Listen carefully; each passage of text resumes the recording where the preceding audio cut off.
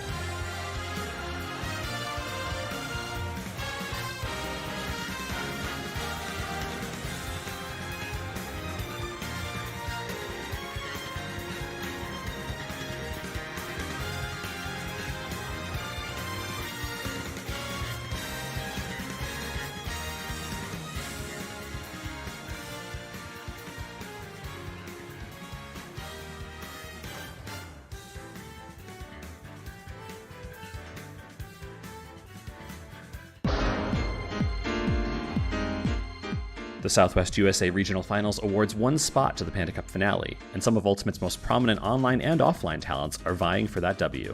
Notorious Wi-Fi warrior Kirash from SoCal is pacing the competition after winning regional qualifiers number 1 and number 4, as well as finishing 4th in qualifier number 3, all with the trusty green plumber. This should make them the clear favorite to take the whole thing, but the other competitors may have other plans in store, particularly qualifier number 2 winner Zaibatsu, a Kazuya main who bounced back after settling for 2nd in qualifier number 1. Send, the PGRU ranked Ness from Utah, is also in the mix here, as they managed to squeak out a win in qualifier number 3.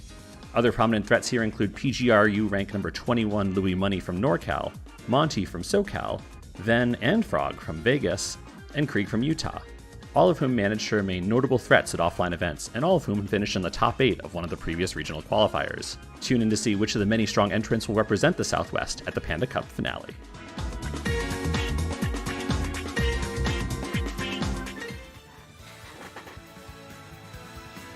How's it going, everybody? Welcome back to the Panda Cup regional finale. Today, we are going to be looking at the Southwest region of the United States. I'm Laird, he's Script, and you know what, Script? We are in for a big one today.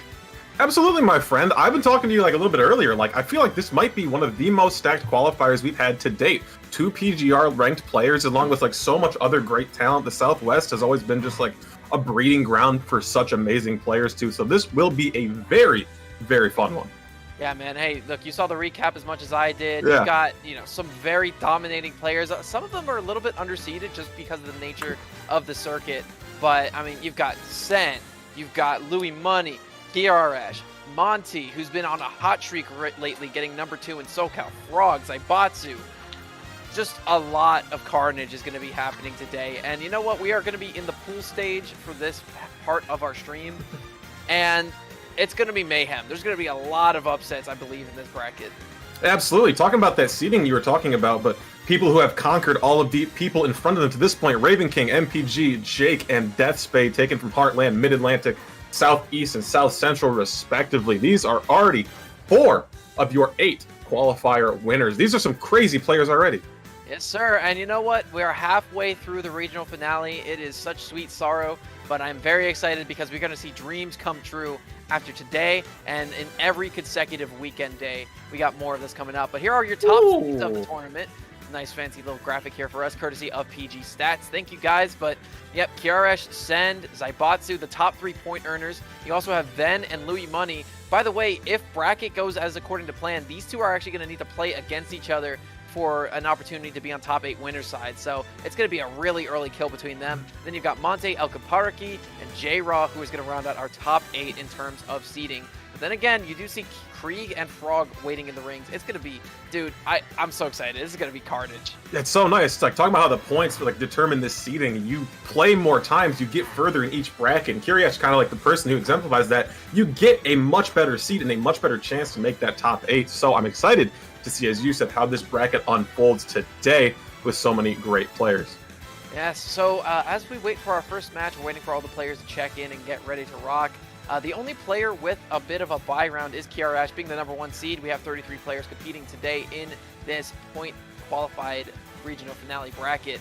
So he's going to be waiting for the winner of Andy and Num Nums, which is sick tag, by the way. I like it a lot. Mm-hmm. And, yeah, we're just going to be waiting for everyone to show up. But, man, while we wait, it has been a heck of a series so far. The Panda Cup online qualifiers have been incredibly fun. I would like to see a couple more, big end tournaments, maybe a summit qualifier, something similar to this. But I just got to shout out Panda real quick because the structure of this entire tournament series has been incredibly fun to cast. It's been fun to watch, and I've been loving seeing all these new players come in. I mean, MPG, former number 1 ranked player in Philly, and you got a lot of other players who are having their opportunities to go to the Panda Cup finale come true here. But we do have our first seconding locked in here, Script.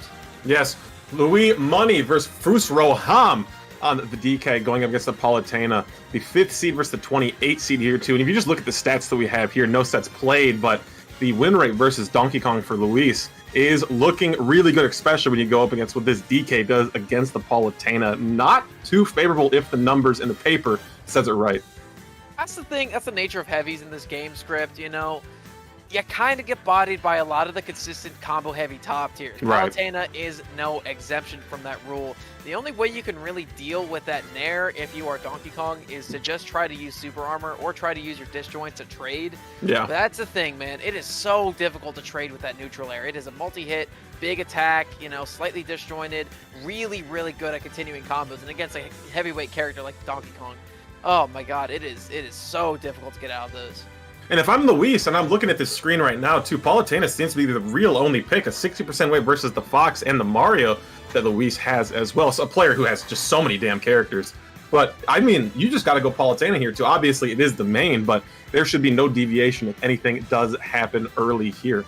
No, you should not. And you know, one of the most dominant players, I believe Louis Money is the perennial #1 of NorCal. So this is not someone to be trifled with, sponsored by Crime, and has been doing very well consistently at these big events. Hasn't really broken through a lot of top 8s at majors in recent times, but again, Louis Money is always a sleeping giant. No matter what the tournament is, he always has a chance to come out on top. Seems to be a very consistent player as well too. When we talk about like kind of breaking out, I feel like Luis hasn't really made it to like that top 4, that top 5, but somebody at tournaments, but somebody always gets like the 7th, gets the 5th, and the occasional 4th as well too. So I'm excited to see if Louis Money does get through this qualifier, able to make it to the finale. It could be a very rude awakening for somebody who gets put in that path. Yeah, definitely. And you know what? If he wins this thing, he's not going to have to travel too far to that yeah, that's true. finale That's true. happening in December. So, I mean, that will be in SoCal. It'll be a bit of a trek. California is a quite tall state. So, but, you know, he'll make it there. Again, Louis Money, excellent player. He has every right to get his way into the Panda Cup finale. But on top of that, dude, you've got so many other killers in this bracket. But we're waiting for Louis Money to check into his match. Fusro Hom is here, and he is ready to go. It seems like if all goes well, he might actually get the DQ win over Louis Money. But Louis Little Money... update. Breaking news. Seems like we will be getting a switch up on match because of just what you said there, Laird. Louis Money take a little bit of time to get into the match, get into the arena. But it seems like Frog and Matina will be going against first here for their match. Hey man, time is money, and you know Louis got a lot of that, so you know he's gonna. We can spend a little. His time here to win. Yeah, get himself in check, ready to play against Fusro Hom. But yeah, Frog and Matina. Now let's talk about Frog a little bit. Frog has been a pretty consistent Wi-Fi grinder. Really, really talented player when it comes to that. A sick Bayonetta. I think they also might have a Pocket Greninja, if I'm not mistaken. But they definitely have a lot of tools of the trade and a couple of interesting characters that not a lot of people know how to counterplay around right yet. Yeah, Frog also showing some serious deep runs as well, getting 4th place at the first Southwest America qualifier as well too. So definitely not unaccustomed to a deep Wi-Fi run here and there. Hopefully this will be a good day for them. But Matina should be interesting as well. This is kind of an interesting match because we were talking about how Luis might have to play Ven if making it to that winner's quarter side. Frog also will have to play Scent if bracket breaks down that same way here too. So like I feel like once we start getting into those like guaranteed 9th, guaranteed 13th matches after this first round here, we will start to see some heads rolling. Yeah. Now that's the other thing about these. It's a bit of a roulette when it comes to these Wi-Fi brackets as well. Who's gonna show up? Who's gonna turn their switch on first? But then exactly. also, who's going to show up with the actual gameplay in mind? Yeah, this is a double-edged sword there. Some people don't really show up. I'll give you a prime example of that. In the South Central region of the Panda Cup regional finale, Weezer was far and away, I don't know if they were the #1 seed. I think they were the #1 seed, actually. But with probably the player who, if I had to guess, had the highest opportunity to come out on top of that tournament, didn't show up. And left the thing wide open for Death Spade and other players like Teapot to be in contention for. So not showing up, you have a 0% chance to win in these. I'm just saying. 100% of the shots you don't take, for sure. Yeah. Should be good, though. A lot of great players have been saying, thanks to the recap. Shout out to the Grubhub bite-sized recap there, too. Giving not just you guys, but giving us the information we need for the past qualifiers, too. Because there's a lot of action. I mean, 4 qualifiers going across a couple of months here. It is certainly have to keep a track of, but we have at least, 8 players here in this who have made top 8s before, who have made runs to 4th place or better at these events too. Obviously, like Frog 4th, and then other than that, Kirash got a 4th one time, but everyone else, Kirash won one qualifier 1, one qualifier 4, Zaibatsu won qualifier 2, Sen won qualifier 3, and then Monty got a second. Luis and Krieg got a second, and then Ben gets a second. It is certainly a deep talent pool. This is the one I'm most excited for. I'll say it. I'll put my name on it. This is gonna be the best one. I mean, dude, I don't see any reason to disagree with you. I mean, you know, the Midwest was a bunch of killers too. Obviously, the biggest killer of them all, Raven King, coming on top of that one.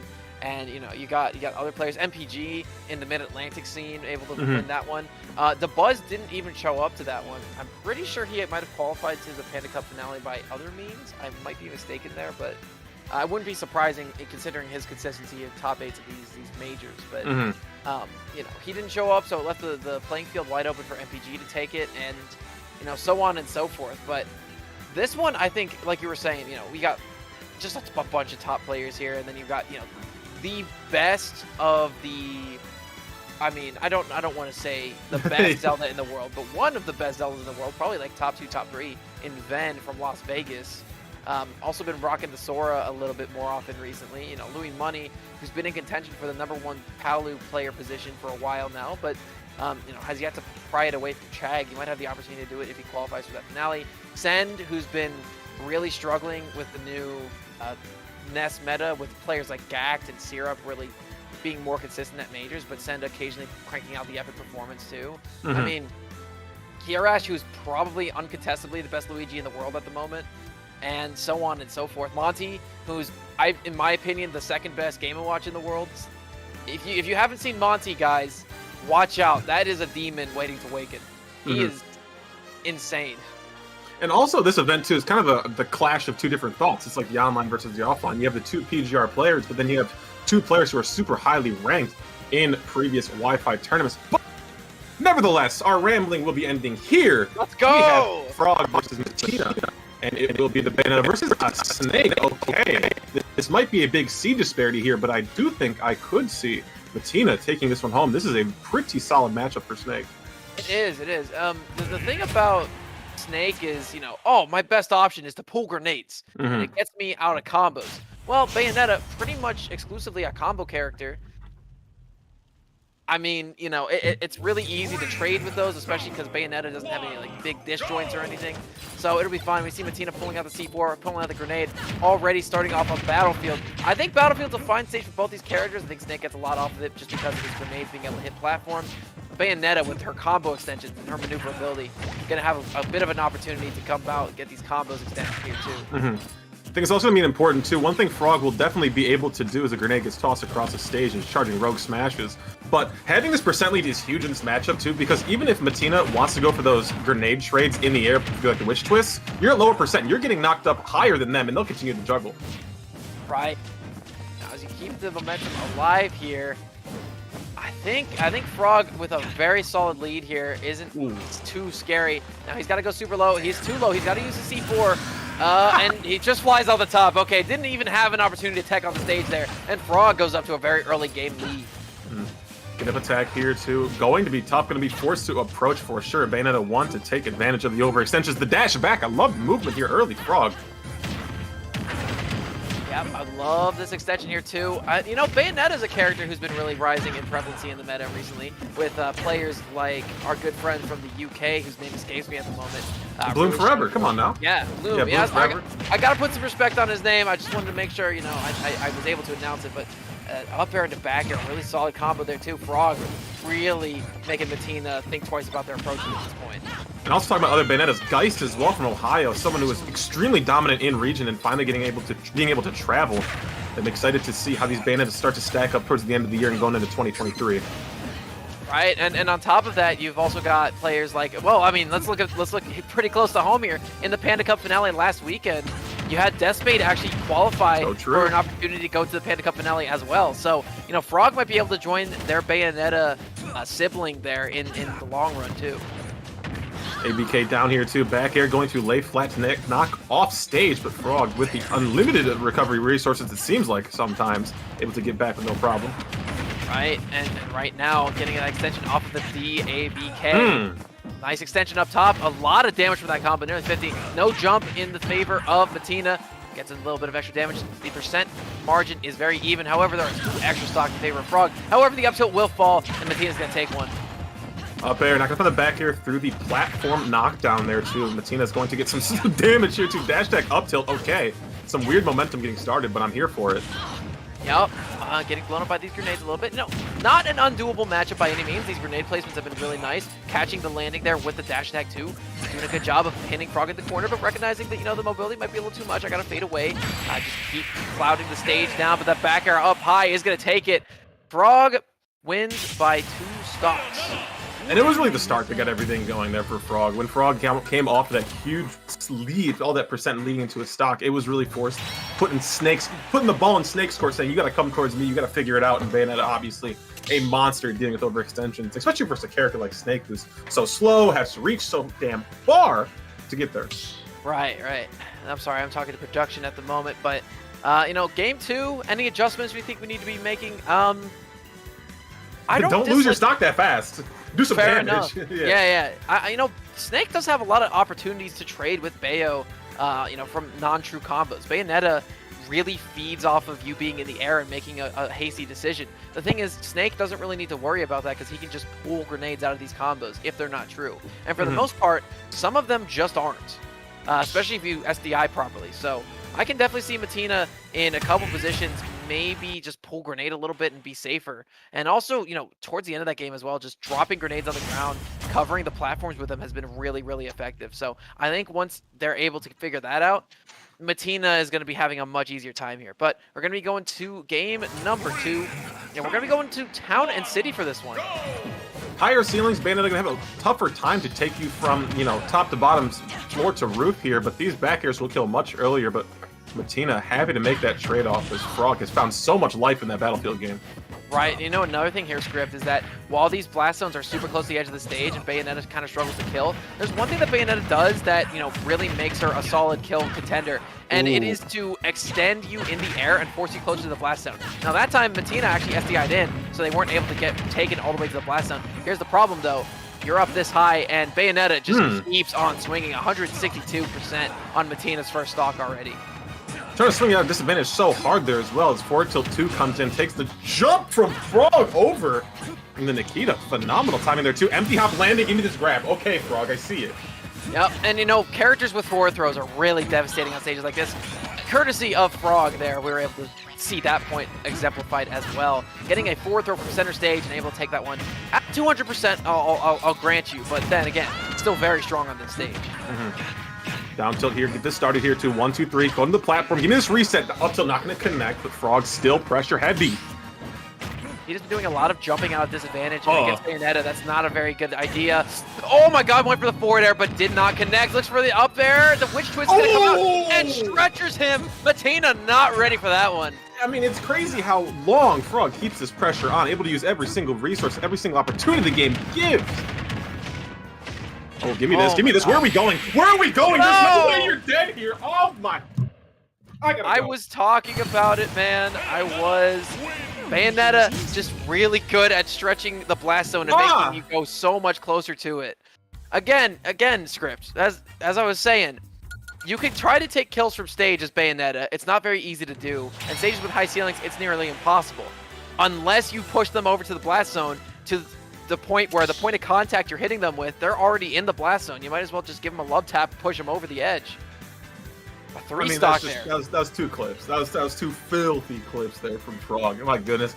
Getting the stretcher was just something kind of cool, seeing the stage situation kind of pan out that way where you get knocked down to the platform and taken to your death. But my goodness, that's what I was saying earlier too, like just the pressure and the amount of time you can spend in the air versus a character who doesn't have like quick burst recovery as Snake, where you have to take so much time, either pull a grenade, get yourself exploded, drop C4, or rise with your Cypher. It is, you're sitting duck out there for sure, my friend.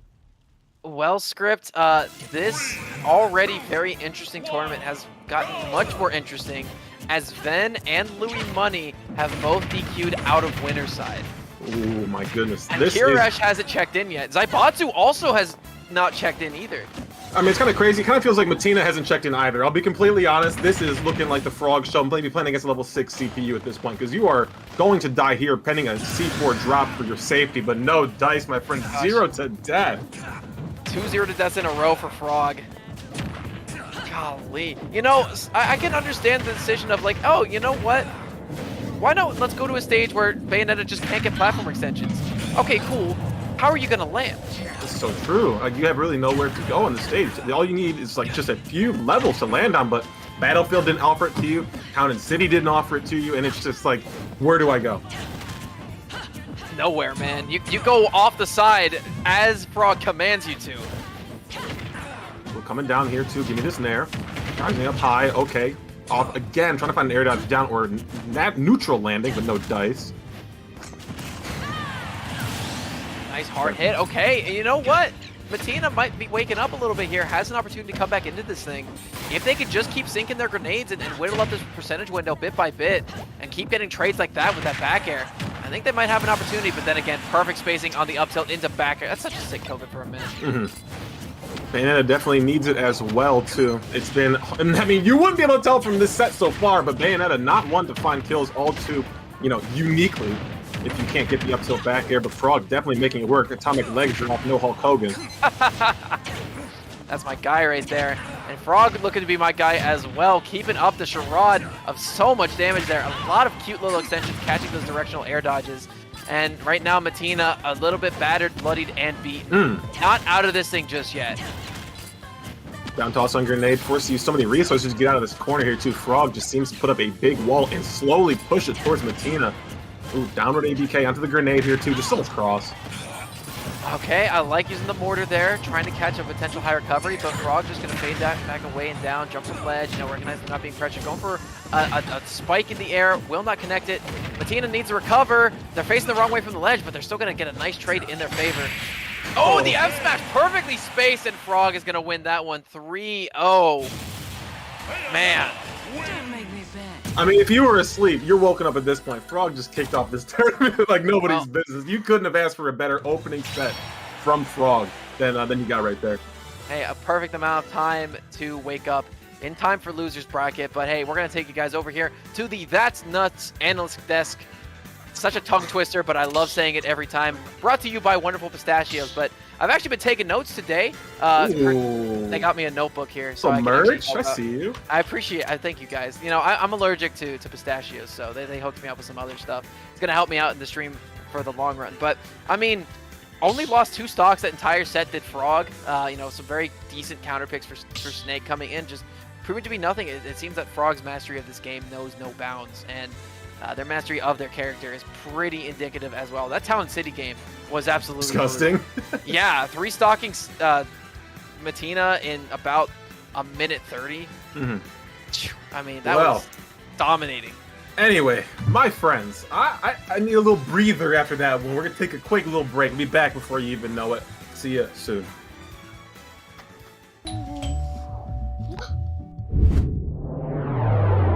Chill. Grubhub delivers convenience items. Grubhub delivers convenience items.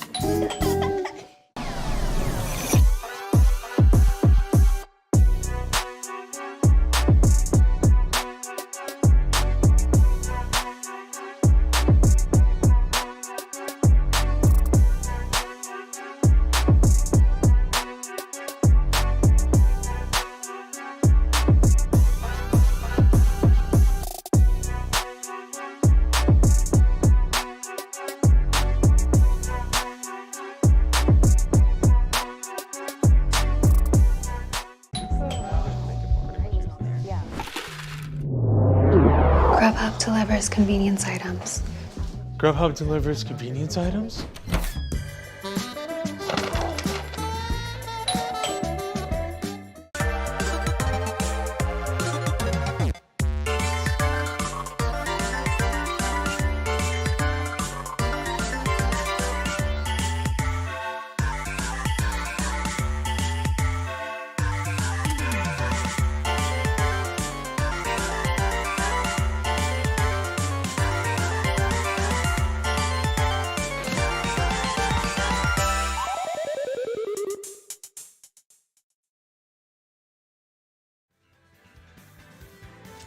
Did you miss us? We haven't gone too long. We're still here with you. It's Script, it's Laird, bringing you more Southwest USA action here for the Panda Cup finale. It has been It was a fast set. It was a fast first set we saw. Expecting to see some more great action coming forward.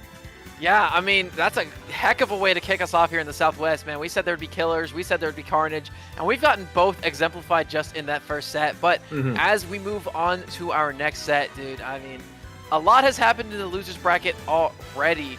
With a lot of our top players who didn't want to check in today are out of the tournament. Louis Money might be out of the tournament depending on who goes down to contest them down there. Ven is already out. Zaibatsu is realistically going to be out in a moment here too.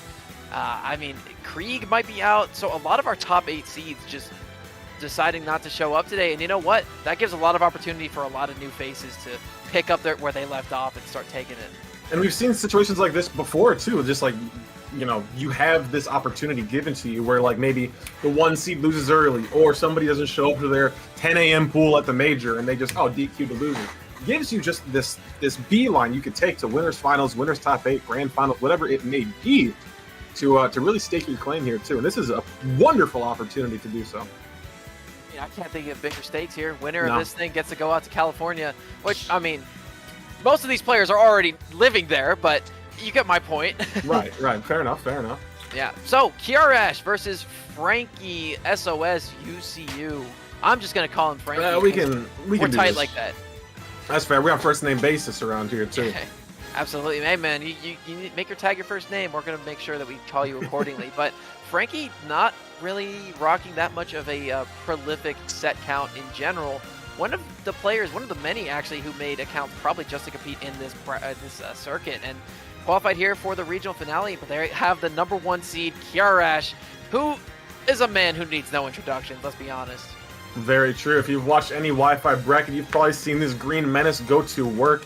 Expected to see a lot more of that work done today. 78% win rate versus Yoshi, which is very interesting too, because a character like Luigi is so fast on the ground, so slow in the air. I would think there'd be a natural counter for the dinosaur that comes from Yoshi. But I guess the airspeed and like the nair breakout that you might get with Yoshi does not deter Kirash away from getting those dubs. Well, I mean, let me tell you plainly, Script. You mentioned that airspeed. Luigi is the second slowest character in the air, has the second slowest airspeed. You know how much Yoshi's got? Yoshi's numero uno. Numero uno, the fastest in the entire game. So this is going to be a battle of airspeed versus ground speed coming to fruition here.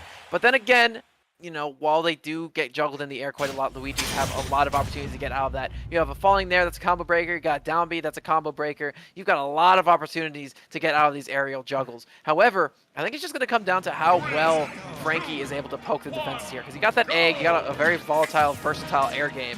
So it's going to be really fun here. But then again, you know, if Kirash gets that one grab script, it's going to be in for a bit of a ride here, will Frankie. Yeah, it seems like Frankie already understands what the win con is for Kirash, but one overstep here, too. Not going to find. That's the airspeed, that's the DI coming in heavily for Frankie to start off, but still heavy percent lead here, too, for Kirash. I mean, that's the thing about Luigi, too, you know. You don't even need a grab all the time. Sometimes you're just able to rack up that damage so quickly. His combo game is really intuitive and very easy, and that F smash is particularly strong, able to take that stock at about 80%. Yoshi was one of the heavier characters in the game. Right, it's crazy. Maybe it's like, you know, too much of a good thing can be a bad thing. All this airspeed could lead you drifting right into Yoshi. What do we got here on this throw? Oh, we follow it this time here, too. Kirash, 77. That, again, Kirash has a very intuitive understanding of this Luigi combo game, and it's no wonder considering how many matches he plays and how often he plays his character. He very rarely switches off, and for good reason. He is probably the best in the world at the moment. Oh, give me this. Gonna get the sit down here, too. Kirash off stage for the first time when it feels like all set. Yeah, this is where you beat Luigi. However, you get traded with by that down B, and oh my gosh, the DI mix-up. So, Kirash actually taught me this, not by telling me, but by letting me watch Showing you. Yeah, here's the thing about that down B. It's a built-in DI mix-up. It sends the opposite direction of where Luigi's moving, and I think Frankie fell a little bit too close to the sun there. And Kirash is going to be winning that one with a 3-stock. That's the third 3-stock we've seen today. Second. Crazy stuff here. I mean, that's why you're the 1 seed, Kirash. You have just such a prolific list of sets, list of tournament wins, list of player wins in front of you. It is hard to deny that this is an uphill battle for Frankie, for sure. Yeah, absolutely, man. And we have a one player already in top 8 qualifiers here. It's Breaking Brad, which is a sick tag, by the way. And they haven't even played a single set today. Interesting. So- Got to stay warmed up here too. There's a demon down there too. Monty is versing off against X Grift. The winner of that one will play Breaking Brad. Excited to see how that one can turn out. But here, our eyes are locked onto the two greens on our screens. The two green Tangerine killing machines here, Ooh, as they're going okay. to be going at it here on Pokemon Stadium 2 for yet the second time this set. Now, I'm going to be honest with you, this is one of Luigi's better stages. It's a long, flat ground. You got nice platforms that aren't too high. You can get a lot of extensions off of them. And already 55%. We know, not going to get the 0 to death, but you're going to get a lot of damage on top of that. So much approaching here for Frankie with down air here too. Like if Kirash just gets around that one time, your landing is so like easy to follow after that too. And Kirash does that so well, as you see. Man. First stock picking it up with that super jump punch. Kirash right now looks nigh unstoppable. Frankie's going to need to recover here a little bit. They keep whiffing their aerial options. They keep landing haphazardly. And against a character like Luigi, even when they're stuck in shield, even when they're on the ground trying to dash away from you, you cannot give them any opportunity to get in. Back to stage here too. Kirash got grabbed. A couple egg tosses. What are we doing here? No back here, no cross. Back at the ledge there too, catching them in the upper. And that's another thing about Kirash. I just love sometimes that they will jump in the air and track their opponent and just throw out aerials. Because Luigi's got some really fast acting ones that come out really quickly and extend into a lot of other combos. But that pickup there, Script, tell me about it. So good there too, because the coverage with the plunger was able to give Kirash the space to get in and go for that down smash. Very nice, and followed up the back air for a kill. I also appreciate that Kirash really hasn't been going to ledge that often, has just been rising from the depths with that down B. And the down tilt strings, this character's looking like Rob right now. I was thinking the exact same thing, my friend. Up smash will take it. Frankie, first stock of the set thus far, but a mountain in front of him.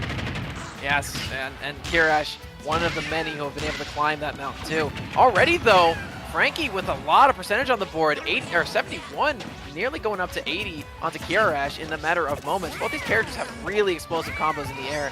It's just a matter of getting the starter for them. Ooh, okay, forward air here for the spike. No follow-up though off of the rebound. Stuck in the corner, dash back. Both players whiffing a lot here too. Frankie breaks up the monotony. Yep, Frankie definitely demonstrating why they deserve to be here right now. However, there will be the down B. Bit of a DI check, but Frankie is going to be just fine. Lands down on the ground with an American air dodge. However, still going to be alive after getting that shield up in time to survive the up smash. Able to get the shield off too. Shield drop from Frankie though. That is scary. You got put in the corner for it. The air dodge away too. Kirash understands what needs to be done. And just like that, Kirash takes another one on Pokemon Stadium 2 in blistering fashion. 3-0, 3-1 in Game 2. Game 3 is coming up, but Kirash looks like they want that money more than anyone else on Earth. Standing tall for sure. 2 games to none here. To nil, if you will, against Frankie. Frankie, I mean, it looked much better in that game, but I just feel like landing with so many aerials. It's approaching back air, it's approaching down air, it's approaching forward air. Let's get some mix-ups going. Like, let's do cross up on shield, no hit. Let's do, fade in and aerial, fade out. Try to bait out something. Use that air speed, potentially baiting Kirash to do something better. Yeah, I couldn't agree more. I mean, again, Yoshi has the ability to weave around these combos in the air. The problem is that at any given moment, Kirash is just able to pull up that down B and trade with whatever they want to do. Even the disjointed down air, even the down Bs. It's just a really difficult situation at all times. So you got to rely more on your disjoints, your quick options, your back airs, your forward airs. Because, once Frankie was able to start doing that, they were able to get quite a lot of extra damage on the board. But we're going to Battlefield here. I like this one. A lot more verticality is going to help you out a little bit. However, Kirash in a very good position right now. Double upper into the back air, 100%. 0 to 100 there. That turnaround on the second up air, too, was so nice. It sets up perfectly for that back air. Kirash used to finish that off. Weak hit on the up B. No super jump punch.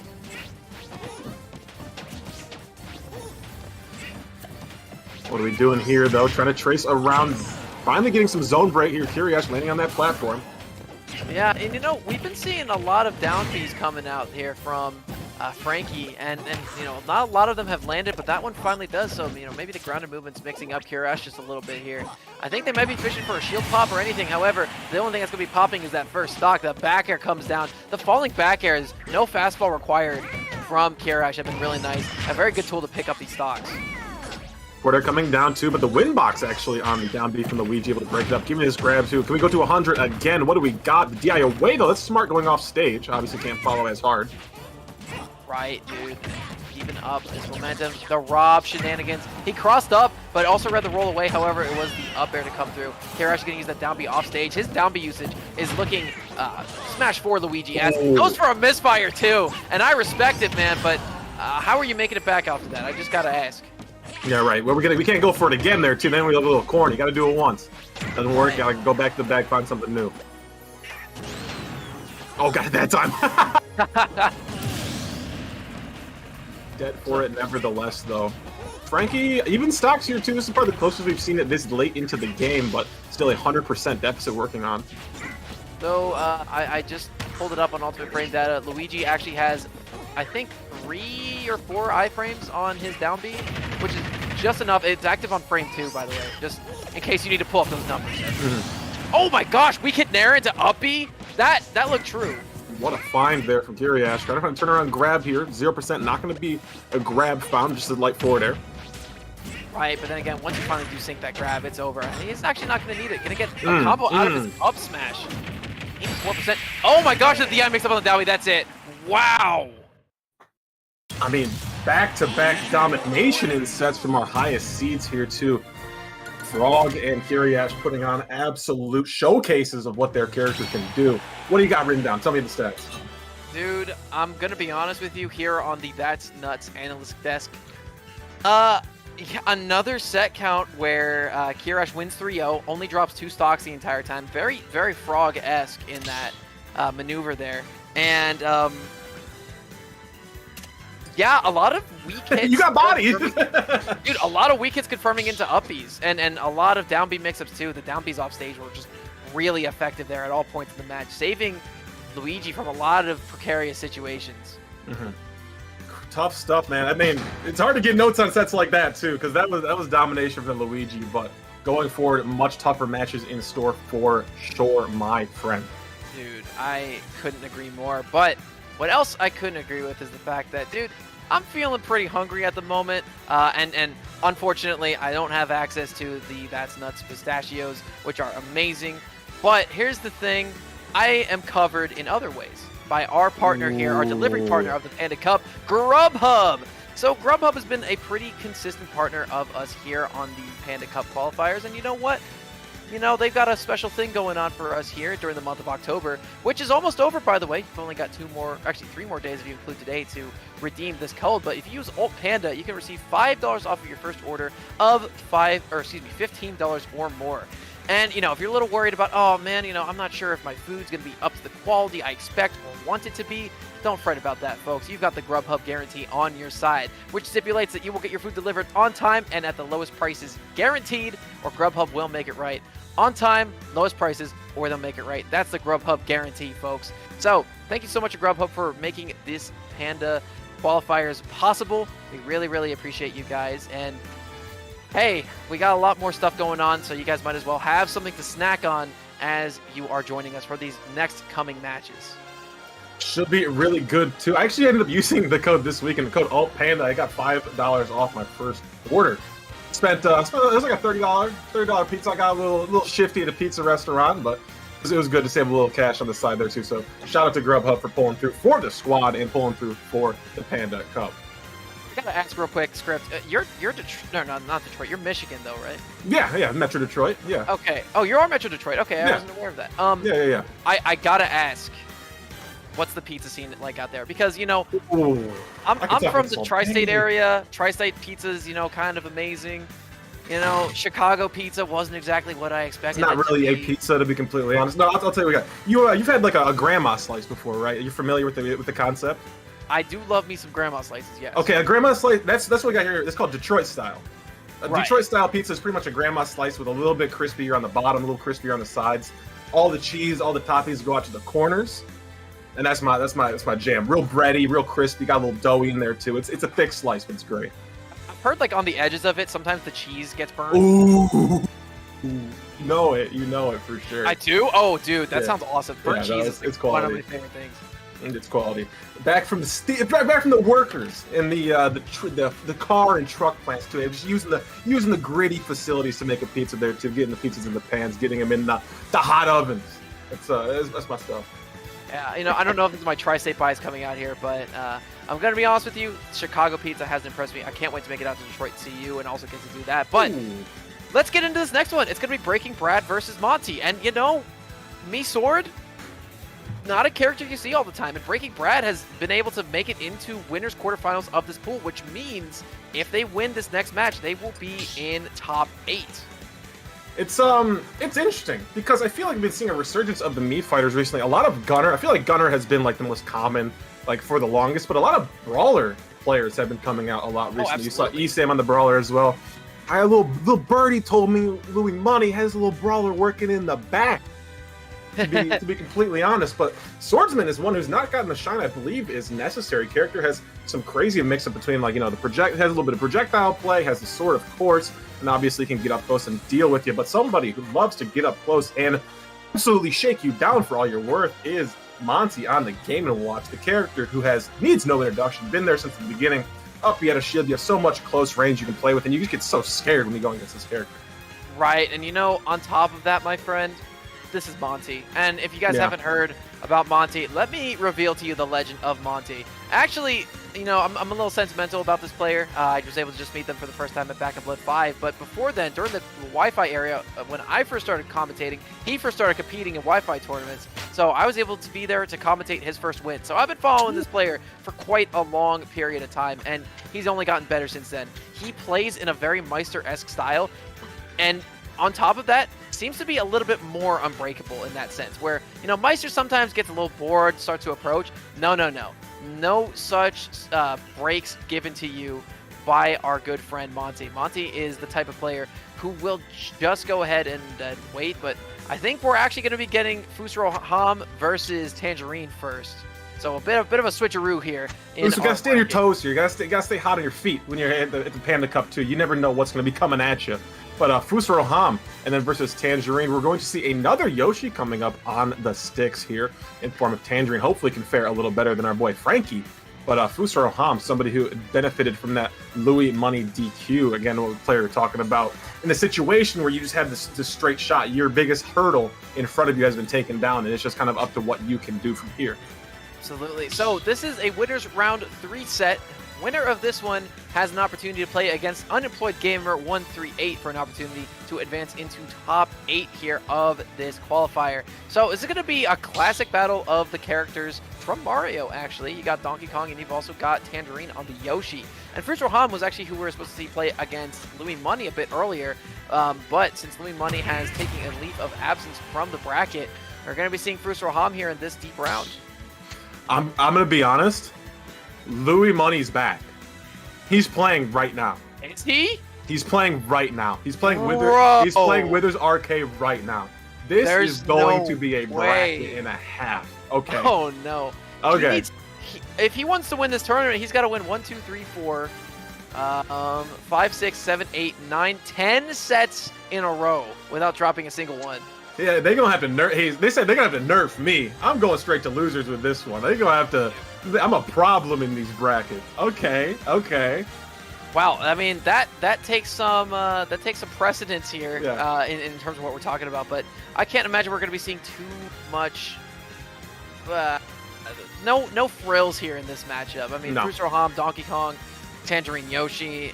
Pretty straightforward to this one. Whoever gets grabbed is probably going to be in the blender for a little bit. Obviously, Donkey Kong has access to Ding Dong for a lot of extra percentages. Yoshi, they do have really good airspeed, but again, you're going to need to probably stall and fall to get back to the ground quickly and effectively against a character with an up air like Donkey Kong's. And on top of that, I mean, if you get touched once as Donkey Kong by Yoshi, you could probably take 80 quick because Yoshi aerial combos sound like a pain for Fusro Hom to try to deal with. Very true. It's probably the closest in seed disparity that we've seen up to this point today, too. So it's definitely a contender for what could be our closest set thus far. Not that that's a high bar to pass. I'll say it. Not a high bar to pass. We've got some nasty sets we've seen thus far, so.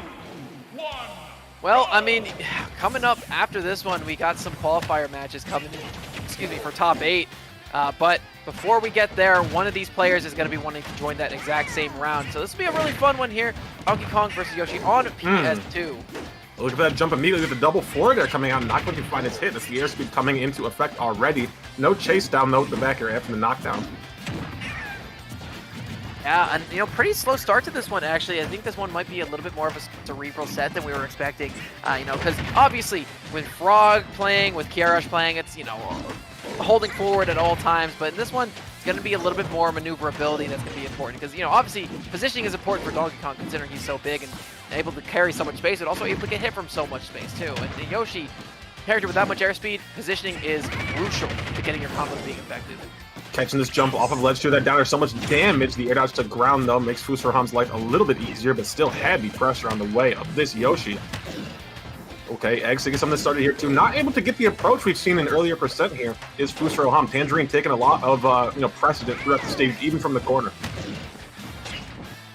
PS2 pick is going to be really interesting as well. Obviously, you've got a very low ceiling. You have those platforms that, a single hop from those platforms can take you really close to the top last time, but a double jump into an up air from either of these characters, if you get hit by them, it's going to be particularly scary to try to survive that. Back air getting started here, too. Not going to find the runoff we were looking for. That combo breaker in there. Really good for Yoshi.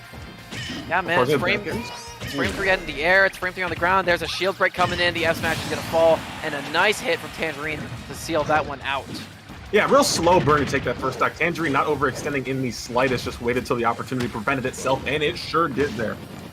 Speaking of overextending, that uppy might have been a little bit ill-advised for Fusro Hom, who seems like they have a lot of pressure on them right now, considering that Tangerine is at the lead. Going to use that frame 3 nair very effectively, like we were talking about before. Frame 3, that's fast. That is darn fast, and it's really good shield option as well, but Tangerine's trying to find a way around. He got snagged on that platform a little bit, Script. Analysis paralysis there, too. You have so many things. I can punish this forward smash, and then you get stuck on a platform. Tangerine, not too much worse for wear after it, though. Give me this grab, though. These upbeats, as you were talking about, Laird, kind of putting a big damper on what the Fusro Hom needs to do for this comeback. Right, but then again, it's not undoable. This is Donkey Kong we're talking about. He's quite heavy. He's got a really good amount of kill power. And, sometimes you don't even need good kill power. You can just get a grab and try to stage spike somebody. It's possible here. I'm not sure how effective it is against Yoshi, but going for the egg lay, you will get picked off by that uppy at the ledge. Fusro Hom is still in this thing. Coming down heavy off these platforms, knocked down first grab combo. We're really seeing come to huge fruition. 37% being built, pushing to the corner. Yeah, but then again, you are off stage versus Yoshi. Yoshi's got a really good projectile in the air. That egg is so effective. A roll into Nair, however, will be shielded. Fusro Hom gonna dash attack into that down B here. I think they have full charge punch, and with that rage, it'll be a little scary. He's gonna go for it, but it will not connect. Tangerine gets out of dodge. Yeah, it looks like Fusro Hom just really wants to find like an early kill with something. These forward smashes, these up smashes, these DK punches, they're all coming in, but they're not finding its landing too, because they're all being used to catch landings, but Yoshi obviously airspeed on him. Hard to do, but finally. He reversed! Congo punch is gonna seal that one at about 70% Script. Finally going to find his mark there too, and another one comes in. Give me this 30% as well. This game has certainly turned on a dime. Looking for the landing trap, but no. Hey man, we love free damage here. Free damage is great. Ooh, knockdown here too. Run up grab, no, not going to catch a jump there, but the lane they scouted out for sure. Dash up smash. Last stock game. This is the first one we've seen all day. Actually, it had, you're absolutely correct about that, and it seems like Fusro Hom is favored a little bit here. Despite a slow start, they're actually starting to fight their way back into this thing, and again, once that Congo punch is charged up, this is kill percent for Tangerine at the ledge. Just something to keep in mind here. Jugglemon started here too, trying to get the up airs going. Double, okay, get the train going. All right, triple back here, and Fusro Hom now in a little bit of a worse position, but still Tangerine at a deficit. That up tilt's been doing a really amazing job. Tangerine seems to be favoring landing on those a lot, and Fusro Hom's doing a good job of covering them with up airs, with up tilts from the ground. I mean, just making sure that nowhere landing is safe. Is landing, going from platform catches to just straight up hawking in the air too. Fusro Hom putting in a ton of damage here too. Tangerine finally back to the ground. Going to that egg gameplay that worked out so well for that first stock. That was kind of what prevented Fusro Hom from getting in and getting these huge hits of the air dodge. My gosh, he's so good at sniffing out these panic options for Tangerine, but none of them are landing. Tangerine's still using that maximum airspeed, the highest one in the game, to keep himself alive here. Tangerine right now trying to get that little bit of extra chip damage on the board. Congo punch is fully charged yet again. Eggs here too, stepping back till we know what we know works. DK has nothing to really deal with. He just has to either eat them or go into the situation you want. The runner under up tilt. Any big hit here takes it. Does, yeah, for either of these players, that up smash with a little bit of rage might help too. I don't know what Tangerine can really do here. Okay, nice catch on the back air, but it will not take the stock just yet. Rises from ledge, but it will not get the spike. The upper, though, bad DI. And it will be Tangerine clutching that one out just barely with a forward air into up air. Yeah, no sparks, no kill screen, no fanfare. Yoshi just takes that one clean. Great find there. There's a lot of stuff coming off of that spike down forward air up to a grounded rebound, going into either a back air, an up air, something to get it going. But Tangerine kind of was getting lost in the sauce there for the second stock closing or beginning portions of that third, but brought it back, reeled it in, did what we knew worked, and sealed it out. Took 5 minutes and 20 seconds. We've had sets that last that long here already, so that's good. Yeah. Yeah. Yeah, so, I mean, hey, if that's not a telling of what is to come, I don't really know what is, folks, because this is gonna be a long one. It's going to be grueling. Even if it's a 3-0, it's going to be a long one because both these players are playing at such a caliber that they really need to maneuver around each other well. And you can't give yourself up to bad positioning against either of these players because they will capitalize on it. Obviously, Tangerine comes in with those down airs. Those are going to do 30. Fusro Hom's been looking for those Congo punches. Those are at 30. And on top of that, you can get grabbed. I will say, though, Fusro Hom really not going for a lot of grappling combos. No. We really only saw the one time where it was taken from like 0 to 33% to get a chase, but not something we've seen in the arsenal. What you were talking about, Larry, I really liked was there was a lot of landing catching on up tilts. Tangerine was opting for platforms so many times. And like the dash turnaround up tilts from Fusro Hom under those platforms to get the massive coverage you get with DK's arms under those platforms was really good. And it led to a lot of damage in like a juggle situation potentially, but airspeed from Yoshi able to come through and gets you to ledge, gets you to the other platform, gets you to a safe landing spot. So kind of prevented Fusro Hom from taking home stocks earlier. Definitely. And again, the weight between both these characters as well makes it even more difficult. And Yeah. both of them very fast. I mean, Donkey Kong really fast on the ground, Tangerine on Yoshi with the fastest airspeed in the game, so a little bit going on here. Production says, hey, do these players know they keep playing? Like, it's not BO1 here. We got games to play. Yeah, they're just kind of hanging out. I don't know, like No one's pulled out of the arena. We're not getting stages. We're not getting characters. Frozen. at this point the break might be longer than the actual match was. For real, honestly. And that's saying something. Hey, So I'm finally we did picking it. a stage. We'll be choosing somewhere to go with this, but hey, any adjustments that need to be made? Again, just better positioning. Yeah. I can't really say that as a blanket term, but it's kind of true because a lot of the opportunities that Tangerine has gotten, it's from Fusro Hom just kind of giving themselves up too much and whiffing. Honestly, for both these characters, to be honest. Yeah, a lot of landing catches, and I think that's the thing that really made the difference for Tangerine is being able to catch Donkey Kong's landings. There were so many times where both players were air dodging through each other or just getting so close to being hit. And I think Tangerine just found one or two more of those to seal out that game. All right, but hey, we're going to get back into this thing. It will be small battlefield for this one. A very PS2-esque kind of stage, except it's a little bit smaller. These blast zones are a little bit, actually about the same size off the top as well. But the platforms sit a little bit lower, so it's going to be a little bit more difficult to use them as good escape options, as Tangerine very obviously likes to do. Yeah, crazy opening for Tangerine. Immediate jab block into double jab forward smash. Really got 44% off of that super optimal opening. I see Fusro Hom, there's just a lot of opportunities he has to just get something to click. The problem is that sometimes they just try to swing where their opponent is, not where their opponent's going. And spot dodge side B? Okay. Oh, we're dragged down here too. Give me this up smash. Yeah, it just feels like a lot of positional choices. Like the options aren't bad, the moves being picked aren't bad, but they're just in the wrong spot. Right. Nothing is bad if it hits, but none of this stuff is hitting, man. Back air's coming down, forward smash, catches that landing. Really predictive stuff coming from Tangerine early here too. Wow, you landed through that? Gosh, that air dodge was perfectly timed there, Script. Approaches here too, just trying to get this Congo punch online. Trying to catch a jump with these rising back airs here too. Both players trade through the options. DK wins that every time. Oh my gosh, he gets the spike and it's not going to take off the top, but man, that's a lot of damage too. You see Fusro Hom trying to hunt under Tangerine here and bait these air dodges out too. Not throwing out the up air immediately, but just wants to see where Tangerine goes. Come on, dude, come here. Approach me. There it is. First stock taken for Fusro Hom with the up tilt is again being used here. Finally able to take a kill with it and not finding it on the platform either.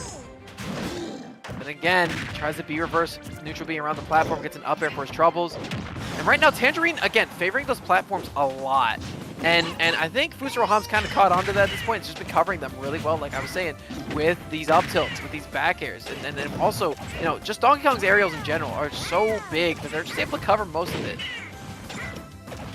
Not a lot of nair coming up from Tangerine either. There's not a lot of run-off nair off stage, as we see another weak back air up air coming in from DK. Huge option that's found at least 45 damage here in the second stock. But yeah, not a lot of the patented things you'd see on Yoshi that usually would take stocks. Tangerine getting a little unique with it. Oh, nice fade away and a parry on the first hit, but not the rest of them. Fusro Hom's going to lose that one at about 180%, so not a bad showing from them. They're able to take Tangerine up to 102, but my god, Tangerine just jumped on him for 63. Up till his Yoshi well grounded, not enough knockback to send any higher towards that blast. So you got that shield up through back. Oh my gosh. Oh, there's the uppie coming through. Oh, but the egg is going to trade with it. Tangerine's going to be able to get off dodge. Egg toss here too. Fade back. You have so much airspeed. You can hang around off stage a little bit. Just can't get clipped after your double jump. That's one thing you really got to worry about. It does not seem like Fusro Hom is pressuring that. Nice nair as we pass the 3-minute mark of this one. Both players still on 2 stocks. Tangerine a bit worse for wear though. Tries to get a drag down into roll read and spot dodges that S smash. Man, is Yoshi's spot dodge longer than I was expecting? Yeah, it feels like it. Tangerine taking full advantage. I need to look at this frame data real quick. Okay, nice usage of the backer to clear that one. Fusro Hom in the lead yet again, but we've seen this before. Up smash not going to connect, just barely avoiding it on that platform landing. No tech chase on that platform too. Fusro Hom just rolling out of danger. These dash backs, these jump backs, heavy. Another air dodge here too. That's both players rely on air dodge so heavily to get through landings. Right, again, and seriously, landing in this matchup is painful for both of these characters. So, okay, nothing really substantially different about Yoshi's spot dodges. It's still 14 frames, which is very similar to most of the cast, but still, I mean, it's just really good timing from Tangerine, I suppose. And it's the airspeed too. It's kind of like the Nest thing where you get so much off of an air dodge when you can just float through the air so gracefully. Right, yeah. Grace is one word. I can think of a couple others right. to describe this one. Annoyingly, yeah. Yeah, Tangerine just kind of buzzing in, you know. It's a battle of attrition here for Fusro Hom. Will you play patient or will you give yourself over to any untimely mistakes? And right now, just hanging out on the platform. You got to approach me, man. I'm in the lead here. Okay, little taunt. Look at you get the D-pack some action. The roll away beautifully timed. Tangerine's so disgusting on these defensive options. Yeah, but not that one. The F smash will come out. Fusro Hom with that max rage nearly takes him off the top at 90 before the hit. I love the idea. You gotta come towards me, my friend. I'm gonna sit on under this platform. You're not landing on me with no down air. I'm gonna get the up tilt off. Oh yeah. The reverse Congo punch sends us to a game 3, knotted up 1 apiece. Dude, excellent showing there from Fusro Hom. Hang on, I gotta take a look at the timer. Okay, 4-4-4. That's easy to remember. Long games. Longest games we've seen tonight thus far. Yeah, Battle of Attrition. Our first game 3 where both players are going in with an even game count. It's 1 apiece. This is a flex game script. Winner of this one guarantees himself counterpick in game 5 should we get there. And, you know, it seems like we might be getting there. Mm-hmm. Yeah, stage definitely seemed like it helped out a lot there. Closer zones gave Fusro Hom a lot more ability to close in with those big hitboxes DK has and just kind of smothered Tangerine a lot more. Tangerine on PS2 is able to just throw eggs from a distance, and you didn't really have the ability to close that out, but close it in a little bit, a little more claustrophobic. It's tough to be in there with the 8. Really, man, the rage in the cage, and ain't no one exemplified that more than DK. So if I'm Tangerine, bigger stage. You want to go to bigger stage because Donkey Kong is able to shut down the small ones with aplomb. I mean, he already covers half the darn thing. You know, the platforms, you can't escape on them because Donkey Kong up tilt covers them. His up air covers all of them, etc., etc. So you want to go somewhere a little bit bigger. If you want my opinion, a town and city might be good. Yes, it's a high ceiling. Yes, Yoshi doesn't have a lot of stock takes off the side, but again, it's a bigger stage. FD, I could pretty easily see, but then again, you know, if you like platforms, I would advise against it. Kalos, I could also see. I think Lilat's legal in this rule set, and that is somewhere I would say don't go against DK. That's not good. We will find out what our venue will be here for this split game 3. Gotta be something a little bit bigger. Potentially Battlefield will remedy those needs for now. think it is an interesting stage choice. Again, some of the bigger blast zones in the game as well, off the Yeah. side, off the top. Despite the fact that you have a tri-plat layout, so you can get extensions off of it, that blast zone's still particularly high. Dancing around here in the beginning parts for sure. Not much damage to speak of for the first 15 seconds, but still small lead for Tangerine. Give me this landing, though. That's what was making us all that money game one. That's the thing about Tangerine. When Tangerine plays too cold, Fusro Hom is very easy, or has a very good time of just getting back into the match. They do so playing at their own pace, but whenever Tangerine's in advantage, they actually start to play, and they start to swing, and they start to rack up the damage really quickly. We just don't see that from out of them too often, unless they already find themselves in advantage. Those grab combos coming out early here, too. Tangerine getting the pause put on. Up throw into that up air, trying to reset on that top platform, but no. Ooh. Look for the Congo Punch. That's so scary. I haven't seen a single DK at this level use DK Punch quite like Fusro Hom does.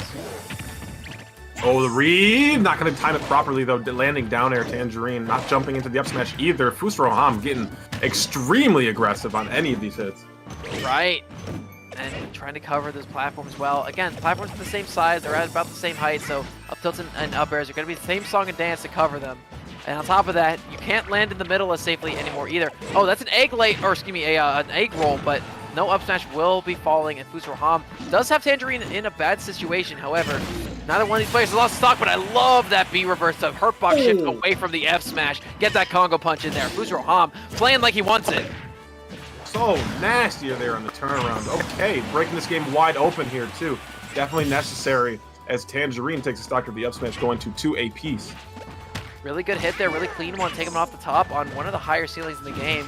At that percentage, it was still pretty low, so I think a bit of a DI check there for Fusro Hom, and he fails it. But either way, Fusro Hom trying to fight their way back into this one. And Tangerine seems like they've had a slight lead pretty much the entire game, and this one probably be a little bit bigger there with a nice combo up to 65 script. Yeah, it could have been much worse if the juggle got continued off of that top platform here, too. Tangerine trying to strike, though, not catching the jump with the egg. But keep approaching me, too. These eggs are coming abundantly. Oh, dash that gonna work out there too. I'd like to see maybe a grab on that, but nevertheless, we get great damage off a juggle. Right, and still trying to hold center. It does a very good job of it. That back air is gonna take a lot of damage off the top too. 71% on Tangerine, and considering the weight disparity between these two, it's an even game. Jumping up here too, we find the up air. Not gonna go for any further chase there. Tangerine definitely could break out of that with a nair or something, but Fusro Hom. Up tilt, not going to connect either. Tangerine finally getting feet back on ground, committing heavy. I'd like to see maybe some nairs get out there. A lot of forward airs to go out. Yoshi, obviously, probably one of the flashiest options to get a kill, but run out there, rinse and repeat a nair a little bit. 2 or 3 times, push off to the side, you'll be good. Against defense, though, I do really see it script because, I mean, it's a big hitbox. You know, you get a little bit of hurtbox shifting on it. It spikes if you hit the sweet spot. If you hit the sour spot, it still probably takes stocks at this percentage. Nair might not. But then again, you know, I don't think Tangerine really wants to play these long-winded edge-guarding situations. However, they do want to get the kill at the top, and they do so very effectively. And now they're going to be in the lead by a bit of a stock margin again. And the downer's going to break the up B. He's going to come in for another one, but the egg he keeps swinging, man.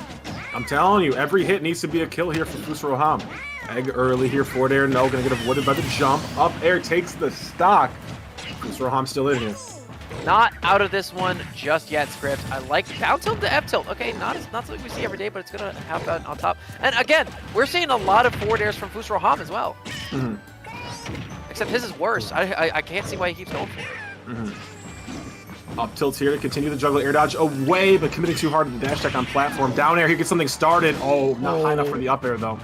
Yeah, wastes his Congo Punch, and Tangerine gonna waste his jump a little early as well. Fusro Hom is going to take that one. And I believe that was 3 stocks to 2. Oh, I didn't see the timer. Oh, no. No! Hang on. I got a second shot at it. Okay, you can try. Because of stream delay. Oh, that's too fast. Way too fast. No! Yeah. Hang on. But thank God I have Twitch clips. We'll get that time one way or another, I promise you. My stats need this, guys. Come on. Nevertheless, though, Tangerine kind of got swarmed there. Obviously, the SD at the very end, you hate to see it, but that is just what Yoshi has to deal with sometimes. But Fusro Hom, when the hits did line up, they counted. They made them count for sure. 60, 70, 80 damage when we find hits is exactly what DK needs to stay in here, especially for someone who's trying to play the longer game with the egg tosses, with all that stuff. So, oh, okay. I got the clip. You got the clip. the timer was at 3 minutes and 59 seconds, so nearly 4 minutes again. I feel like I'm cheating on my homework right now. Right, just copy it down. Yeah, longer games though. I mean, like that was the shortest game we had seen to this point into the set thus far, but and it was 4 minutes. Yeah. So I'm interested again to see what the counter pick will be from Tangerine, because this is their counter pick. We are going to game 4, and they did lose the last one, so they get to pick. If we go to a game 5, Fusro Hom is going to be the one to decide the counter pick. Mm-hmm. I don't know if we're changing state. Yeah, no one tabbed out of that arena too, so no stage change coming up here. Back to see that, man. I was taking notes. No, fair enough. I didn't see anyone pull out, but I didn't want to say yeah, no, early. I got it. Okay, and to Tangerine's credit, I think the stage provides a lot of attributes for Yoshi. Again, you have a lot of platforms to work around. You got a lot of combo extensions here. You also have a long ground to hang out on. But again, Fusro Hom just is really good at playing from the lead. It's just like, okay, I'll camp you, and really good at shifting out of these combos too. Give me this toss though too. Breaking through that zone properly this time, able to get through while Yoshi is in the air under those eggs. That is kind of the counterplay we've needed to see for a while. Yeah, again, trying to hear though, not spaced properly. Looking for that. Not a chance. I'm sorry, he had a lot of time, Fusro. I'm gonna be real with you. And there's really here forward air. That get up attack not going to connect. Tangerine, rinse it and repeat with the egg toss. A lot of respect being given from the corner now. Yeah, the up smash. Yeah, I think Tangerine was looking for one of their own. However, that one will not connect either. The F smash is going to trade and actually trade favorably with that F tilt too, despite the fact the F tilt is slightly longer. Right toss, no chase though. Jump, use. Great scout from Tangerine. And again, nearly max rage on this Donkey Kong, and one of these Congo punches might win. Okay, he air dodges to try to get out of the hit stun, however, is going to work to his detriment as he loses all of his DI off of that. So Fusro Hom going to be losing his stock a little bit early than anticipated. Well, give me this. Give me your jump back. Jab block engaged. Just one though. Yep, 42% tries to catch a roll in, will not see it though. Fusro Hom going to be doing a good job. And that's the thing about Fusro Hom, their panic options have been really solid. Again, they don't really roll too much. They don't really roll in or give themselves away to any unfavorable habits. The best thing they have is spot dodge, which 14 frames of intangibility, not a bad deal in this game.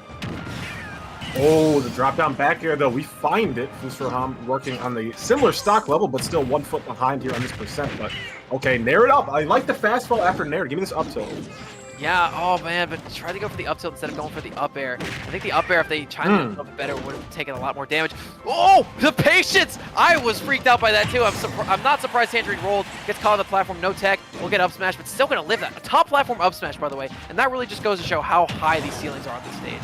I had no idea Yoshi up smash could go platform to platform like that. That's new to me. Cute. Yeah. Oh, the beer burst not gonna work this time. Air dodge down though. Give me this grab. We are at such high rage. Up toss, waiting for a landing though. Kind of messed up. And that back air didn't drag down, but that hit will fall. But Fusro Hom lives. It kills Sparked, but he's still okay. Able to come back down. No nairs, as you were talking about before. I think that's the one big thing Tangerine's not doing in this matchup properly. Oh, the behind. Not trying to grab here. Super armor not going to work out. Roll behind was what we were looking for Tangerine, but Fusro Hom just swinging at that place where he used to be. He crossed up, man. He crossed him up at the perfect time. He dashes right into that back air. Gonna take the stock off the top here. Tangerine, one stock away from forcing a game 5 here against Fusro Hom. Oh, give me this grab. Where are we going with this? Oh, Tom Brady from deep touchdown. Okay.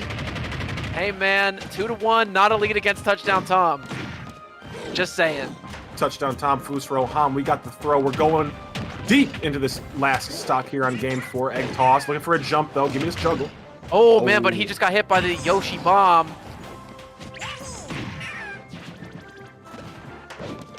You gotta get that one. Come on, Skirt. That was my bad. Yeah, come on. Yeah, guess me up, bro. I need that. Oh, guessing up his players is at the perfect time, man. Oh, catches that rollout perfectly. And Fusro Hom is going to take the set 3-1. Our first set to go over game 3 today. And, man, it has been a big one. Fusro Hom in one game will look not good, look bad. Will look very bad. But then Fusro Hom in the same exact game will hit like 2 or 3 of the nastiest callouts you will see on DK possible and just bring it back. That's crazy. That's the thing about DK, man. He It is is. a very volatile character. Sometimes he just can decide to win. So there were 3 minutes and 15 seconds left on the clock. That averages out to about 3 minutes and 45 seconds for game number 4.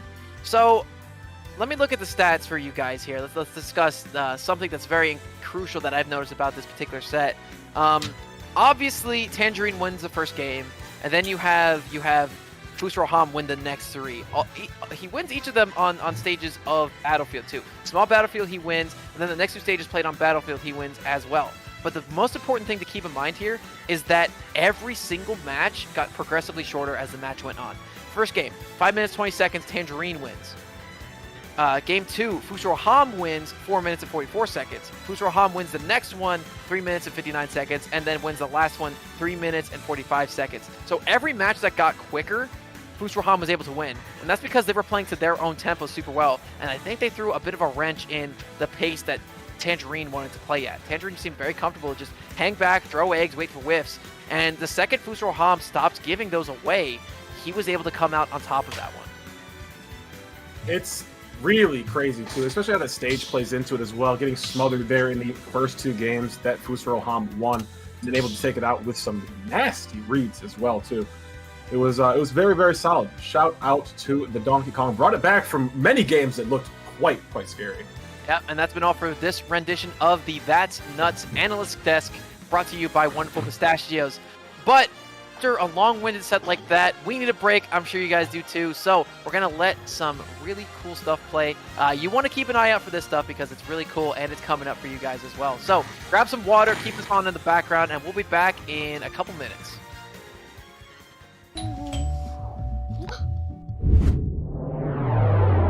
Chill. Grubhub delivers convenience items. Grubhub delivers convenience items.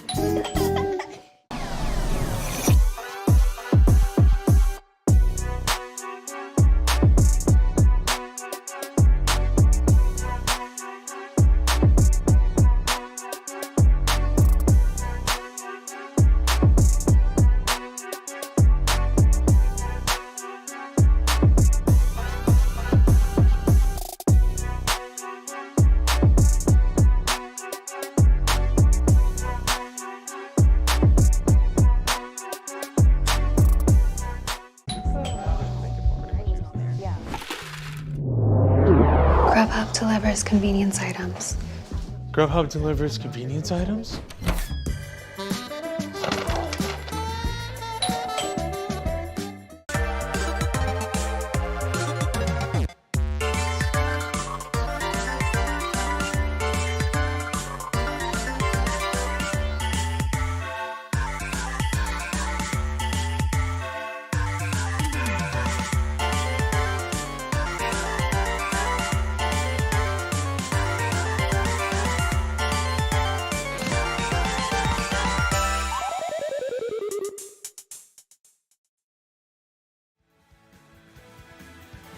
Hi everybody, welcome back to the Southwest USA Panda Cup Regional Finale.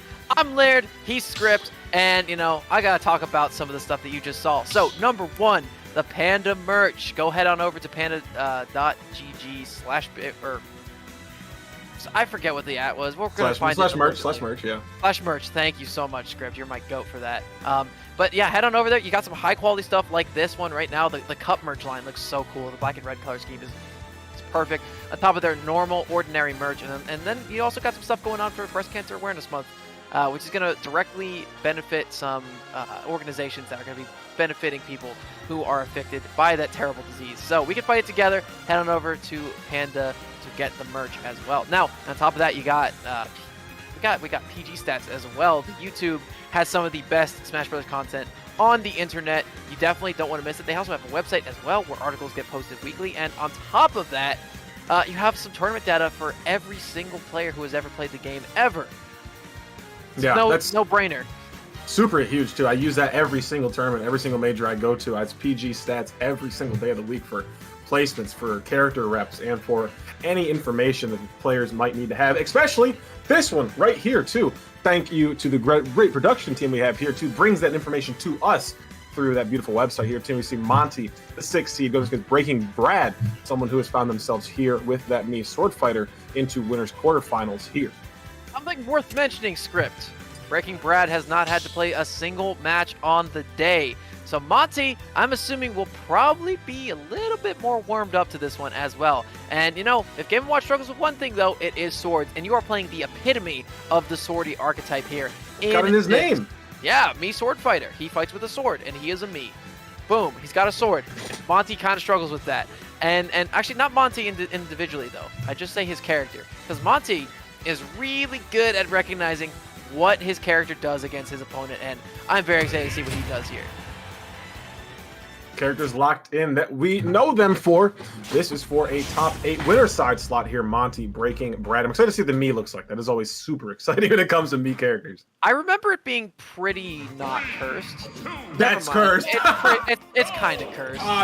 Come on, that's nightmare fuel right there, my friend. But Smashville will be our first stage here. Gonna have to see what the breakthrough is on these B moves here too. We have the Swords Dash coming up for what I would have to imagine would be the side B. Now, I got a couple of Mii Sword Fighters in my region. He got scrubbed out here. Shoutouts to him, who's you know, definitely shown me a little bit about the matchup. And on top of that, I've got Nick SF, who has been watching for a long time as well. So I know kind of what this character can do. But, I mean, I feel like everyone on the face of the earth needs to know what Game & Watch can do to them at any moment's notice here, Script. Blade Dash early here seems to be the breakout. Also have the Hurricane or the Tornado here. That's a huge combo starter for this character from range. That's what I was talking about a lot earlier with the projectile options this character has to work with. Tons of range. Trying to find a grab at the breakout. Huge for Monty. And, okay, has to land down. A nice grab. And here's the thing about Mii Sword. Unlike most other swordies in the game, he relies pretty heavily on setups. Obviously, that Gale Strike, that neutral B is really good at putting your opponent at a fixed knockback angle so you can go for follow-ups. But then again, you don't even need a setup if you just got a steel chair. Monty is going to take first blood here. Yeah, talking about setups from Monty, that forward air drop there in the corner set up perfectly for that forward tilt to take the stock. Monty working quite well here too, but super light, fair one, not going to lead into anything on landing. The reflect, though, could be huge. I love the adaptation early. Right, and you know, the thing is, if he does it close range to that neutral B, he might have an opportunity to get a nice reflector, and maybe he'll follow up, because I think the extra damage will result in an extra hit stun as well from the reflector. Here's the thing, though. It's not quite as much end-like as it looks like it has, so he's got a couple opportunities to jump out of it. But then again, up throw into the Nair, tries to get a follow-up, but will not find it, and there is the Sword Dash to take. Didn't take the stock, actually. Monty was a good DI. Nair up here too. Monty not... This is crazy. 163% here on the Game & Watch, just waiting. Any single hit here could definitely kill, but Breaking Brad, hard to find that final killing blow. Oh, that was close range, too high percent. Yeah, too high percent. You know, it is good knockback, but there is still some knockback growth on it. I like the down smash here, too. Monty at max rage, so terrifying if you get hit by that berry. Then again, though, Brad is going to just go through with the down B to take that one away. Haven't seen a lot of side B come out from him. I wonder what he has. Waiting here, though, down smash, not going to connect, but again, just kind of reaching where Monty used to be, and as this man comes through, okay.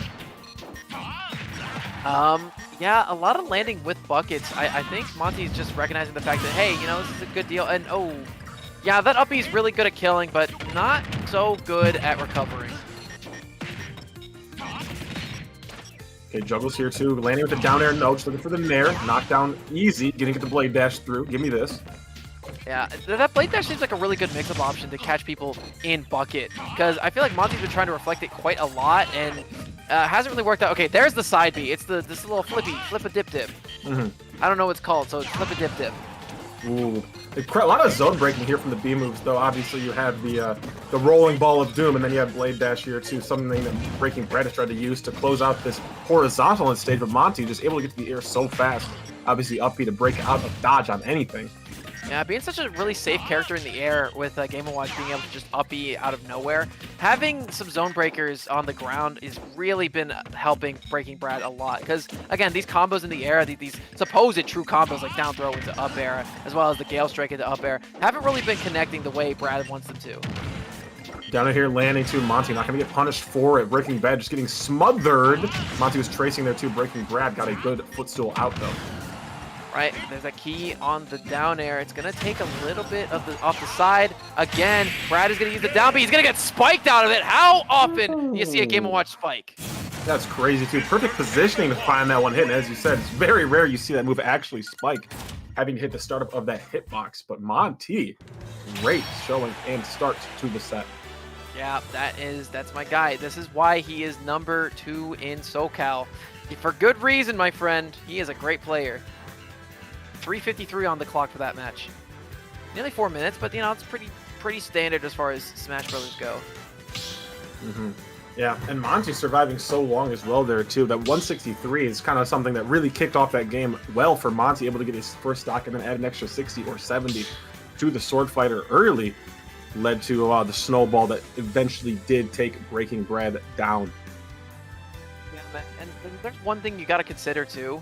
That was one of Monty's best stages. I mean, Smashville across the board has been pretty consistently one of the better stages for Game & Watch. So Brad might have gotten a little counterpick there. We're going to see what the new stage is. They both left the arena, so we will be seeing a new stage no matter what the situation is. Unless we do see a character counterpick, which possible. I don't know. These two seem to be soul, true blood, one-trick ponies, and there's nothing wrong with that here too, both these characters. More so, actually, I can't say that, I just lied to you. Game & Watch, some of the characters we've seen do it at the highest level. Breaking Bread trying to break that mold too on the Sword Fighter, but it has been tough thus far. Hey man, I'm just saying though, Panda Cup qualifiers, me, Sword Fighter, getting an opportunity to go to Cali for the Panda Cup finale, not a bad idea. Oh my gosh, he goes for an 8. What on earth am I watching? Yeah, Monty definitely starting to flex a little bit here too. Might be underestimating for this 50% lead we have already. Breaking Brad not showing too much to the contrary. Right. But there's that grab, gonna put him off stage a little bit. Nice back air. Now, if you want my opinion, I think Monty and Game & Watch in general just might be one of the best back air characters in the game. I think that back air in general, on top of that uppy, makes Game & Watch like a top 3 edge guarder. Oh, super filthy. Also being able to just go super low as well to get those out where you need to. It is it's tough to deny. That uppy's just such a good move, man. I mean, iframes on startup, combos into the rest of your kit. You can use it at disadvantage safely. It doesn't put you in special fall. It's so good. Down tilt here, not going to get started with these short up forward airs coming down, but small leads coming in the way of Breaking Bread in the first few interactions we've seen, the most recent. But nevertheless, that percent on early, Monty able to take a stock with a down air too. Real cerebral play for Monty, not going for anything all too crazy. Take stocks early, but just bleeding out slowly. So, if I'm not mistaken, that uppy actually has frame 1 invincibility, and also has invincibility for the next couple of frames. Oh, my goodness, that knockback speed, that was not what I was expecting. Breaking Brad gets one there too. Very good percent here to work with, especially how these sets have been going, how these stocks have been going. That if Monty was able to sneak a back air in there, I think Brad might have been out of the stock. Oh, the roll not scouted. Give me this upbeat though, juggle. Here we go. Jumpy use here too. This is terrible for Breaking Bread. Yep. Oh, down smash berry. F smash should do it. Yes, it does on FD. And I will say Monty is riding high right now. By the way, winner of this is going to be given a berth in top 8. I don't think we've mentioned that before, but next round for whoever wins this is winner side semifinals. Tosses here too. Great forward air usage. That long lingering will let you avoid all this bacon, but nevertheless, Monty's still hot on your trail. Oh. Still, yeah, that's going to pick it up. My goodness me. Another 3-1 in favor of Monty.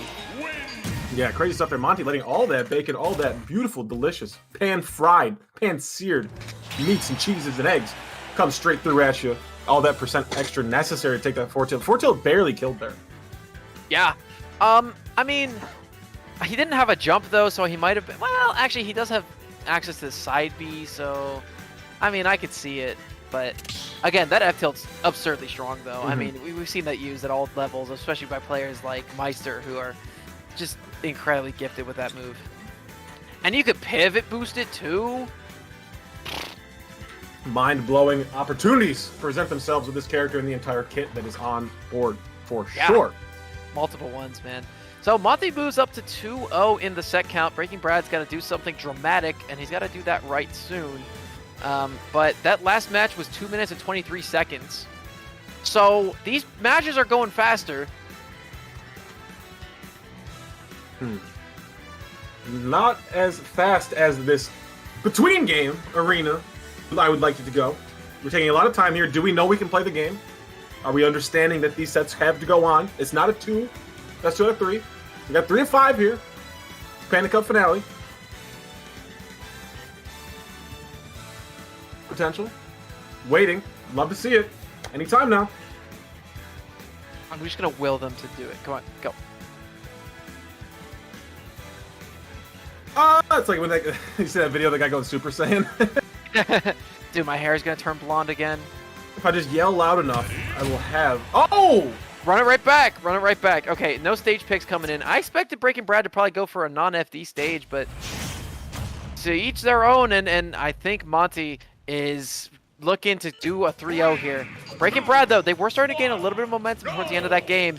If they could just seal the deal on these stocks and get the setups they want, I think they might have an opportunity to win this thing. However, Monty will strike first, 34%, and is going to retreat away, not opening himself up to a lot of extra damage. But that's the thing, Monty's disengage game is just really good. A lot of people would overextend combos and try to get hit, but I think the thing is, Monty's just really good at like, no, I'll play patient here. I don't need to go too crazy.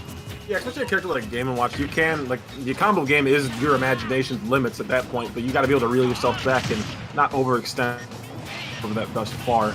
Right. Oh, I love the reflector, though. It's a lot of end lag. However, Breaking Brad is just going to be put in the air. Catches the rollout with a dash attack. Monty has him at the ledge. Goes for the chef. Nice. Couple trades. He's going to go for the 1 to try to read a roll, but unfortunately, he will be taking some damage for that. Trying to reflect there, coming down. Monty not going to find the reflect on the tornado, but the up smash will find its mark. Dude, such a raw up smash. Super up close and personal with that one to catch the panic option. And looks for an 8 out of the down throw. I respect it, but Breaking Brad DIs the opposite direction, so they will not get chipped out. Got to be worried here, though. 8 plus 1, that is 9. So Monty has math and statistics on his side to be able to get this next stock with a Judgment 9. The thing is, he basically just missed a 9 right there. Oh my gosh, True, the true. F tilt. That was the game 1 killer, but that side B is going to help that recovery super. And yep, there's the side B. That should do it. Or excuse me, the F smash. That should do it. Brad's going to catch a falling up air. That up air does a lot of damage. Hang on. Yeah, that was crazy knockback on that one. Monty was sub 100% there as well. Okay, no cross up there too. Monty, get out of dodge. Just another 1. I'm telling you, this math is adding up. That up air, by the way, did 21%, and he died at 99 for it. Oh, tons of bacon, tons of beautiful foods flying through here. Forward tilt, not going to connect. Breaking Bread, able to get off the ledge early. Dash attack to clear the way. Has him off stage again. The fair, the nice uppy as well to keep the extension alive. Goes for a down smash down air, and Brad with that SD will be fading away from winner's bracket. That match was under 2 minutes that time. So a minute 59 there. These matches, again, they keep getting faster as the sets go on. But another 3-0, another 3-1 in terms of stocks in game 3 there for Monty. And welcome to the That's Nuts analyst desk. Dude, what did you see during that match? Because frankly, Monty looks really refined at the moment. I really feel like Breaking Bread did not get the chance to warm up for those games there too. Obviously, Monty getting 2 sets prior to that, 3-0, 3-0, and 3-0 here. Seems to be playing very well today in Breaking Brad. I mean, For Glory is one thing. It's not going to get you warmed up for a seasoned veteran player like Monty. I just feel like there is tools that like were used in specific spots that Breaking Brad wanted to use, but you didn't have the chance to work them out for the first 2 or 3 rounds of this bracket thus far. So kind of a tough roll of the dice there too, but has time in losers. Definitely being blessed with an opportunity to get 1 set away from winner side. You are still only 1 set away from loser side here too, so have the opportunity in front of you still.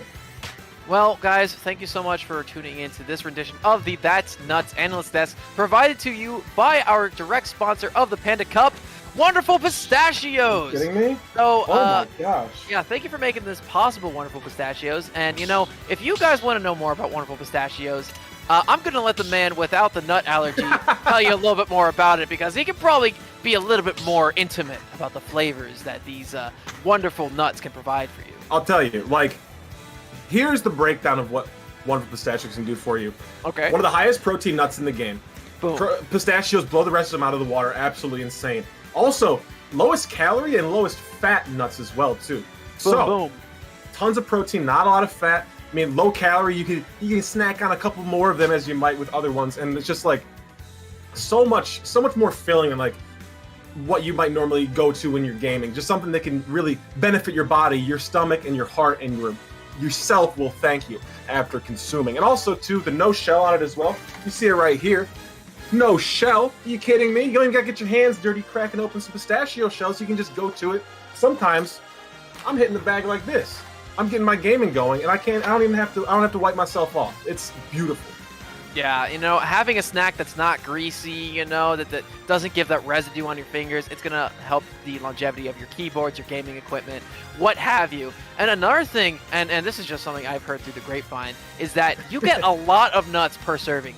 You get 49 nuts per serving, and let's compare that to a generic snack food. Let's say, I don't know, potato chips. The serving size of potato chips script is 15. So you get nearly 3 times, actually over 3 times as many servings of pistachios, or per serving, compared to just 15 potato chips. And it's much healthier in general because, script, really, when do you just stop at 15 chips? You can't. I don't either. So, Wonderful Pistachios, an amazing product to help you guys out whenever you're running in tournaments, whenever you're running late and you need something to grab on the go. And you know what? Tackle snack time with Wonderful Pistachios. Thank you. Shout out to the good people, and shout out to the good people here in this bracket. This is certainly a one-way rivalry we have not seen the likes of at all tonight. Send versus Frog. Send currently up 6-0 in set count, offline and online as well. Yeah, Back in Blood 5, I just got back from that 2 weeks ago, where Send fell out of bracket at 5th place. I didn't even know Frog was in attendance, but hey, Frog apparently was. You also got an offline win at Gommel. So it seems like most of the time that Frog and Sen play each other, Frog's able to take 1, but not able to take that much more. Game 1 here will be starting off on Pokemon Stadium 2. And you can kind of tell why, too. Obviously, Ness is a character that can just weave through the air with the best of them. Obviously, Bayonetta can offer a huge challenge, but your air dodge, your movement speed in the air, and these big, long-lasting hitboxes, Ness has. It can be an absolute bear to deal with. For sure, man. And again, We've seen Frog go against characters who are really good at trading out of disadvantage. Ness is no different. That neutral air, it is big, it is fast, it is a really good out of shield option. You got a disjointed dash attack that makes it a little bit closer, or a little bit more difficult to approach from the front. You got some dumb projectiles, but you're also light as Bayonetta too, and that's going to be a big struggle against a character with as much kill power as Ness has. Oh, back air cross up here too. There you go. Huge stuff for the kill from Sen. That cross up after Frog reached so deep in the corner. Right, and nice usage of the ABK to get through that. But then again, Sen's going to land on the ground, get a parry, get a grab afterwards. Tries to witch time the PK Fire. I like the attempt, but Sen fades away wisely. Now, something worth mentioning about Sen, he's currently in the middle of a 24-hour stream, and he decided, I don't need sleep. Sleep is for the weak. I'm just going to play in this bracket and try to win the thing. PK Fire coming down smash, not going to connect, cannot air dodge, not going to hit the bats within there too. Frog off stage here to reverse of fortune. Dude, he is getting mugged off stage right now by Sen. Sen's patience there to wait out the witch time with his PK Thunder. Pure genius too when he gets a hit off him. But speaking of getting hits off, up tilt, back air, the classic from Frog, and that will be Sen down the stock now too. Back air cross up coming down, being traced down. PK Thunder. Its move lasts so much longer than you could ever expect, no matter how many times you see it. Frog gets caught there too. Side Magnet stalling. Off stage, just using the tail there too. So smart, but nevertheless, Bayonetta with infinite resources, it seems. There's one thing about top-level character play that I really love to see, Script, and it's the fact that when one person makes a discovery, a lot of other players of said character get to use those across the board. And every character, or every player, has their baby. For example, Tilde Down Air has become a really big thing for him in his neutral with Falco. Here's the thing about Send, his baby is the usage of the PK Thunder aggressively. No other Ness player on the planet uses the move quite like Sen does. And that's the thing. He is quite good at just making it think like, oh, I'm in disadvantage right now. Oh no, psych, you're getting hit by this PK Thunder and you're gonna like it. Yeah, it's crazy what you can do with this character. So many top-level reps, but there's so much different way you can play this character. His dash attack takes the stock Send. 99% though. Frog could find a kill here too. Find that up tilt back air early. Oh, I'd love the fade away, but there's a witch time, and yep, the up smash will come through. Even game going into the final stock here. Down tilt coverage, gonna go for a run-up grab, no. Smart for Sen to just sit and shield there. Wait for Frog to approach, upbeat backward, good. Yeah, getting too aggressive with this corner. Again, Frog eats damage for it. Yeah, Now, this is a battle of Nevada versus Utah, a very storied rivalry between these two regions. Frog obviously representing the Las Vegas, and Sand will be representing Utah, so, you know, quite a different battle we're seeing here. PK Thunder obviously not going to get a hit there with the Witch Time. Yeah, too low on the startup. The more times you use it, the less time you have to react as Bayonetta, so. Right. Ooh, double back air here, 2 Frog off. PK, Pulse, no. Yep, not gonna get it. Oh, grab, back throw, might be able to do it with the low ceiling. Yes, it does. And Sand is gonna take game 1, only dropping 2 stocks. Not too shabby. They got the time on that one? I do now. Ah, gotcha. 3 minutes and 49 seconds. There we go. Yeah, pretty solid game there from Send, all things considered. Obviously lost a few stocks early there, but also retaliated with Frog overextending super hard there in a lot of the corner situations, or sometimes rising above the ledge, and sometimes, you know, where you get caught going for those down tilts and those dash attacks in the corner, then that's just eats up every day. Yeah, and it looks like Frog and Send mutually agreed to run it right back to Pokemon Stadium 2 for this one. And, you know, I could see it. I mean, Bayonetta gets a lot of stuff off of this stage. The platform receptions are particularly lethal here because of how low the ceiling of the stage sits compared to those platforms. And right now, Send just trying to look for an opening, not going to see one, and Frog will strike first. 10% on the board, and going for more with these Witch Twists. First blood drawn by Frog, but again, not much coming out of it after that Witch Twist, as you said. Would be reversed back there, too. Very interesting movement coming from Send early. Right, and again, his movement is really practiced. It's really polished there.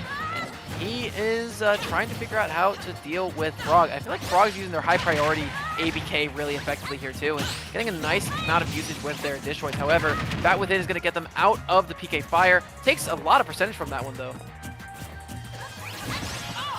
Dancing here, no drag down after the forward air too, but Frog able to land immediately after. Give me this conversion.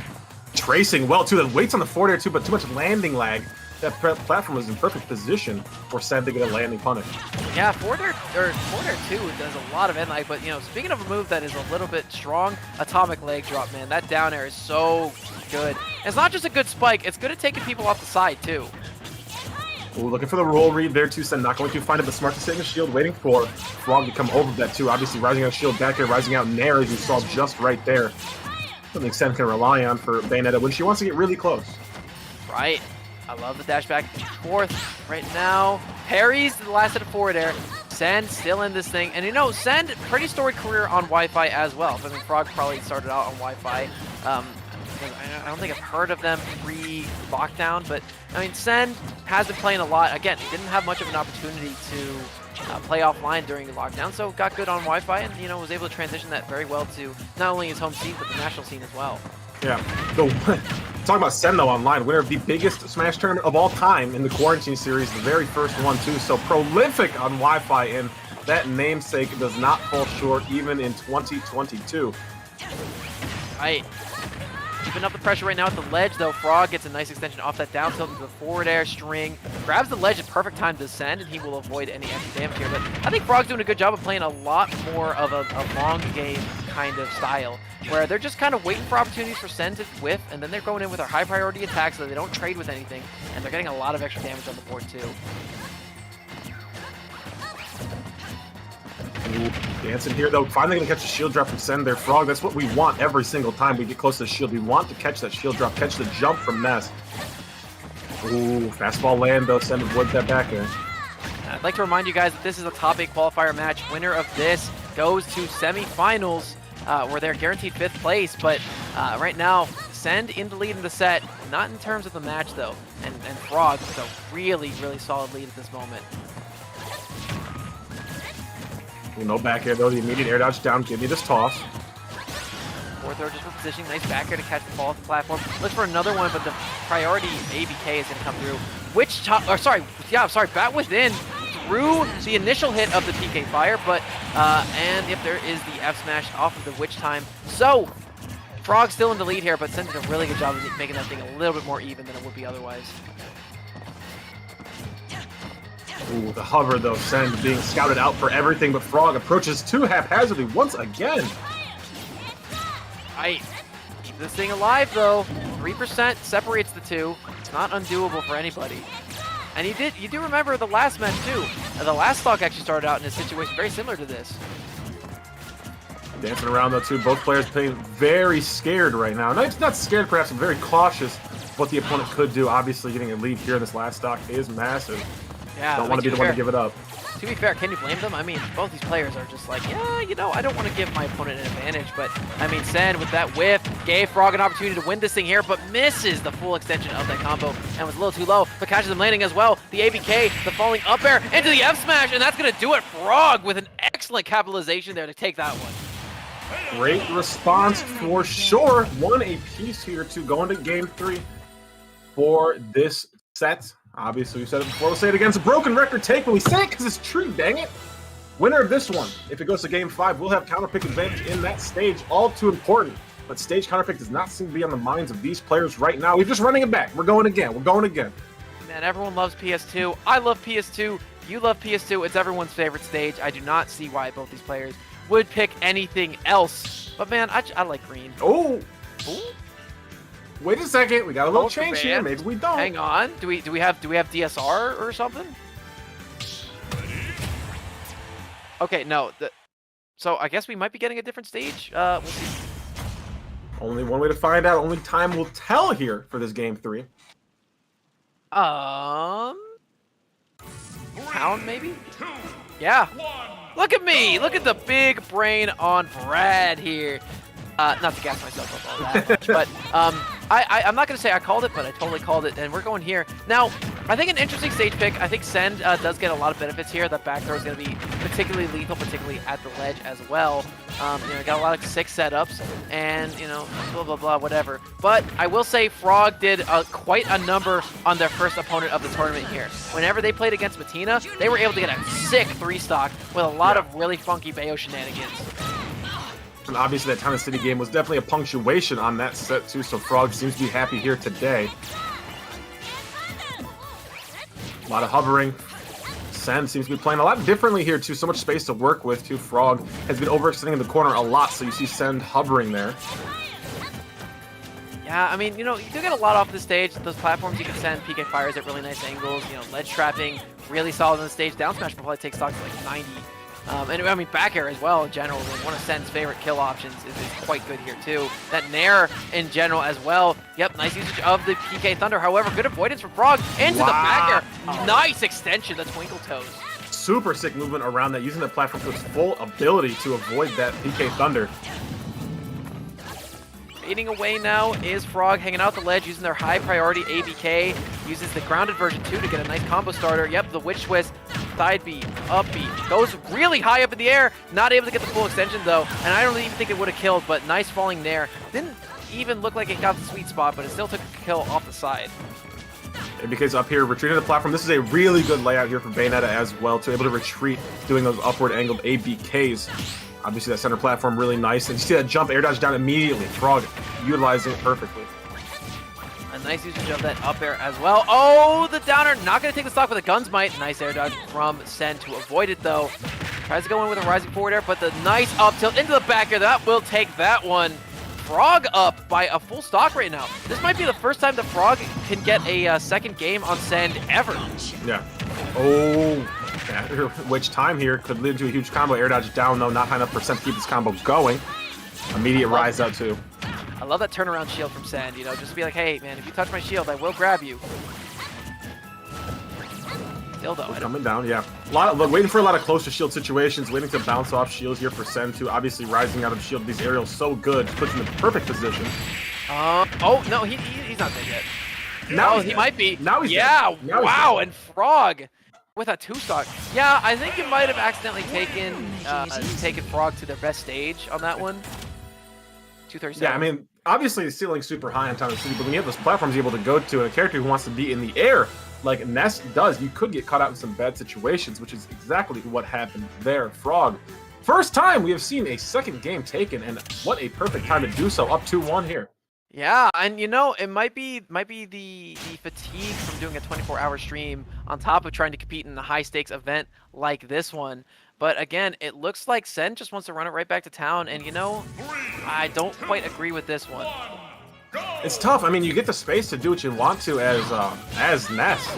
Obviously, you can do those crazy horizontal combos. You have all the room in the world. Side blast zones are really tucked in, but Frog just seems to be making it work so well, and not for the reasons you may think. Not the fair strings off stage, not, you know, finding a few stocks with like that are up tilt back air, but man, it has just been really good here going vertically. Yeah, you know, geometry-wise, this should favor Send a lot, but I mean, considering the amount of skill that Frog has against this character in this matchup, just with their combo game in general, it seems interesting that they were able to get a kill off the top in that last match. It's not something you see every day on a stage like this one, with Bayonetta just holding her hand all the way to the blast zone. A nice F smash to catch! See, that is one of the few times people actually punish that option from Send, and it was Frog to capitalize on that one. It was really good too. Double back air and immediate land F smash. I've never seen it punished in such a way, but Frog just seems to be hitting another gear here tonight. This thing, when you have a massively disjointed F smash like that, it is really, really good at punishing these more esoteric options at the ledge. Oh, a bad DI on that up smash, and Send is back in this thing. For sure, waiting on this platform too. Can we find some cheese, maybe? No, not going to go up there too. Smart for Frog. I do like me some cheddar here. Oh, yeah, he's going to get a lot of damage off of that one too. 38% and climbing here for Send. However, very close to even in terms of that percentage as well, because Frog has just now lapped him. Forward throw off here too. Trying to catch a jump. No. That's within. No witch time used there too, so just going to eat that full damage with a thunder. Yep. Oh, the back air, and that's going to kill at sub 100 there before the hit. Send with a nice haymaker on that one. Not going to give an opportunity to stay in this thing. However, the ABK, the double ABK going back the other way, the back air will not connect. 60% already. Catches him falling yet again. That F smash has been brutal for Frog. Up high here too. Will we find some more platform shenanigans as we saw in the last game? No, both players out of there immediately. Yep, she's just trying to dash around underneath the stage, and Send will get called out. Nice little extension there. He's going to air dodge and SDI properly out of that up air, or sorry, that forward air string. Here comes the PK Thunder. Yep, nice interception. Trying to keep the ball rolling here is Send. However, he keeps getting, you know, some really bad hits taken. There's a nice back air. All right, no jab block. Looking for that follow over the. Oh no, he's super low. He can't make this one back. No, just barely, and Send is going to fall down to the loser's bracket. A massive upset for Frog on the Bayonetta to take out the second seed of the tournament, force it down to the loser's bracket this early. The first time Frog has ever taken a set off of Send, and what a perfect time to do it as well. You could not have played it any better than that there too. Obviously, the SD at the end, extremely unfortunate for Send, but Frog getting down there too. Even if it looks like Send was dead, getting down there and putting yourself in the way of that recovery, you got to commend that too. That is that takes some serious guts. Yeah, it was just a matter of time, and just one really unfortunate play at the end there for Send, and he's going to be losing his winner's side run. 4 minutes and 43 seconds left on that last match. I believe that averages out to sub 230, I think. Yeah. Fast games. We're getting faster, as you said. Like I said, and that's been pretty consistent across the board for most of these sets since I started keeping time. Because I didn't keep time for a couple of the first maps, but, you know, I will say, like, consistently, all the sets have gotten faster. I mean, Fusro Hom versus Tangerine, that one got faster. Monty versus Brad, that one got faster. This one got faster with the exception of Game 2. Yeah. Nevertheless, though, my friends, we have only a few more sets before we have our top 8 completely solidified here. So, a little bit of time, a little bit of a break. We'll be right back. More Smash action real soon.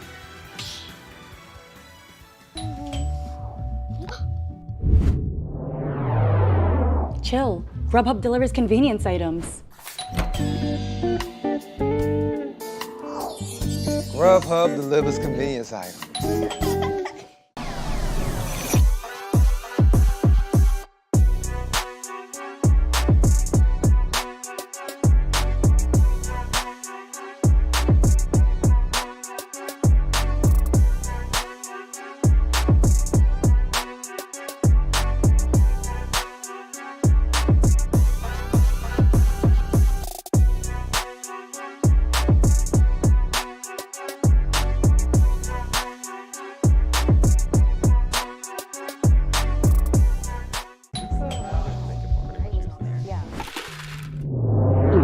Grubhub delivers convenience items. Grubhub delivers convenience items?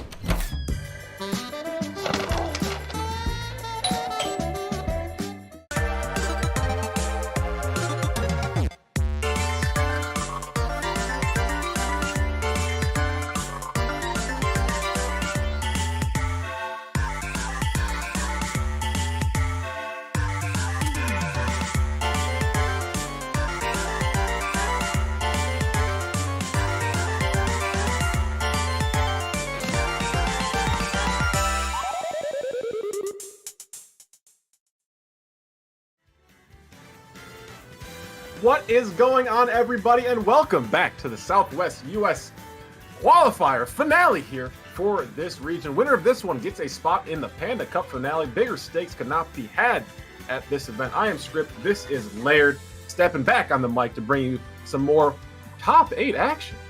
Yeah, and you know, it's been pretty interesting so far today, these 5 sets that led us here. Frog obviously making their claim on that top 8 position, beating Sand just a second ago. And, you know, our top 8 winner side has been solidified at the moment, folks. Our first set going into winner semifinals will be Fusro Hom versus Kirash. And on the other side of things, you got Monty versus Frog. So a couple of very interesting climbing characters and players here. But, I mean, this is Kirash versus a Donkey Kong player. And, you know, Fusro Hom, very good player. The thing is, Luigi just gets 0 to deaths very easily against DK in this matchup. Honestly, though, DK and Fusro Hom holding a pretty solid win rate. I mean, this is a hard counter for DK. A character gets mauled. Luigi mauls most heavies. But, yeah, this is not bad. 42%, and being a 28 seed here, too. Upset factor of 9 needed. And Kirash not sporting the best win rate either versus the character. Only 62%, obviously, could be much higher with how you see the matchup on paper. For sure, dude. But then again, this is Kirash we're talking about. One of the best Luigi players in the world. Arguably the best.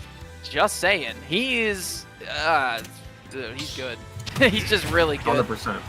But hey, we're going to get into this thing. No breaks here at the Southwest USA finale bracket. Whoever wins this tournament will be advancing on to the next round. And winning this set is going to be imperative for each of these players to get themselves a chance to maintain their winner side life, go into winners finals after this set, and possibly put themselves in winner side grands, which would give them a huge advantage over whoever comes from losers bracket. Dashak First Blood drawn by Fusro Hom. The grabs are something we were talking about in the last set. We saw this DK did not come out all too heavily, but it already seems to be in the game plan here. But Kirash hot going up tilts on that right side flat, no dice. I mean, already, Fusro Hom adopting a way different tempo than what they had against Tangerine. Yeah. Against Tangerine, they were just kind of camping the whole time. You know, that was the longest set of the entire bracket, by the way, folks, if you weren't here to watch it. And Fusro Hom now, no breaks, going straight forward into Kirash, trying to run him down, keep him in the corner, doing a really good job of staving off these extensions as best as they can, and not really getting grabbed all too much either. Fireball not timed properly too. Fusro Hom off stage. That's a staple of Fusro Hom's gameplay on this DK. B-reverse Congo Punch has been a huge stock taker. What we find here too, Cyclone takes up the top first, kill taken for Kirash. Yeah, I'm just saying, man, that move is a built-in DI mix-up. If you hold one direction, you gotta have your opponent hold the other way if they want to live.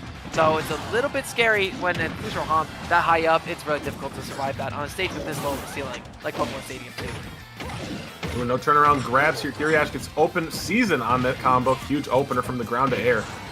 Okay, trying to hover over shield there too. Great forward tilt, good range on that one. There's landing lag on that, which is going to catch in the air. Right, and right now, ooh, yep, not going to get that grab. And Fusro Hom right now, while they are at 100%, they do have their opponent off stage down, trying to go for the spike. Not going to get it, though. Kirash in a good position, uses that intangibility on that down B, which is active on frame 2, by the way, folks. So you're trying to chip out Luigi, good luck. Down tilt's easy, you are dead there too. Fusro Hom takes a death, but Kirash holding strong on the first stock. Again, a lot of heavy hits came out early from Fusro Hom, but no stock taken. And this is max rage on Luigi as well. Oh my gosh, he's going to use the intangibility to go through that down B. What a play there from Kirash. Gets a ledge trump, not able to get anything afterwards though. Ooh, give me this landing there here too. What do we find? No side B, we've seen it before, but resets on down air. Oh! Misfire! Goodness. What? What a find there too. I thought the side B would come in a whole lot earlier, but nevertheless came in when necessary. The rinse and repeat coming in. Double down air, the down air to finish up and then leaving it open there for the side B worked perfect.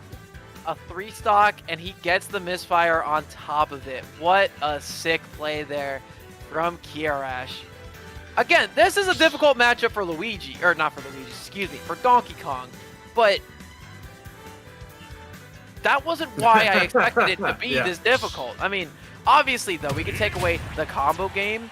Boom, Luigi's got you beat there. The only thing that I think Donkey Kong really has over is the cargo throw. The grappling positioning is imperative. That you need to make sure that you are constantly grabbing Luigi, forcing them off stage, and taking those stocks before they become problems. Ooh, phenomenal trek here for game 2 on this one. Kirash getting groovy with it already. Up air juggles, turnaround. The turnaround, a second up air is so crucial because it sets up beautifully off stage. Yeah, and I didn't say it before, that match took 2 minutes and 9 seconds, so already adopting a much faster pace than Fusro Hom did prior to this set. Ooh, Kirash waiting. Nair down, trying to get up there with the cyclone. We will! Fusro Hom trying to come down and clank with it, but no. Man, and already gets a grab, gets a nice extension. Oh my gosh, goodness. Oh what my the goodness. heck? He's looking like Mario! Zero to death in the coolest fashion possible. Oh my good! I've never seen a Luigi go coast to coast like that. You usually see the vertical combos and staying in place, but going from right to left, an undeniable kill. Dude, and he's doing it again. Tries to go for another deep dive. He can make this back, right? Yeah, he's live, he's live. Wow! A B out of the Nair. Not going to take the stock away just yet, but Fusro Hom is reeling from the abuse here. Nair looking for weak Nair into up B for sure. Looking for the tech option. No grab. The down tilt will trip. You are going to be sent extremely high from that one. Not dead though, but Kirash gets jiggy off stage with the best of them. Oh, he gets another one! Get another one! Again on the misfire off stage. Kirash putting on a masterclass of Luigi. What do you have to say? Wait, what can you say? I got one for you. I was gonna wave a white flag. Wave the white flag, yeah, that's tough. It got away from me. But still, man. What?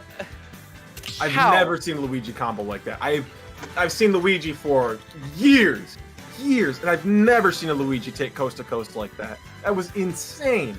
I mean, I knew it was like theoretically possible. I just didn't think those combos were gonna extend that long, dude. What on earth did we just watch? Yeah. By the way, 2 stocks at the end of games finished by misfires. Yeah. Someone's looking down on this Luigi finally too, getting some phenomenal finishes, for sure. Look, Kirash, he is the first seed for a reason. A long, storied career on Wi-Fi, recently transitioning to offline, really good placements in their home scene of SoCal, and man, just magnificent. Doesn't get much better than that. Fusro Hom, I'm sorry, my friend, but it's just like you get caught in that cyclone, you get caught in that vortex that Luigi has, and it's tough. You are kind of at the will of the ocean, if you will, for what happens to you. You can either ride the tide or you can sink, man. So Fusro Hom's taking a moment to deliberate as to what the next stage choice will be, and they're just going to run it right back to SBF. And by the way, guys, I would like to keep this in mind for y'all. Kirash has not dropped a single stock yet this set. Could we have the 9 stock? It is possible. Yep. 2, I mean, we could see a JV3. Okay, never mind, now we can't. Okay, could see a 0 to death early here, though. Caught at 0%. This is scary. Back air going to get the weak hit on up B, though. Super close. Oh, He's double still got down Rob tilt. shenanigans. Yeah, got Rob combos here. Up B going to kill. Are you joking? That was still technically a 0 to death. And he's trying to misfire. What? My guy. He's getting the bad ones out of the way. We're finishing up with the 3rd misfire here. True, true. I think you're a firm believer in RNG manipulation, I guess. Oh, for sure. Come on, speedrunner mentality here. Kirash definitely in that mental as well, too, because these stocks have been speedrun. Double back air, triple back air, or triple up air. Missed the full string. Oh, falls down. Reverse hit of that down tilt. I mean, we can't speak. This is tough. It's the Kirash show. We can't talk over it.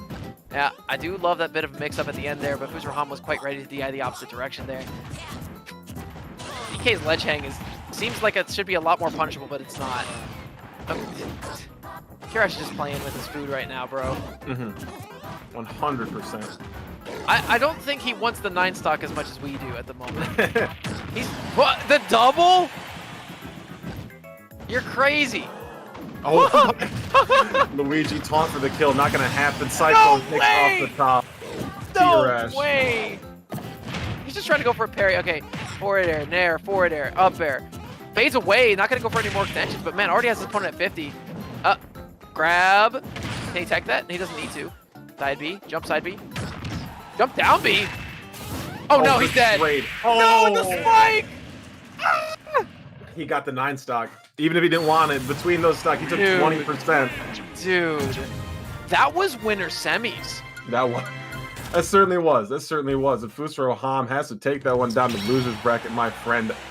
You'll probably fare better down there. We can't lie. We can't lie. Let me see. 5:17. I gotta do some quick maths here. 1 minute and Carry the 43 7. seconds. Divide by X. And also, that match was only that short because Kirash was messing around most of the time. Yeah. Okay, so welcome to the That's Nuts analyst desk. Pure domination here coming in from Kirash's Luigi. But by the way, I'm gonna do some more quick math real quick. Can you cover for me, Script? Absolutely. I mean, Okay, Kirash showed off so hard there too. Like Yeah. multiple 0 to deaths, 3 or 4 0 to deaths at that point, and then pulling up some Luigi stuff you really don't get to see every day. Like a character who has all of those options. It's kind of like you get stuck into what you know will work with a lot of other Luigi players, but when you get put against a character like DK, and we can't leave that fact out, it is DK, a character who, whenever a new DLC or a new patch for a character drops, they're getting comboed for sure. But I mean, looking like an absolute combo, looking like training mode. So, okay. You want to know something kind of nuts, folks? That Yes. entire set, and I'm talking exclusively gameplay, not the time in between matches, the entire set was 5 minutes and 8 seconds between 3 games. That is less time than the match 1 between Fusro Hom and Tangerine earlier. And that's nuts. And that's kind of nuts, folks. So, that's been another iteration of the That's Nuts analyst desk, courtesy of Wonderful Pistachios. Thank you, folks. Dude. I mean, That's hilarious. That was probably the most dominant set we've seen, including everything from the round 1, round 2. Kirash was just crazy. now, All right. while we reel from that, let's take a look at some of the Panda merch. And, you know, this stuff is going to be going directly into the Breast Cancer Research Foundation. It will be benefiting them. So, hey, man, it looks cool. It's pink. It's got a nice little color scheme. And also, obviously, black and pink go super well together, Script. Yeah, very true. Also, the Panda Cup line as well. Shop.panda.gg if you want to check out any of this stuff, too. We got a beautiful little care package for your casters. You see Laird rocking that stuff today. You got the hoodie on, I can tell, but backpacks, water bottles, t-shirts, so much stuff you can get there. Make sure you check it out. Can I just say, this stuff is terribly comfortable. Oh my god, it is so nice. It's deviously comfortable. Like, dude, the 2 words, good, bad descriptor, great word. I put this through the wash, and like, you know, this logo, this beautiful logo, isn't fading away at all. I mean, it's still just as comfy as the first day I got it. The t-shirt, same stuff. Really nice material, by the way. I don't know who Panda went through to get this stuff done, but it is some of the most quality merch I have ever worn. So heading over today, I mean, obviously red and black, you can't go wrong. You definitely need some of that in your wardrobe, and it's a really nice thing to wear at events. Sometimes I throw it on whenever I'm just a little cold in my room. And dude, shouts to Panda for making this whole thing run too. So go support them so they can keep putting on events like the Panda Cup. But speaking of cool events, let's take a look at Frog versus Monty. Now, quite the opposite of the set count between Frog and Send, wouldn't you say? Yeah, very true. Frog has a quite dominant record of over Monty in this Game & Watch. Most recently, though, losing at Weed Tank 2-1. In knocked out of winners there too. Obviously, both players looking very strong today. Monty and Frog find themselves in winners semis. But yeah, I mean, I got to imagine that Monty and this 43% winner versus Bayonetta, Frog has to be the Bayonetta that's dropping that win rate significantly. Oh, for sure. And I mean, how many Bayonettas do you really see? So, I mean, just keep that in mind. There's not much matchup experience to go around, and you know, there's not too many Game & Watches either, but with players like Meister making such good bracket runs, we do see a little bit more of the little man than we do of the witch. Yeah, very true. This will be one of the closer sets that we have. The upset factor of only 2 needed, obviously only separated by 4 seeds between the two. One player is projected to make top 8 here, and Frog was expected to be just outside, but kicking the door down to make it here a winner side. Yeah, and I mean, with a dominating win over the 2nd seed of the tournament, Send, who is now somewhere in the losers bracket amidst the chaos. It's going to be a rough one. So we do have a bit of an update for the losers bracket. Our top 8 loser side has been figured out.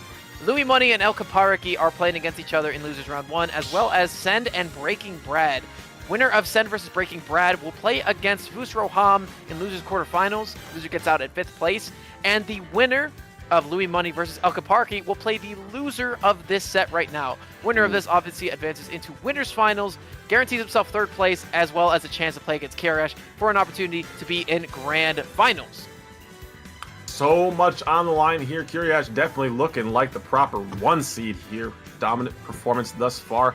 Excited to see though, Frog and Monty, definitely 2 characters being piloted by phenomenal players that could give this Luigi a run for its money. Obviously, Monty on the Game & Watch getting up close to that character is terrifying. And then Frog, kind of have something that you can dance around Luigi a little bit, force some whiffs out, and then get a huge punish for it. Obviously, we talked about Luigi, one of the slowest, second slowest character in the game in the air. So once Frog gets you in that air, should be extremely scary. Hey, but again, you got to focus on the present, my friend, and both these players need to as well. You can't worry about, oh, what happens if I make it to winners finals? What happens if I go down the losers bracket? No, focus on the here and the now. What do you do against Monty, or what do you do against Frog? And it seems like Frog is currently already in the arena. Monty trying to find their way in, but dude, this is going to be a very fun one. Yeah. This is a battle of SoCal versus Nevada. Waiting though. I like the tag from Frog today too. Bayo Armada, probably trying to join Death Spade and build that Armada up a little bit stronger. Yeah, I mean, you know, you already have Death Spade qualifying. Frog right now looking to qualify as well. Over, you know, across the pond, you've got Bloom Forever, who has been taking a lot of heads in you know, just their own home scene. Lima Bayonetta as well has been doing pretty well at majors. So there's a lot of Bayonettas who have been on the rise recently, and Frog really hasn't had the opportunity yet to fully distinguish themselves offline. And I think this might be their big opportunity, because a berth into the Panda Cup finale would just solve everyone's problems. I mean, I want to see them there. I want to see all these players who are left in bracket make a shot, because to be honest with you, I don't really dislike watching any of these players who are still left in the top 8. And we want to see all of you there as well, with the last chance qualifier for that Panda Cup being a free-to-enter tournament. Are you kidding me? Yeah, brought to you by Wonderful Pistachios. So, if that's any reason to not go support them, I mean, guys, I don't know what it is. Go support Wonderful Pistachios. They're great. Yeah, no, like we've never seen anything in that kind of format ever in Smash. A free-to-enter tournament that gets you just. It's like, okay, we've seen free-to-enters on Wi-Fi. We've seen free-to-enters maybe at your 3 or 4-person round-robin local. But, like, you take that home, you get to go to the finale. Something that these players today have been playing for months on end to get points enough to get to this bracket and get a good seed here, too. It's taken so much time, but if you can just catch lightning in a bottle for one day, a couple of days over a weekend, and take that home, I mean, like, that's crazy enough. Like, that, you'll be the talk of the town no matter who takes home the finale. Yeah. And hey, I got a little questionnaire for you, Script. Let's hear it. Correct me if I'm wrong, but the prize pot, as it currently sits for the Panda Cup circuit finale at the end of the year, is sitting at a grand total of $250,000. Am I mistaken? I can't refute that evidence at this point. That is a huge chunk of change to be tossing around here too. And on top of that, last chance qualifier, you get free entry. No losses. No losses. Literally no reason to not try to go for it. Yeah. Should be really fun too. Beautiful venue as well too. Like, dude, just crazy stuff. Crazy stuff. I want to see if I can make the trip out. I hope you can make the trip out as well, because, you know, no matter who's there, come on, it's going to be a party. Yeah. Most certainly will be, but will Auntie be joining that party? We will find out soon, hopefully. Could we will into existence again? Yeah. Oh, but hey, I just kind of haphazardly mentioned Lima, but I forgot to mention also qualified for the Panda Cup finale as well. I believe they beat Dark Wizzy off stream at Big House. That was Mutace.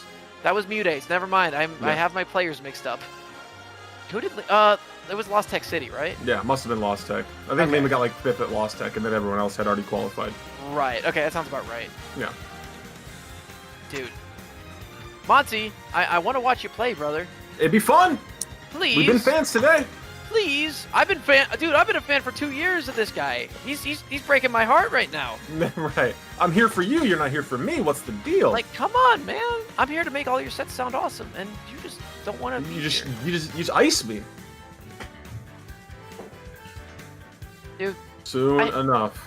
Smash players with no concept of time. Oh my gosh. Not a care in the world. I was commentating with Lyric last weekend, not for the Panda Cup, but for just some other stuff. And you'd be surprised how many, because it was a collegiate Smash, there's teams. You'd be surprised how many teams were like 10, 15, 20, 30 minutes late. And on top of that, while they were in the room waiting to play their next matches, they took like 5 minutes in between most of their games. It was rough. Okay, never Monty, can run a smooth bracket. yeah, Monty is using the Lou at the moment, so we're missing him a little bit right now. But Probably didn't expect that last set to go as quickly as anybody did, honestly. true. I mean, 5 minutes and 8 seconds across 3 games. Actually, we've been waiting longer than that last set took. 100%. By the way, 100%. so something to keep in mind here. Mm-hmm. Solid stuff though. So much gaming action happening this weekend. There's obviously we got more Panda Cup qualifying action. Got the finale action coming up here too. Got the World Series popping off this week. This weekend coming up there too. Go Astros! Are you joking me? That's no, ridiculous. you're insane. No, you're That's insane. fine. That's fine. But all these great people have made their mark already in these beautiful finales that have happened over the previous couple of weeks, couple of months. As we have Raven King in the Heartland taking it, MPG for Mid-Atlantic, Jake in the Southeast, and Death Spade trying to make it 2 bales in a row is Frog from South Central. That would look great for the graphic, and I think Frog, again, representing the Armada, is ready. Really wants this one. Yeah. And on top of that, we got 4 more players qualifying just in the online the online qualifiers as well. And on top of that, we have Let's Make Moves Miami happening this weekend as well, which has directly partnered with the Panda Cup. I think the top 1 player is going to qualify for the Panda Cup finale, so keep that in mind as well. I mean, the lineup too already as well for who was qualified through actual offline majors too. I'm looking at Onan. You have Lima who qualified. You have DeBuzz. You have Tweak. You have Leo. There's so many just heavy hitters that'll be coming through at the end of this year. Man. God, I am so excited. And on top of that, you got Port Priority coming up in 2 weekends, which I'm going to be going to. I'm very excited for that one. And on top of that, you got DreamHack Atlanta happening in the Southeast as well. So, though I believe after the Cup, the regional finale brackets, which are going on this weekend and next weekend, the last 4 are obviously. After those happen, you got Port Priority, you got LMMM happening MMM happening this weekend as well. So that's another qualifier. DreamHack Atlanta is another qualifier, and then the last chance qualifier, and that's it. That's gonna round us out. Yeah. God, I love fast. Comes fast and you quick. It comes at you quick. So we are actually a little pressed for time right now because if Monty doesn't show up, the lobby is going to close, and that is just an inconvenience. I mean, we could get Stream Runner in there, get in the match against Frog real quick, reset the timer. Yeah, I'm going to be honest with you, finals. Monty. I love you. I would call for a DQ if I was Frog. I would. You do not make me wait 10 minutes for you to show up. Just Very saying. interesting. I think the timer should be lobby. That makes a lot of sense. And hey, get a free win, I'm going to take my way to winners finals. I'll be a little closer to that spot. Yeah, two invites. Okay, good to know. Thanks, Triggered SSB in chat. Go drop him a follow. I don't know if you stream, but you're doing the Lord's work. Yeah.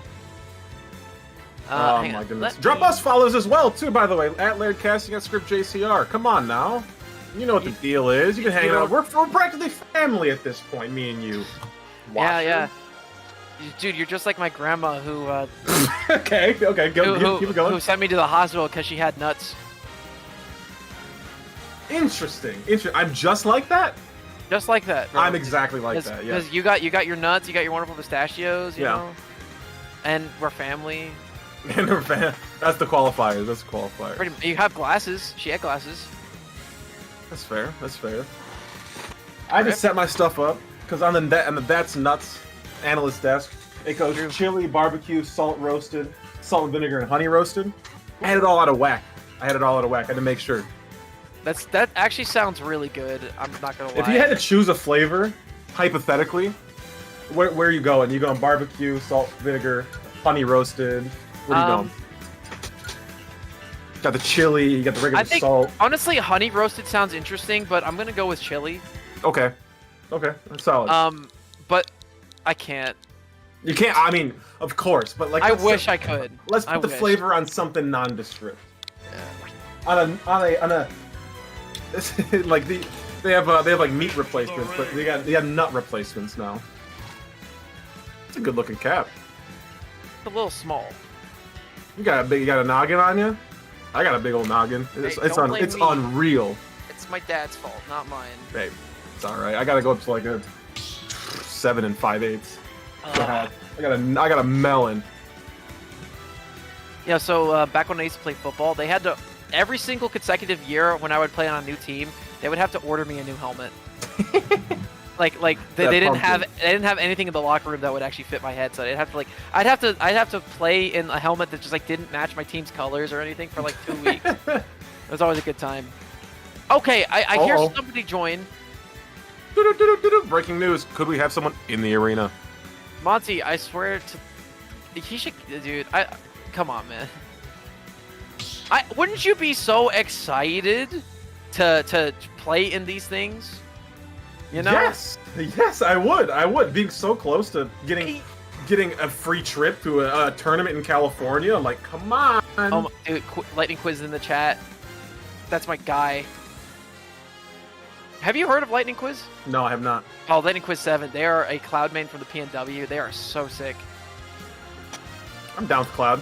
Yeah, a lot of people don't like Cloud. A lot of people aren't Cloud fans. I'm a Cloud guy. I'm a Cloud guy too. Oh, I heard a second person. Breaking news. Oh, they're playing. Going. No way. We're getting into it, guys. It only took 10 minutes. Yeah, what's the time on that one? What's the timer say on that? I hope Bayonetta 3-0s Monty. I'm sorry, Monty. I'm a big fan of yours, but Frog was here when you weren't for me. Come on, baby. So, okay, we haven't really talked about the matchup very much here. What are you thinking about? What are you thinking about whenever you see these two characters on screen? I feel like Frog's gonna have to play this a lot similar to the way we played against Send in that set. Frog is going to be wanting to pressure around shield very carefully. Monty obviously with up B out of shield and up smash out of shield. Super scary to hover around if you are Frog. Obviously, it gives you so much combo. But also, you can't be too haphazardous from the ground. That grab coming out early. Right, but then again, you gotta keep in mind that you have one of the best combo breakers in the game in that intangibility up air, or up B. And Monty just did some really good DI to get out of that one. Really nice stuff. Grabs them falling off the platform too. Now, one thing that's also important to keep in mind here, Script, is that aerial side B has insane priority. Yeah. So, no matter what Monty throws out, I think that's probably gonna win unless it's the up B. Oh, gonna get caught there, weaving through those platforms. Monty able to get some damage online. Very close first. Doc not going to die. Yeah, bring him up here. Great air dodge to get away from that bomb. Yeah, I love that pressure too. The dash attack to catch the landing too. Frog is gonna land. Oh, he's gonna avoid the rapid jab. Forward throw comes out. Will not take the stock away just yet. I love the patience there from Monty. Ooh. Oh, what a nice, perfect catch there on the back air. Frog with the first stock of the set. Second stock follows immediately after there, too. Both players catching the opponent on some bad positioning in the corners of the stage. No pickup on the heel slide to the corner. Great bats within, though. We are out of there. Yep. There's a grab, up throw, goes for the nair. A lot of damage into the up air as well. Up air, dude, such a good move. So non-committal, does a ton of damage. Really good way to extend pressure on your opponent. Pretty much, you just have to throw that move out and guess incorrectly in order for your opponent to land. And that's really all that there really is to it. Oh, 1, 2, 3. Not dead yet, but that is a super light Game & Watch. Could see it kill the next runabout. Yep, Game & Watch, by the way, tied for the third lightest character in the game with Squirtle. Oh, Tilt not going to connect. That caught for the berry, though. Those overextensions could cost you. Frog drops second stock here. Yeah, a little bit unfortunate now. Oh, the F smash is going to come out, but nice, perfect shield there from Monty to keep himself alive. Up air juggles going up here too. Hitting the freeze frames on this one. The up B out of the block from the platform. The up tilt trying to get extended into something. The landing hitbox of the down air Nice witch time. You know, witch time, it's a fine counter in its own right, but the hurtbox shifting it has on it is kind of helpful in certain situations like that. It feels like the entire game has been played in witch time, to be completely honest, as the dash attack to the corner does not connect. Get this juggle going. Speeding up a little bit here, too, as we coast down to that stage. Yeah, we are approaching the 3-minute mark in the match, and Monty is up by nearly a full stock. And you want my opinion? I think Game & Watch has a lot more kill power than Bayonetta does. Oh yeah, 100%. Obviously, being able to get so much off of stray hits. Up airs coming through. Barry not going to connect. Counting your lucky stars. Like? But these... No. Well. Wow. What? I have a feeling there might be a little thing called a lag test coming up. Really? I'm gonna break the fourth wall here, guys. That wasn't your computer lagging. That your eyes weren't screwing up. We might be seeing a little lag test. I would not be shocked. Just a little bit. I mean, oh hey, Gamer Boy, thanks for the raid. Appreciate you. Shout out. I mean, hey, I appreciate the dude. We get raid. Oh, yo, Peckham's in chat too. Vegas for SoCal. Yeah. Hello? That could be why the connection. Oh, and Monty leaves the arena. Ooh, getting a little juicy. The story, the plot thickens. Leaving the arena first is like the Smash You equivalent. got caught red-handed. It's like the Smash equivalent of pleading the fifth, right? Right. Can't lag test me if I'm not there. Pretty much, yeah.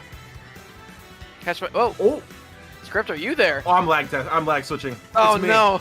I would have gotten You away were with the it too if it culprit wasn't the whole for the time. Panda It was Cup. him. It was me. Oh no, dude. Oh my goodness. Let's go. Word. All right. So chat, how y'all doing? Uh-oh. Breaking. We're getting a lag test. Nova stepping into the arena to lay down the law. Oh, Peck. Yo, what's up, Peckham? You called me mate too. I appreciate that. Oh yeah, wait. Peckham, you're Scottish too, right? If I'm not mistaken, I think Peckham is Scottish. So he's my brother. Interesting. Yes. Uh-oh. Okay. Here Monty's is. Oh, Monty's back. Monty restarts his switch, What? getting into game 2. Okay, I guess there was no lag test. Little off-stream lag test. Sure. Little off-stream. Nova hitting it real quick. Seeing what's good. Sure, he's okay. All right. It's all good. Getting into the next slip, map. Slip the 50. Slip the 50 to the tournament organizer. Hey, I'm good. Oh yeah, no, dude, I'm a huge fan of Scotland. Anyway, we're back into this thing, bringing it a little bit closer to home. I think they're lag testing at the moment, trying to check for packet loss or anything. And some packets are being dropped. Is a little stuttery. I will concur.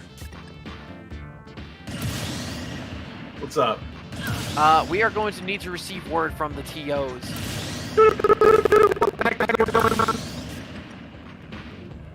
Find an Must answer here. play. Let the boys play the game. That's all I want. That's all I need. Let the guys play. Oh man. Well, been an eventful day so far. Again, the amount of time. Oh, there he is.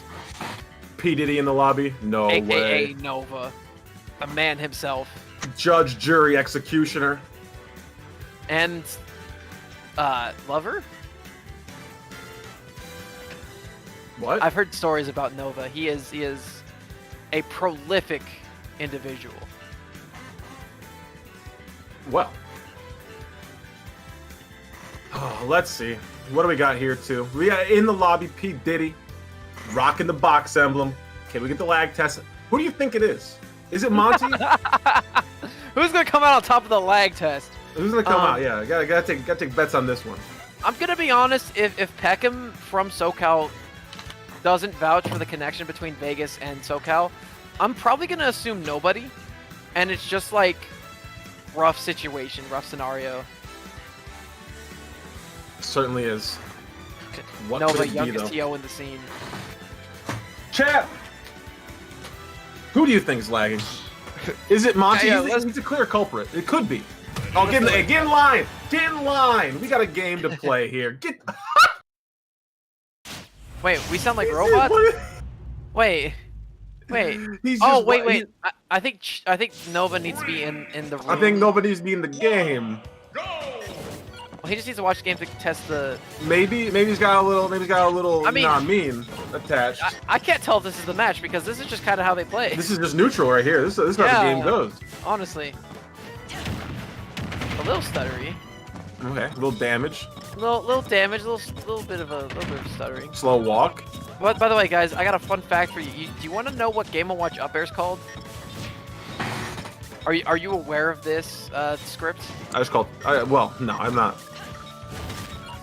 Do you want to know? Yeah, is it Toot Toot? No, it's not Toot No. Toot. Spitball Sparky. Sheesh, that is a 1920 video game move name for sure. Whenever Game Watch came out in like 1800, that sounds very, very correct.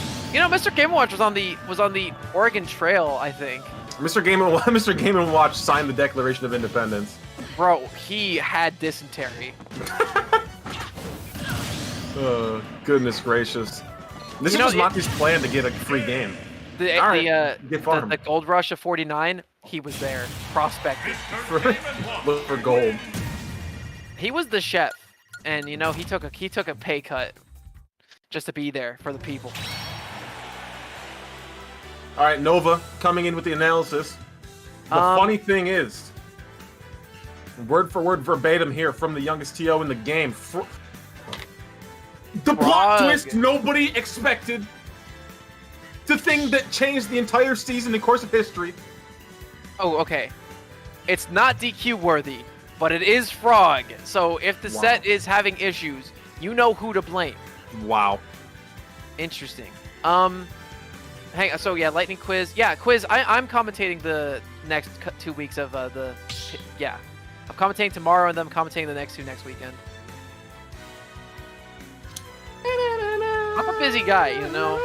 You gotta stay busy. Idle hands, the devil's playthings. True. But yes, quiz. I will be commentating your region, the Northwest region. By the way, for those of you who aren't aware. But dude, by the way, Northwest consistently one of my favorite regions to watch. Of course, I mean I get to go out there pretty frequently, and you know, I'm a little biased just because I know a lot of the players. But like, dude, they're one of the coolest regions. I mean, you got Ouch up there, Big D, you know, just representing Vancouver, Lemon as well, like from Vancouver. You got Justice, and you got a bunch of other players like in the Oregon, Washington area. Fire the Pyro, you know. Low key, my favorite set at Gommel this year that I got a chance to see was Goblin versus Lemon. That was a phenomenal set. Yeah. Lemon is my guy. Yeah, Lemon's disgusting in this game. He's so sick. Hey, happy birthday tomorrow, by the way. Happy early birthday. No problem. Thank you. I appreciate that. No problem, big dog. Dude, I get the gift that keeps on giving. I get to commentate Panda Cup. I get 2 blocks tonight. You know, as the prelude. I get 1 block of Mexico tomorrow. It's a good time, bro.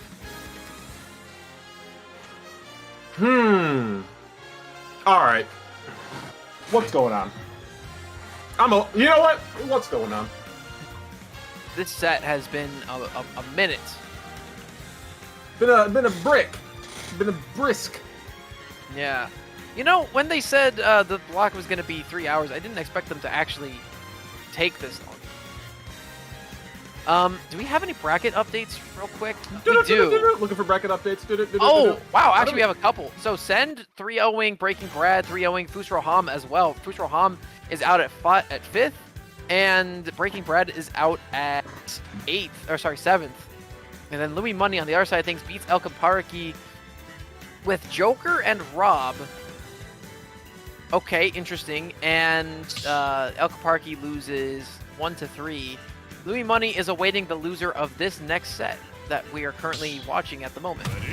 Or trying to watch at the moment. Okay, are they going to play?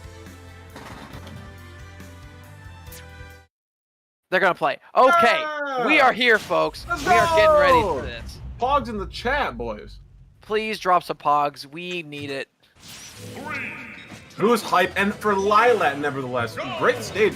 Actually, I feel like both these characters take advantage of the stage pretty well. I've usually Bayonetta moves at those diagonal lines that are kind of complemented by the stage too, and the close quarters combat and the platform height is really good for Monty to get like nair strings. Absolutely. Here's the real thing, though.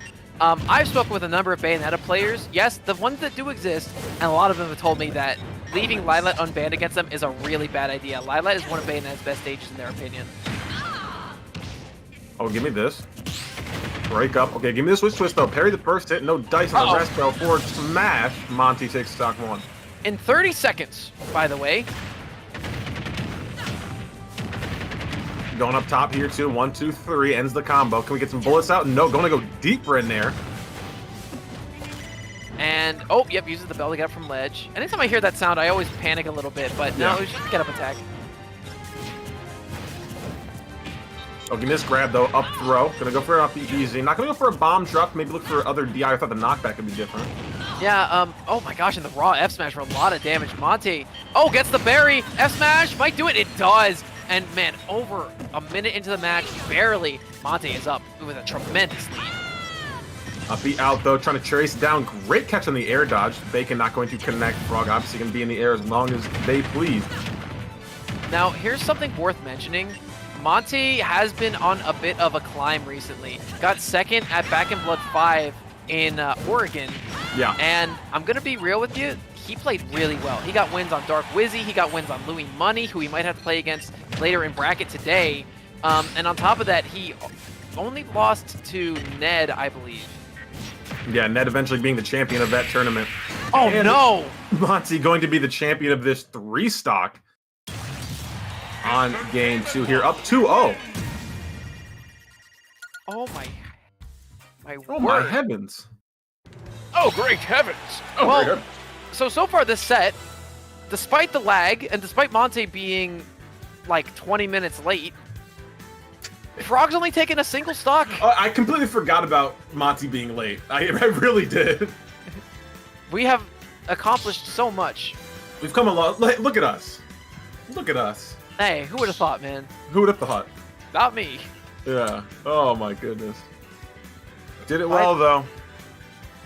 5:18 left on the clock. That means Carry the 4. Account for the variable. I am accounting for the variable Every right single now. time. All right, 1 minute and 42 seconds was that match.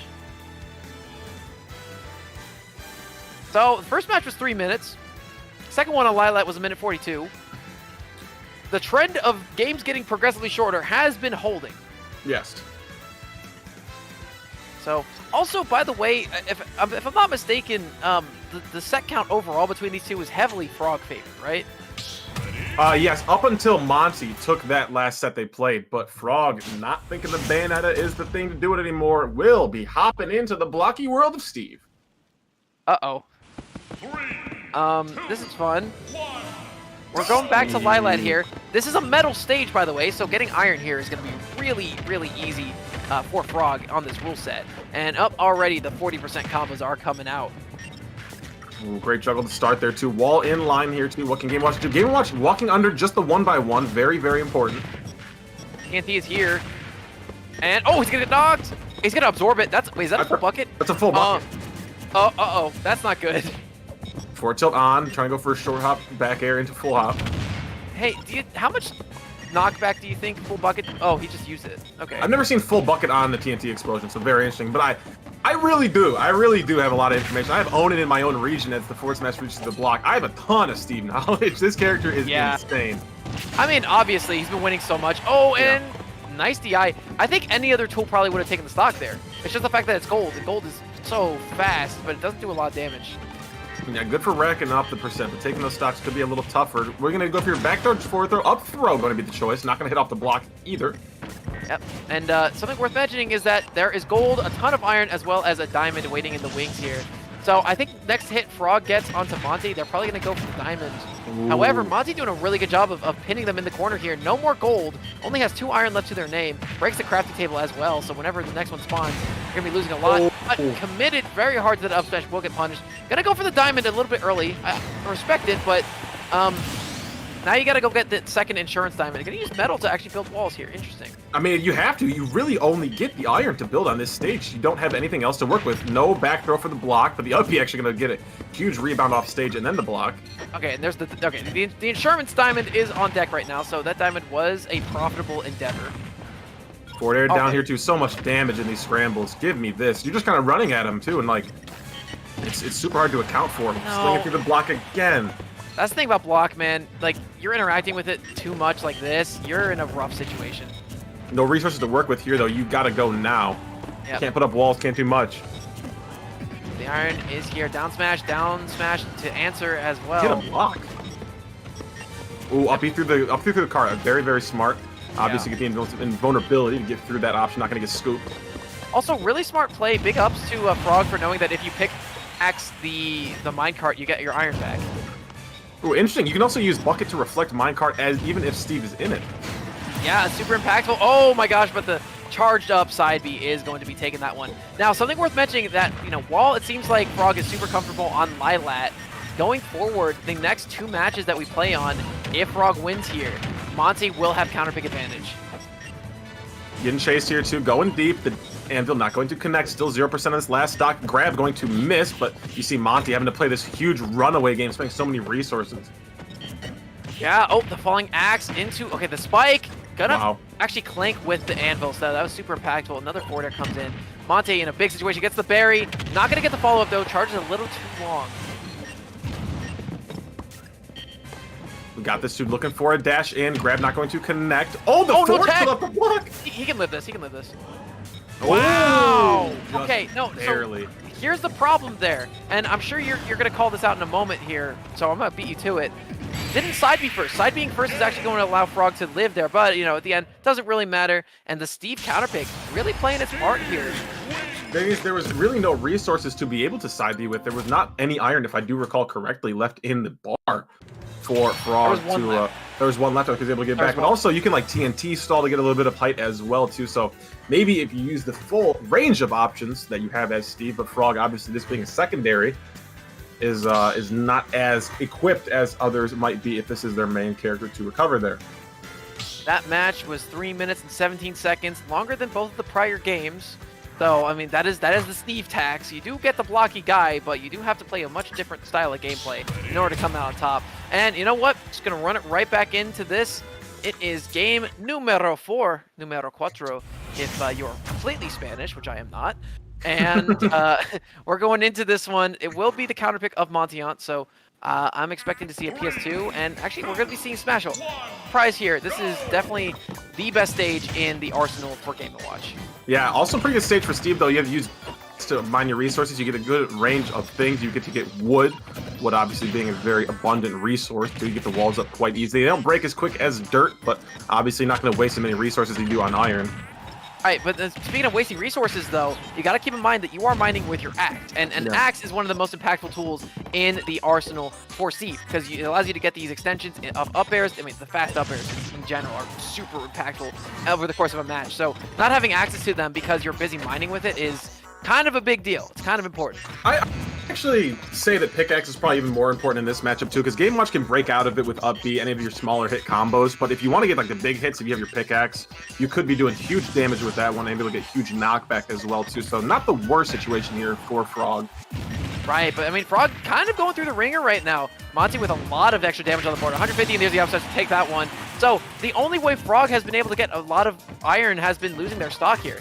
Now, they are going to try to put something down, but again, the aggression, the offense has been incredible for Monty right now. Nice drop down back air. Only has 1 iron left to their name just to recover there. Back air tracing, looking for an up smash, beats through cart. Oh, the option select, forward smash off the block, the immediate tech. Nice tech. Man, Monty committing really hard to these up smashes, but it's just working for him. Ooh, block is gone, no back throw cheese. Yeah, that is such a hard tech window to hit, too. Yeah, I mean, and you still die. You get forward smash for it if you do tech it. Yeah, exactly. It's a really nice 50-50. Coming through here too, though. In the little hut there on the blocks, you see it. Boxed Down up. smash. Ooh. Get him! Yes! 1 more stock remaining in Frog's winner side life. And Monte, this counter pick has gone such a long way for him. Ooh, the reflect back here too. Frog still in the corner. Up beat back. Not going to be able to hit. Yeah, you know what it is? Lilat, it was just such a volatile stage because, the slants really make it difficult for Monty to approach, but the fact that we're on a flat stage, a small one at that, has been allowing Monty to just really pin Frog into the corner, not allow them to keep mining resources, and again, just keep up the pressure. It's been really nice to see. Uppy out, the chase is on. Monty has been on fire for these last 3 stocks of this game. This has been so scary. Frog obviously spent a ton of momentum in that 3rd game, but game 4 is all Monty, and this set is over. Seems like the demon has been slain for Monty. What was it, 4 sets in a row, and then winning their last set and winning now here. Monty moves on to winners finals. Yeah, so I believe there was 4:41 left on the clock. That was one of the faster games of that set, and that was just indicative of the fact that Monty really figured out the pace of the match they needed to play at. Again, Steve, hard matchup check in this game, but if you know exactly what tempo to play on and just how to interact with blocks, you can find yourself in a much, much better situation. Yeah, 100% too. And there was a huge switch on how Monty played from that Lilac game to that last game there on Smashville. Yeah. So, by the way, guys, we were waiting for Monty or a lag check for longer than the actual set went on. The actual set totaled up to a little bit over 10 minutes of actual gameplay. We waited at least half an hour. Yes, but unfortunately, guys, that is going to be doing us for my block here with our good friend Script. Script, it's been an absolute pleasure, man. We've had some really good sets, really good times tonight, but as we are going to be switching to a commentator swap in just a moment. So much fun, my friends. Thank you so much for riding along with Laird and I. Laird's going to be sticking around. I will be dipping out. You'll be having the lovely, lovely vocal tones of Jackie Peanuts to carry you through the rest of this top 8. Hope you enjoyed. If you like the casting, at ScriptJCR down there. Follow me or don't. I don't really care. But nevertheless, enjoy the rest of the Smash action. See you next time. Yep, and we're going to be going to a quick break, so don't go no anywhere. Don't go no anywhere. Wow, great English there, Larry. Go to the break, go to the break. We're screwing up. We're screwing up.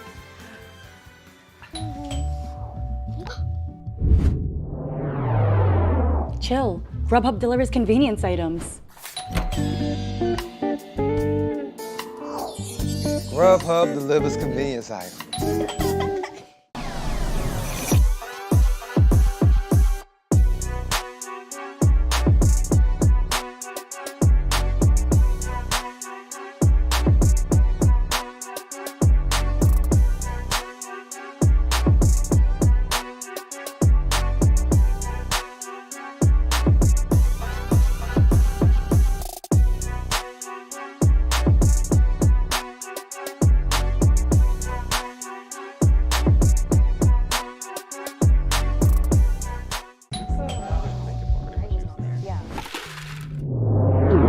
Grubhub delivers convenience items.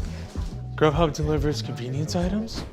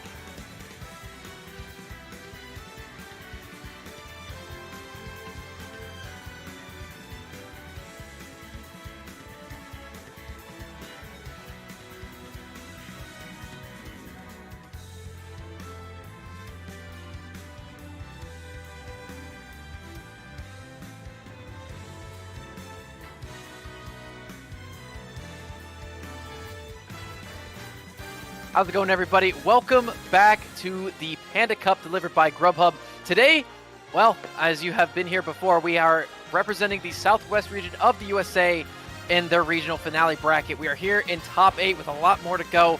I'm Laird, he's Jackie. Brother, how are you doing tonight?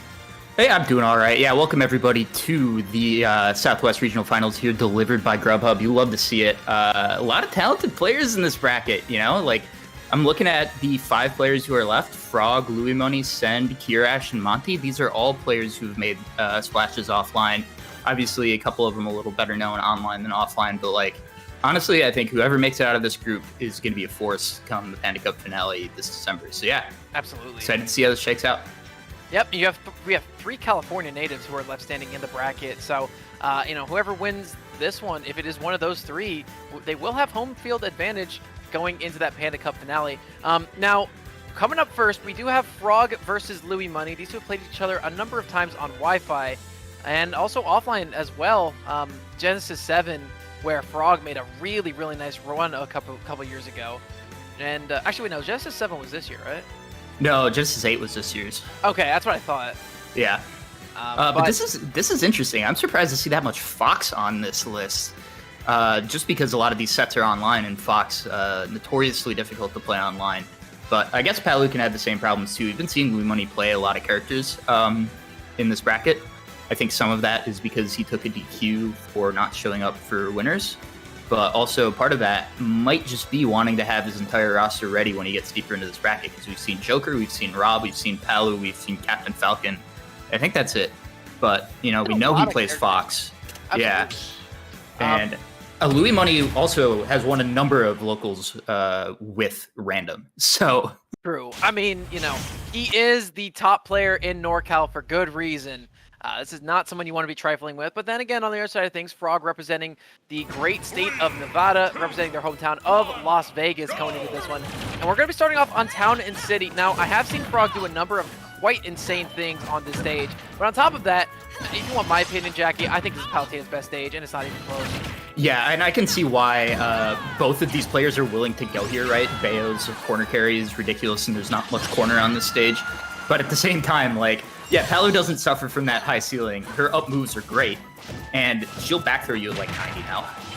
And on top of that, Louis Money in particular, among all the Palutenas I've seen, is the best at sinking those back airs at the ledge. On top of that, you got a down tilt that combos into forward air, into back air. You have a lot of options here at the ledge. However, yeah, this is it. Frog, that should do it. Yes. That's the thing about this stage. It is so easy to split the blast zone and force your opponent closer to it. So while you might not be able to do so well in these long stock situations, you're able to get a lot of them very early to even up the set count. Yeah, that was just incredible finding that opportunity. And again, maybe that works on another stage, but I really don't know if you actually die if you're Louis Money on a stage with a farther side blast zone. So yeah, great stuff from Frog. Does the percent matter here? We will find out. Sure hasn't so far. Right, and keeping this train running there, a lot of forward airs. A nice air dodge in, though, is going to keep Louis Money alive. Grab, back throw, trying to go for some stretcher shenanigans. There is no jump into the hands of Louis Money, and a perfect capitalization there from Frog. Frog is so good in these situations. They are incredibly good at catching on to opponents' weaknesses, and they have all the tools in the trade to do it. The neutral air was such a good bait there because it looks like Bayo's going to be in lag after doing that. And she can also choose to just hold and do an extended nair to just tap you off stage. But instead, Frog found the backer for the KO. Incredible. Yep, back throw will do it. Okay, pretty even here. That's another one of the reasons Palutena is so good here, man. You said it before. Palutena, you can just back throw you, and on a stage like this one, you take so much damage here. Nice double nair into the back air for 39%, nearly 40, and another situation going in Louis Money's favor. However, now Frog is starting to strike back a little bit. Got a lot of these combos going on. Witch twist into an ABK. However, the second ABK will miss, and the nair is going to be coming out from Louis Money, who's now trying to smother Frog in the air. Frog without a lot of resources, but is finally going to find their way back onto the ground here. Yeah, the SCI was on point there from Louis Money, and I think he's out of the danger zone for some of the most ridiculous stuff. But now you're at the point where you got to worry about just up tilt back air. Right, and Frog very rarely misses those as well. I mean, you see him going for it there. Having your back turned to the ledge is very good for both these characters on the stage. Oh, at the punish, F smash should do it. Yes, it does. Good stuff from Louis Money. Well. Yeah, and we saw Frog find the up tilt, but Frog knew that up tilt wasn't going to lead to a kill backer. Tried to extend with up air.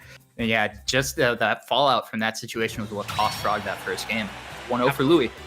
Yeah, Louis in a very good position here. You know, and you said it before, Palutena, not an amazing character on Wi-Fi, but I think she still got stuff. Obviously, you know, that auto reticle is going to be much more difficult to deal with. A lingering hitbox like that explosive flame is going to be rough as well. And on top of that, you know, if your SDI is not on point during those neutral air strings, you could be taking quite a beating. And if you're not quite ready to recognize what DI you need to do on down tilt at the ledge, you can be in a bad position as well. Yeah, I'm curious to see how Louis adapts when it comes to recoveries the rest of the set, because Frog took some really early stocks with some really nice, just like hitting Louis in a couple spaces where it's like either you're not going to be able to, you know, act yet, or you're just not going to be here. And so let's see how he adapts. Yep, but it doesn't look like there's going to need to be that much adaptation at the moment, because we are going back to the same stage, Frog opting to stay on Town and City as opposed to going somewhere else for Game 2. Oh, no tech, and yep, that's another sequence where Wi-Fi might really be difficult for Louis Money here. Well, I also think Louis may have just given up because his teleport wasn't going to get him back to the stage there, and then Frog saved him, but there was no tech. So and this is why you never give up, folks. Yeah, the SCI is so on point there. Getting out. And that's one of the things about this stage, you know, you've already talked about like how scary the Type Blast Zone can be. That can really bait you as the opponent against Bayonetta into holding in. Yeah, you still need to hold out sometimes. So, right. Louis Money doing a good job though, finding the equalizer. Yeah, already in a good position. Again, Jackie, they lost that first stock particularly early, but they were able to even this thing up without taking too much damage on themselves. Yeah, and I mean, you know that Louis Money's not going to be fearing a 29% deficit. That's one neutral air, let's be real. Maybe it's a little bit different against Bayo with Bats Within, but I'm sure he knows what he's doing here. Yeah, I'm surprised at how little, you know, of these back airs and dash attacks we've been seeing out of Louis Money. Because the big thing is that, you know, that move is really good. I mean, because it just goes through a lot of other attacks. So the high priority attacks that Bayonetta has are really nothing. And I mean, gonna use it there to counteract that smash attack, go right through, get the damage. However, Louis Money, yeah, a bit of a deficit at the moment. Okay, that's interesting information. Wow, what a whiff punish though. Doesn't even matter. I'm like, all right, maybe Louis Money can do something knowing that Frog's jumping away on down throw. It doesn't matter. Frog just throws in a forward smash. Now it's a huge lead. Oh. And Louis Money nearly had the pickup on that F smash, just barely whiffed the misspacing. Already at 60% too, just spawned, and looking for more up air, back air, and some guns there. Let the Glock rock, I say. Honestly, and like, I'm loving the fast fall timing from Frog too on a lot of these strings, getting a lot of damage where I really didn't expect it. And what I thought was a big lead just a bit ago, well, all right, now it's even stocks, but Bayonetta looking pretty good here. Yes, but then again, Jackie, this is Raid Palutena we're contending with. However, I mean, this could be close to it. Nope, that high ceiling is going to help Louis Money live a little bit longer. If they got an extension off the platform, though, that could have done it. The back air, yep. No surprise there. That Frog is just going to be fishing for it, and evens up the set count with 3 stocks to 2 in their favor. Yeah, absolutely. I mean, the impressive part about that back air to me is that Frog was able to get it low enough that it actually hit the rolling Palutena, right? Because when you're back airing there at ledge, you basically have to choose, am I covering jump height or am I covering grounded get up height? And yeah, great stuff from Frog, being in a position to actually hit that roll and good spacing to actually connect. True. Catching the hurt box shifting is super impactful as well. But hey, getting right back into this thing, Louis Money going to take a little bit of time to... I think they picked a new stage, but they might not be. So, I mean, of course, we will see. But Game 3 here, this is an important one, Jackie. This is a flex game. Winner of this one guarantees himself counter pick advantage should we go to a Game 5. So, the question of whether it will be Louis or will it be Frog is going to be remaining to be seen. But already, it seems like Frog is very comfy on PS2. Yeah, absolutely. And, I mean... I think this makes a little bit of sense just to like keep that long stage for that Palu likes, but you don't have to deal with the blast zones being quite as wild. I like it. I agree. Here's the other thing though. Pokemon Stadium 2 is one of the stages with the lower ceilings in the game. And on top of that, these platforms are actually seated quite high, so extensions on these are going to be really impactful for both Louis Money and Frog. Because obviously Frog, you know, Bayonetta, Witch Twist combos, they can take you up to the top at a moment's notice. But the thing about Louis Money is that Palutena has to really get killed on the top as well. That up air, that side B, I mean, it's really important here. And that up smash as well. The other thing about Louis Money is, did you see that SDI down? He is not dying off the top. to anything right now. Like, True. Great back throw too. And yeah, just like the positioning from Louis Money is so good. So good. It's what makes him such a top player. Nice. Good. Exactly. Good weight. I think Louis Money is always one of those top players who's just always on the come up. You know, never really has tremendous wins, but pretty frequently places exactly where you'd expect him to. Very consistent top player. Just doesn't really have those dynamic wins that really give him a lot of staying power. But very well-respected, well-admired player within their home scene. Obviously top of the PR in NorCal. And again, just a really solid dude all around. The dude works incredibly hard. Hey, let's not forget, it was 2 top 8s right off the bat at 2 of the hardest and biggest tournaments since we've returned with Riptide and Low Tide City in 2021, and that's really what established Louis Money, I would say. Like, that's true. Yeah, there's no doubt that he deserves all those accolades. Yeah, and on top of that, winning doubles with Send at pretty much every event the two of them travel to. Oh, great whip punish. Really scary there with that jab coming in, because that would have killed. Yeah, absolutely. That rapid jab, one of the strongest in the game. The guns forcing out a jump from Louis Money. He's at the ledge. Dash attack is going to beat out that neutral air. Really good option selection from Frog. However, they will get clipped by the explosive flame. Will not lose the stock chance. Great the eye at the ledge too. Up tilt, goes for an up air. Not gonna get the extension. Tries to hold down that neutral air. Try to go for a stage spike again potentially. Yeah, it actually looked like Frog was looking to steal a jump there. Right, and you know what? Sometimes that really does help out a lot. Yep. Teleport will make it tough to get that really early kill, though. Rapid jab there. What do you have here? Yeah, you gotta go above. Really good. Yep, the dab kick is gonna force Louis Money up to the air. Nice SDI into the air dodge. However, this lead has all but evaporated here, Jackie. Absolutely. I am a little worried. Oh, interesting. He stopped with jab 1. Louis Money trying to mix off that last situation, maybe catch the jump, right? Because last time the rapid jab happened, Frog jumped for the punish. That's really interesting. They're getting layers deep here. Absolutely. I mean, how often do you see a Palutena up throw? I don't think I've ever seen that animation. Oh, that's another one. This has been happening a lot in the meta lately. I actually see it more from the Aegis players, but they have pretty much the same up throw, right? And right. The way that I see this kind of play is like there's never going to be anything true off of it. You even see Fox go for this. Fox famously not having up throw up air anymore like he did in Melee, but it's just still good because you get the opportunity to catch landings. It's kind of tough to catch Bayo's landing. And as the level of players in this game gets more optimized, those landing catches are going to be much more impactful too. Yep, up throw. Actually, just up throw. Actually did it, even stale. But I do think it's a really cool thing to follow too, because and when you think about the characters that I brought up, Palu, Aegis, and Fox, they're all characters with massive kill up airs, right? And so, yeah, that kind of stuff just puts so much more pressure on the opponent to make the right decision on the way down. And on top of that, they're all characters that Louis Money plays. You know, we don't see the Aegis that often, but I do know he has. Oh, true. Just find it funny that, you know, the exact. Even Rob. Oh, Rob yeah, just doesn't have that kind of up throw, but like he definitely will. It's the up air pressure, absolutely the same kind of thing. Like, and that's I think like when I talk about Louis Money being a positional master, I think that's part of why he's able to do this with so many different characters. Right, and his transitioning between offense and defense is masterful. Using that shield in so many good situations too, and just like running up and just not doing anything sometimes. The pressure that he exhibits is game-breaking. It's really fun to watch this man play. Yeah, absolutely. And like he does such a good job of not pulling the trigger in spots where I'm like, oh, there's something there. Like I thought he was going to go for an up air on that platform, but I'm pretty sure he would have been too late had he done it.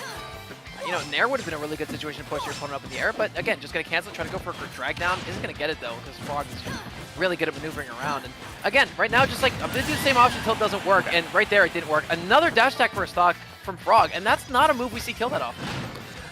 No, but it is one of those moves at the end that you have to start being aware of, just because it's such a good. It's both an like a ground to ground, and it covers like the short hop fight.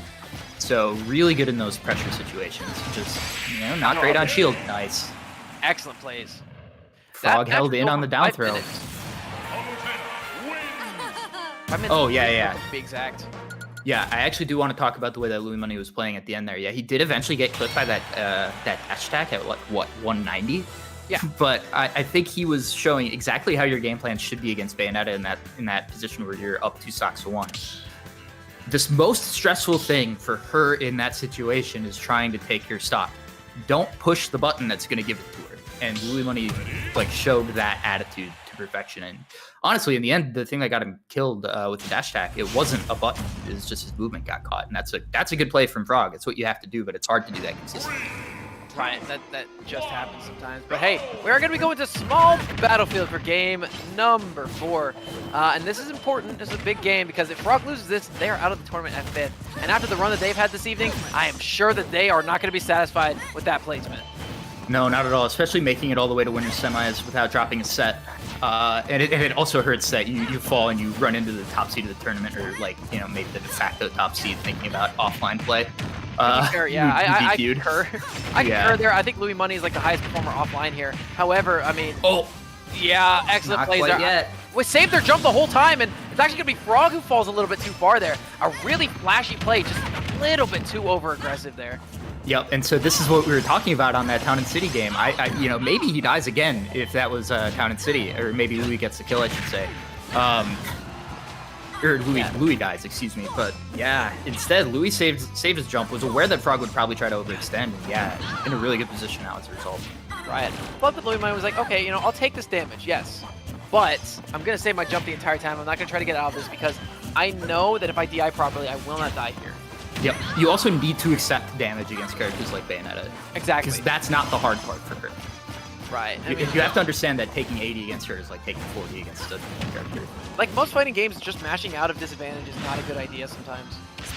And you know, Smash is one of those games where you can really do that. Oh my god, the lingering F tilt. The very last hitbox of that is going to connect with Frog, and with that rage on Palu, it is going to take that one away.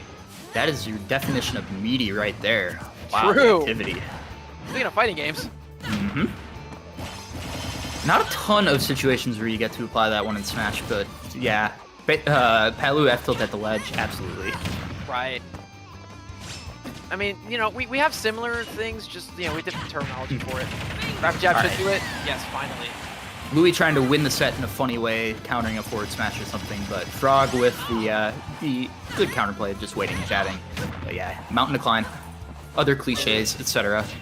Well, I mean, taking him to the top is the way to beat Louis Money, so, you know, you got to do it at some point. Oh my gosh, yeah, there is the catch on the side B. Aerial or otherwise, that up smash will be doing the trick.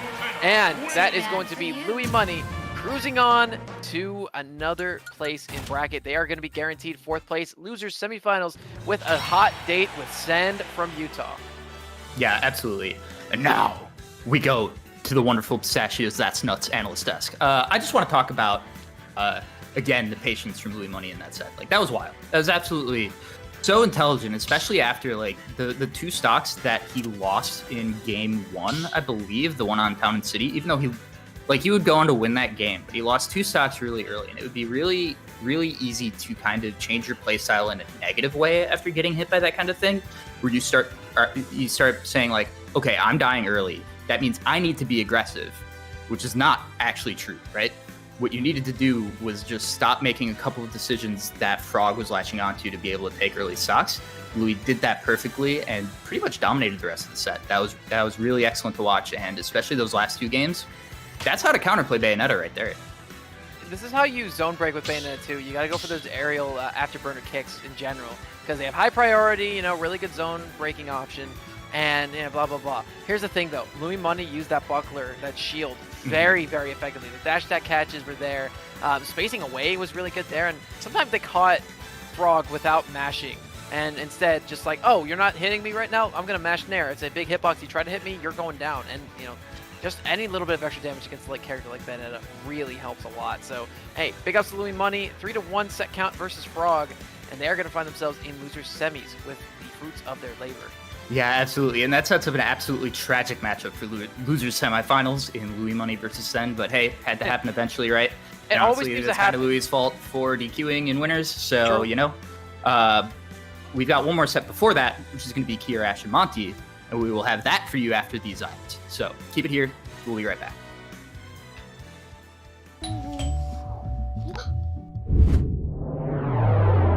Chill. Grubhub delivers convenience items.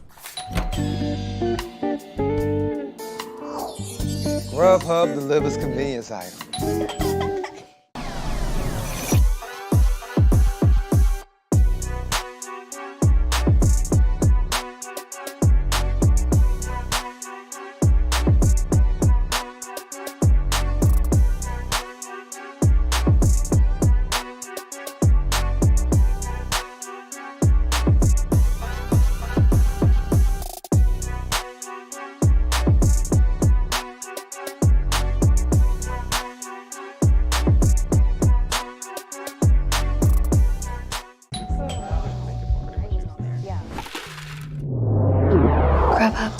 convenience items.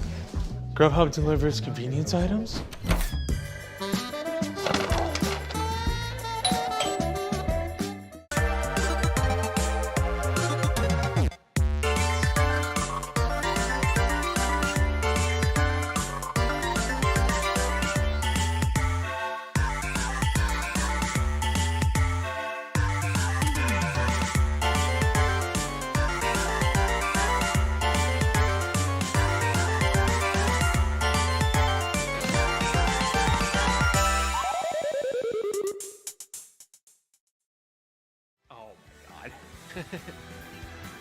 And welcome back to the Panda Cup Southwest USA Regional Finals, brought to you by Grubhub.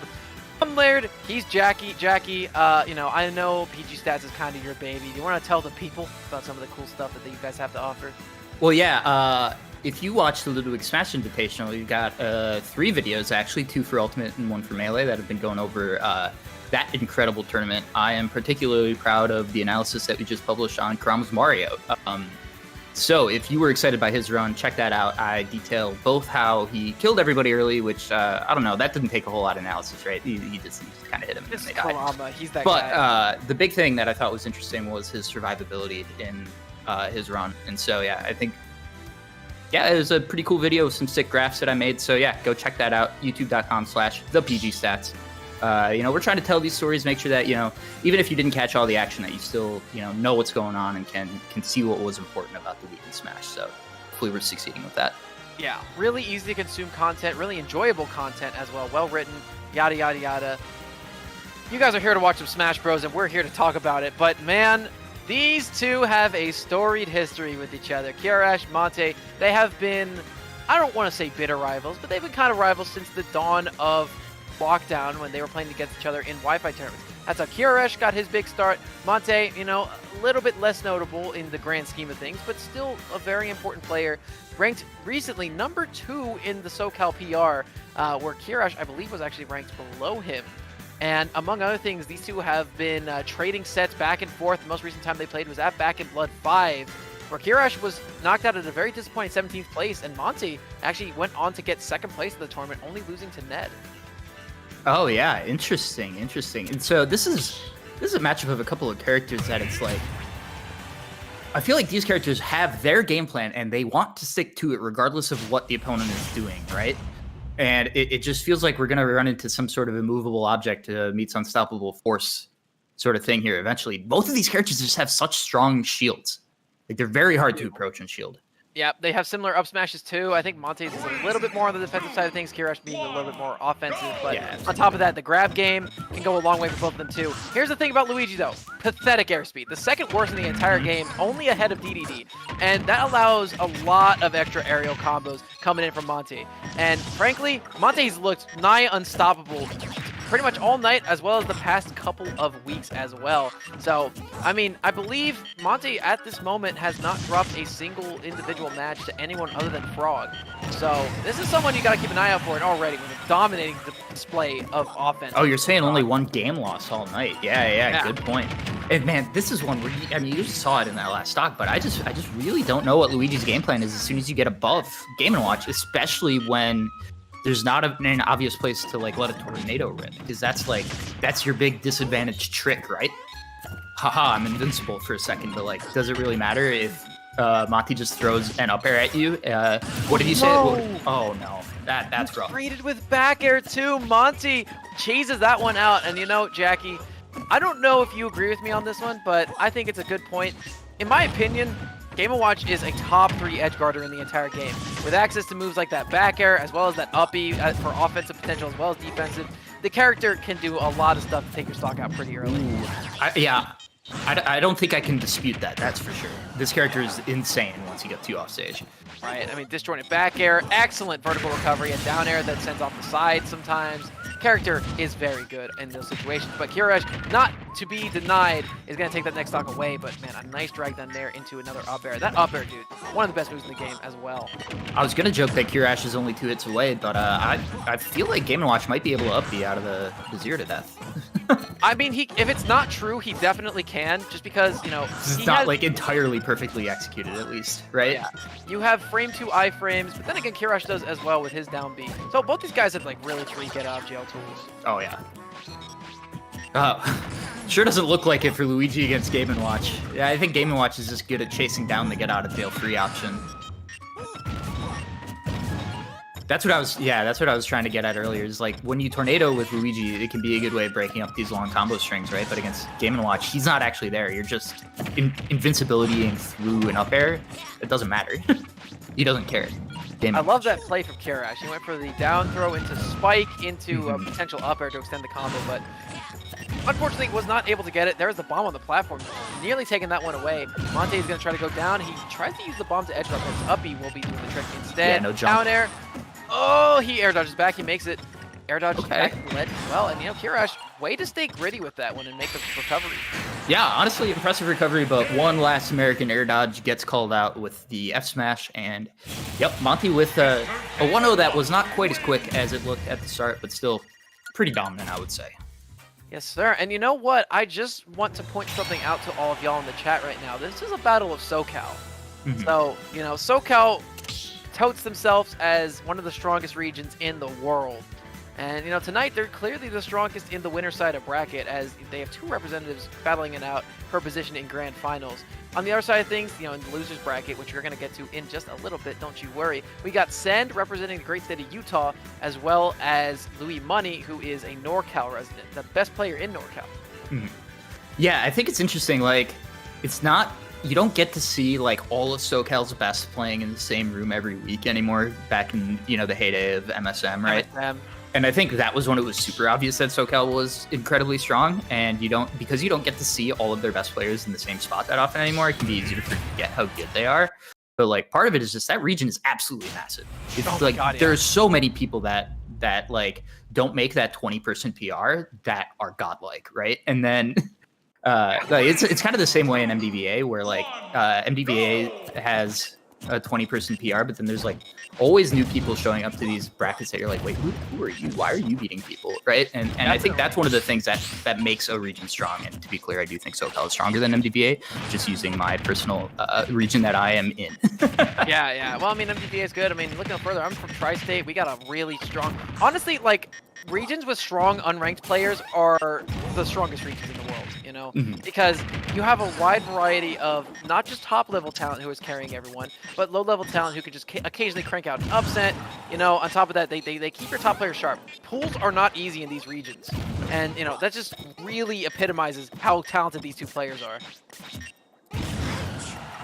All right, yeah, Kirash taking a lot of damage on this first stock. It's looking rough again. Nice coin punch through that down air, though, because that feels like such a checkmate situation when Game & Watch gets you to recover low against that down air.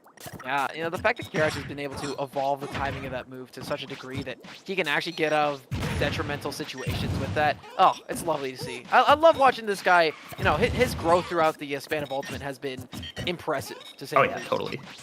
No doubt. Okay, I like the down tilt there. Good spot dodge catch. All right, no berry.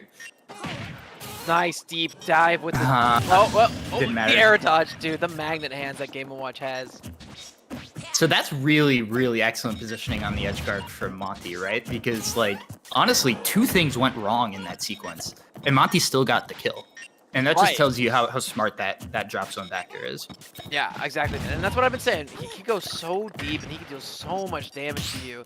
And he can just, like, force you toward that blast zone. Obviously, that back air, yeah, it does damage. Yeah, you know, it lasts a long time. It's also disjointed. So a stubby character like Luigi really struggles against it in neutral, off stage. I mean, it just went through his tornado. Yeah, Not a lot crazy. of moves do that. Yeah, there are only, what, like 7 frames of invincibility there, so there's no way that was going to last long enough, but yeah, it still looks funny. Nice berry into the smash, and Monty with another 3-stock to 1 lead. Right, but you know, we've seen this before. Kirash has been doing a really good job of just bringing it back on occasion. You know, he's talented by all means, but again, Monty, he's on another level right now.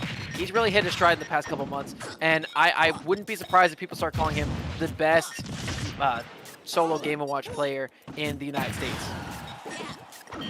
Yeah, I think I can see that. Oh, didn't get the fire hitbox? Not gonna matter at all. Franklin coming in. What a good friend. You just delayed the inevitable, man. Wait, did you just call the back air Franklin? I did. Oh my It's a god, I turtle. love you. Yeah, I know. I was wondering. I was like, wait, what do you mean? Oh, I Yeah, got it. Franklin's a homie. True, At least for true. Game & Watch players. He does. Also, fun fact for you. Have we talked about this before? Okay, so do you know what Game & Watch Up Air is called? No, I was gonna ask you about that though because I heard you telling it to Laird just before telling it to Script just before I came on. To be fair, I was also on mic, so I heard it too. Yeah. So, you're not wrong. but yeah, I think you got to tell the people again because some people might not have been watching that set. Up Air is called Spitball Sparky. That's so good. It's such That's a so funny dude. I love it. Now that I know that it's a spitball that I'm getting hit with every time I'm getting juggled for 70%, I it's feel- even more painful now. I feel like a lot gross on top more of being disgusting about it. Yeah. To be fair, this is the guy who slaps you with a turtle, so I don't know what the heck to believe anymore. Just throws meat at you. Yeah. I mean, Yeah. to be fair, I do love me a good fish sandwich every now and then, but it's a little much to throw it that much at me. Yep. All right. I am curious. Yeah. Is Kirash gonna try anything else? Does he have anything else? He has a dock, but I don't think dock. Not the pairs play. look better. Yeah. I Here, can think confirm. that, Not the play. Ultimately, what it comes down to, Jackie, is the fact that Kirash just really hasn't gotten grabs. Yeah. Okay. I think I'm gonna save this one for the analyst test. We'll see how this game goes. Yeah, sure. But I sure. have a thought. Okay, yeah, do tell. Later, obviously.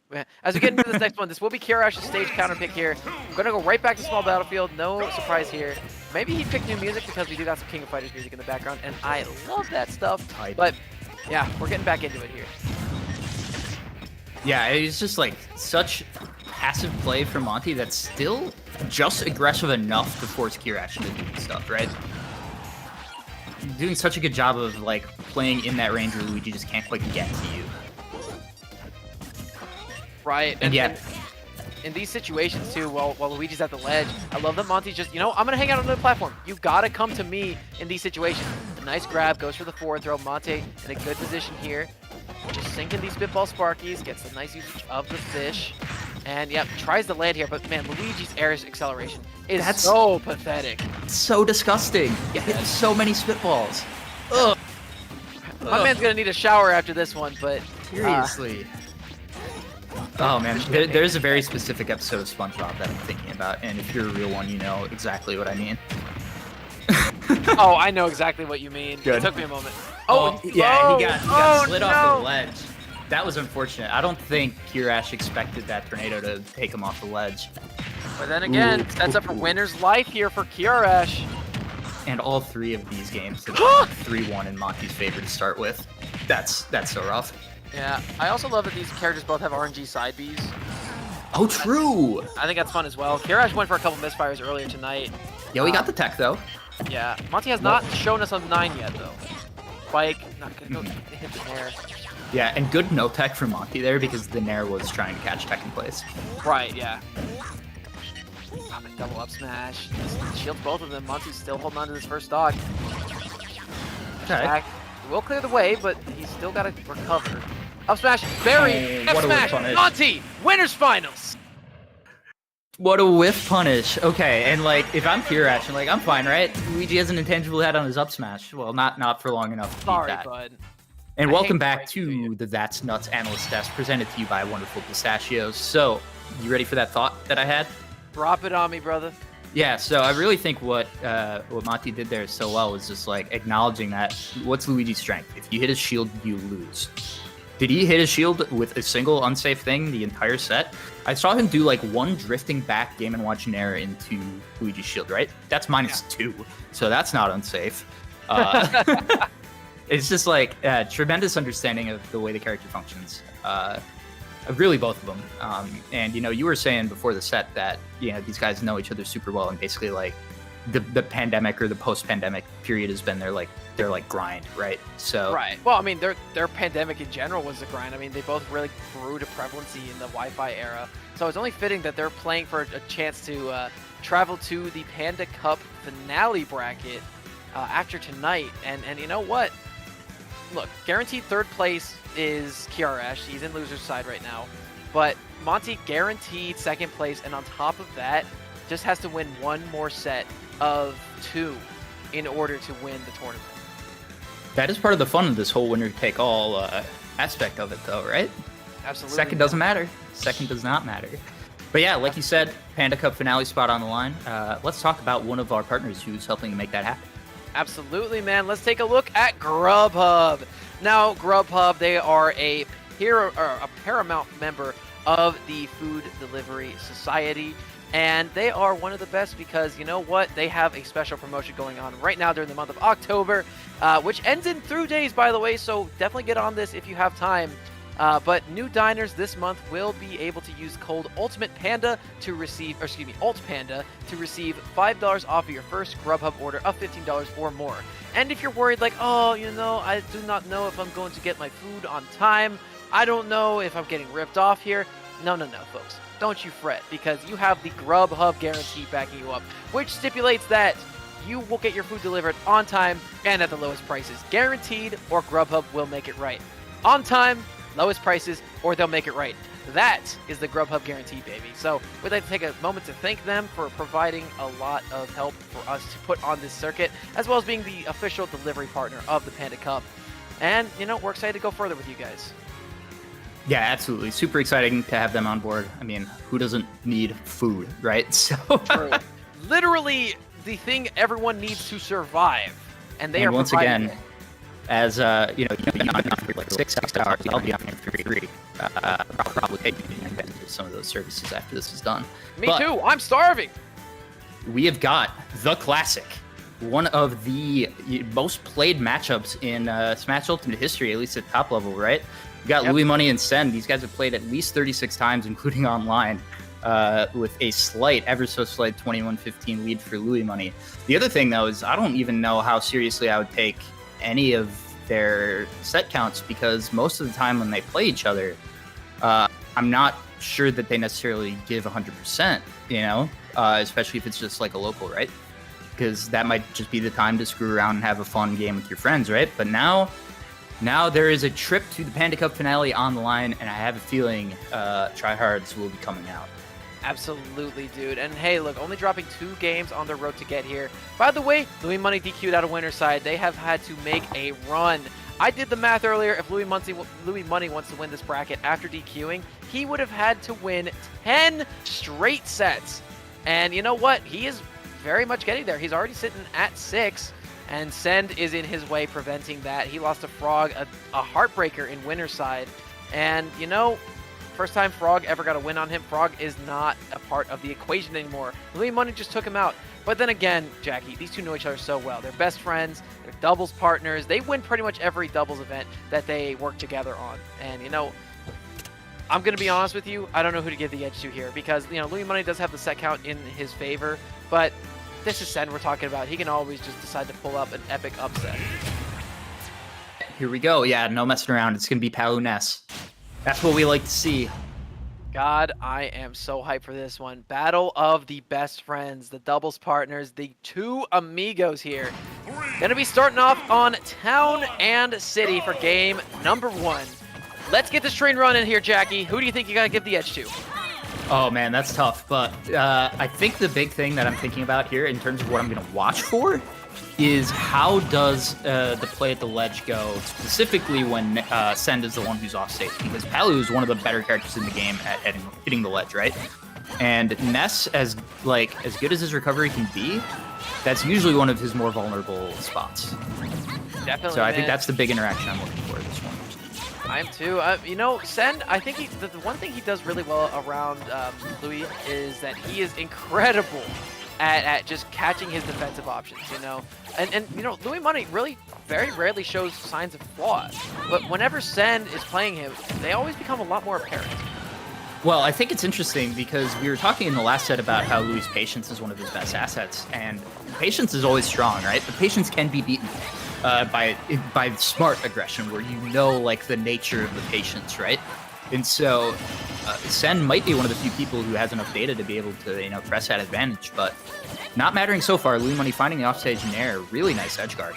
Yeah, a double last hit nair into forward air, 18% on the board. Not too much right now, though, for Sen. Right now, yep, there's the up smash. That should do it, and it does. Send evens up the stock counts, but a little worse for wear in terms of percentages, and that window is starting to climb even more. That's really important to see because I forgot how difficult that interaction that I talked about at first can be on the other side because Palu teleports can be vulnerable on Louis appearing, right? And They absolutely can. Sen doing a great job taking advantage right there. Yeah, but Louis Money's doing a really good job getting these chips, and both these characters, Ness obviously has the favor in terms of mashing here. The entry layer is a really good option in general. But Louis Money's just been falling down with these back airs, these down airs, a lot of other shenanigans, and just getting a little bit of extra chip damage wherever he can. Sen's been doing a lot of PK fires though, and he's been doing a really good job of minding his distance, using these blind spots over the platforms and everything in general. But again, Jackie, something I'd like to remind the chat about. Here's one thing you got to keep in mind about the two characters. Which one of these characters is heavier? Oh, that's it. I actually am afraid to answer that question. What do you think? I want to say Ness, but I'm assuming from the way that you're leading me on that the answer is Palu. No, the answer is Ness, actually. You were quite right. Okay. But you would think, this is a goddess versus like a middle school student, and the goddess is lighter. What the heck, man? Sure, yeah. Okay, great down smash, and that is the Louis Money special. He's so good at using that. That move got a huge buff, I believe, over the quarantine period, and yeah, I feel like I don't see enough Palus take advantage of how you can use the win box on the down smash to keep you safe even if you don't get the read. Right, but again, you gotta keep the train running if you are either one of these players, and boy, Send is doing a good job of doing that. I like the recovery though. Uses the high angle and the coverage of the platform to teleport over the top. Recognize that Send was probably gonna go for an edge guard there, and already taking him coast to coast on these Nair strings. I like the PK flash. He's gonna go around, use that up B. And by the way, that is Send's baby. That up B, he uses that better than any Ness I've ever seen. Yeah, I mean, it's scarier than it looks to do what he does there, because I have seen countless other Nesses die trying to do that, where they, up B for pressure at the ledge, so. Yeah, it's just really good mastery of his character. Speaks to confidence, I think. Definitely, and if there's a person who is confident in the Smash scene, it ain't no one other than Sen. Yeah, he absolutely plays like it. Oh, I don't know if he wanted that ledge grab. I don't know either, but Doesn't matter yet. Giving Send an opportunity to come back into this thing. Oh, was looking for a ledge trump, but didn't get that either. These cracks are starting to come out from Louis. The Nair, I Great love recovery. that patience, but the Nair's going to come up from the rise again. Man, and Louis Money just barely loses that one. Yeah, so what I said about the recovery stuff, it did really turn out that it was Ness on the ledge who was the more powerful actor in this game. Because I think pretty much everything that Louis Money lost in that game, at least the last two stocks for sure, all revolved around yo-yo stuff at the ledge. Yeah, no, all three stocks did. Because there was an up smash on the left for the first one. So, up smash and a couple down smashes, and then obviously right there, that Nair on the get up. So, that's a meaty. Definitely. We can say that one again. Yep. By the way, does that move have a weak hitbox, that Nair? Because it feels like it doesn't. Ness Nair. I'm going to go to Ultimate Frank Data and check. My assumption is that, like most quick Nairs out of shield, that it's 3 or 4 frames of sweet spot followed by a number of frames of sour spot, but not that it's not 2 hitboxes. That's just my guess though, because that's how like Mario, Fox, etc. tend to work. So let me know what you find out. Okay, so he has... It's active for 7 frames is the strong hitbox, and then 3 frames is the weak hitbox. So that's different from, like, a lot of those are like the sex kicks, right? Tend to be sweet spot for like 3 or 4 frames, and then sour spot for like 20. The rest of it, yeah. Yeah. So very different. Whew! The micro spacing on that That's so too. good. Yeah. What a punish there. Yep, and when you get that downer that you're going to be active right away too. So good job on Sen finding probably the juiciest punish available there. Yeah, okay, gets a grab, back throw. Not going to kill just yet, but good amount of damage. Really good positioning there as well. Oh, jumps into the explosive flame, looks for the up air, but nope, Send is already out of dodge. I love that spot dash shoot. Grab, back throw should not do it. Yep, Louis Money's going to hold on yet again. Oh my god, the PK flash, but he spot dodged that. I don't even think he air dodged. The precision from Send this whole game has been amazing. Like the micro spacing, getting the turnaround grab without dashing, like all these little things. What is he trying? Is he trying to bait out explosive flame there? Maybe. I don't know. I'm so confused. Maybe like saying you can't auto reticle me off this ledge. I'm confused, but you know what it might be? It might be trying to catch recoveries past the ledge with the uppy. Oh, is there a win box on that? There's not a win box on it, but like it's just There's still like a little chip. hitbox around it, yeah. Yeah, it's just a little chip. So Okay, dash attack, gonna even things up here, and here come the up airs. Oh, what a read. Yep, that's a catch, and he's already at 50. I love the air dodge back to ledge, though. However, Sen's taking a lot of damage this early. I love the idea from Louis Money grabbing the ledge there, because it gives him the option to drop down, like, rising there. But yeah, the air mobility is just so good from Ness. Doesn't matter. Down throw back here. I love the air dodge back up. Uses the magnet, however, will get caught. The cross up and all. Yep. Oh, down smash. Yes, it's going to do a little bit of extra damage. It's going to force some pressure on Louis, but not much. I love the reverse forward air. Not able to get anything to follow up, though. The double looks for the PK fire. Not going to, though. Louis Money knows these combo routes almost as well as Sen does, just because of how often he can play. And there's the up air. Great juggle. And yeah, like that is actually kind of risky from Louis Money to just go for that double jump up air, because if Sen fast fall air dodges through that could be a huge problem. But good stuff from him catching it. That's the thing about two players who play as often as these two do. I mean, even outside of tournament career, which, is extensive. They played against each other over 30 times at this point. But on top of that, they're friends, they're doubles partners, they play against each other quite a lot. So sometimes doing stuff that's not optimal is a good thing in these matches whenever you know your opponent isn't going to do that either. Yeah, and they both play characters that are very common in the meta. Like, Ness was definitely a little more common pre-DLC than post-DLC, but still, like, characters that you gotta know. So I'm sure that they've grinded this matchup just to try and figure it out for themselves, right? Of course. But right now, Louis Money holding on to this lead for his dear life. There's another grab, forces Sen into the corner, trying to punish the Black Hunter recovery, but I love that air dodge. Rising there will not take the stock just yet from the far side of the stage. Gets another reverse nair, and I think Louis Money got mixed up on the DI there, but either way, that is going to be Sen with an opportunity to claw his way back into this thing. Yeah, that's so tough. That's a frame 4 hitbox. I literally don't think you have time to put in your DI if you're wrong and you get hit by that. Yeah, I mean, he did sail across the stage for quite a period of time, right. So I could see it, but man, Louis Money's still trying to continue this lead. PK Fire is not going to make it super easy. He's caught on the stretcher. He has to use a double jump, though. He's going to blind spot angle. I like that a lot. Hey, so scary right now. This down smash at ledge has forced some early KOs. It really feels like if Sen can just get Louis Money off stage, he's got a chance. Oh, that was scary too, the reset opportunity. I love they jumped over to get up attack too. And good bait. Yeah, good mix-up in general, yeah.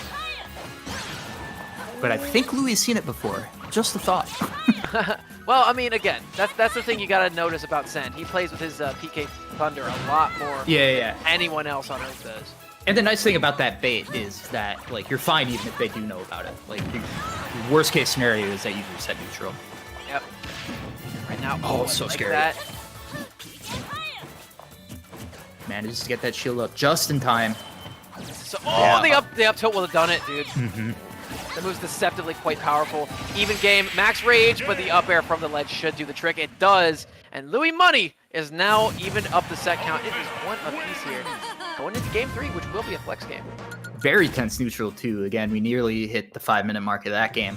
Yeah, these guys know just how hard the opponent can take each hit, right? Like, yeah, very tense at the end here. And, like, both of them have shown the ability to kill off any edge guard. So I expect that tense neutral to continue. Now, there's something else that's super important here, Jackie. We have not seen a single Game 5 on stream tonight.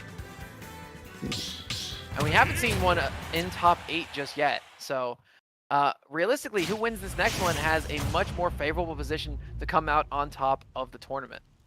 Or, well, round particularly. But no, this is a big one though, and I mean, I wouldn't be surprised if when both of these guys, started up their run, that they were thinking the other was the one that they had to get past, right?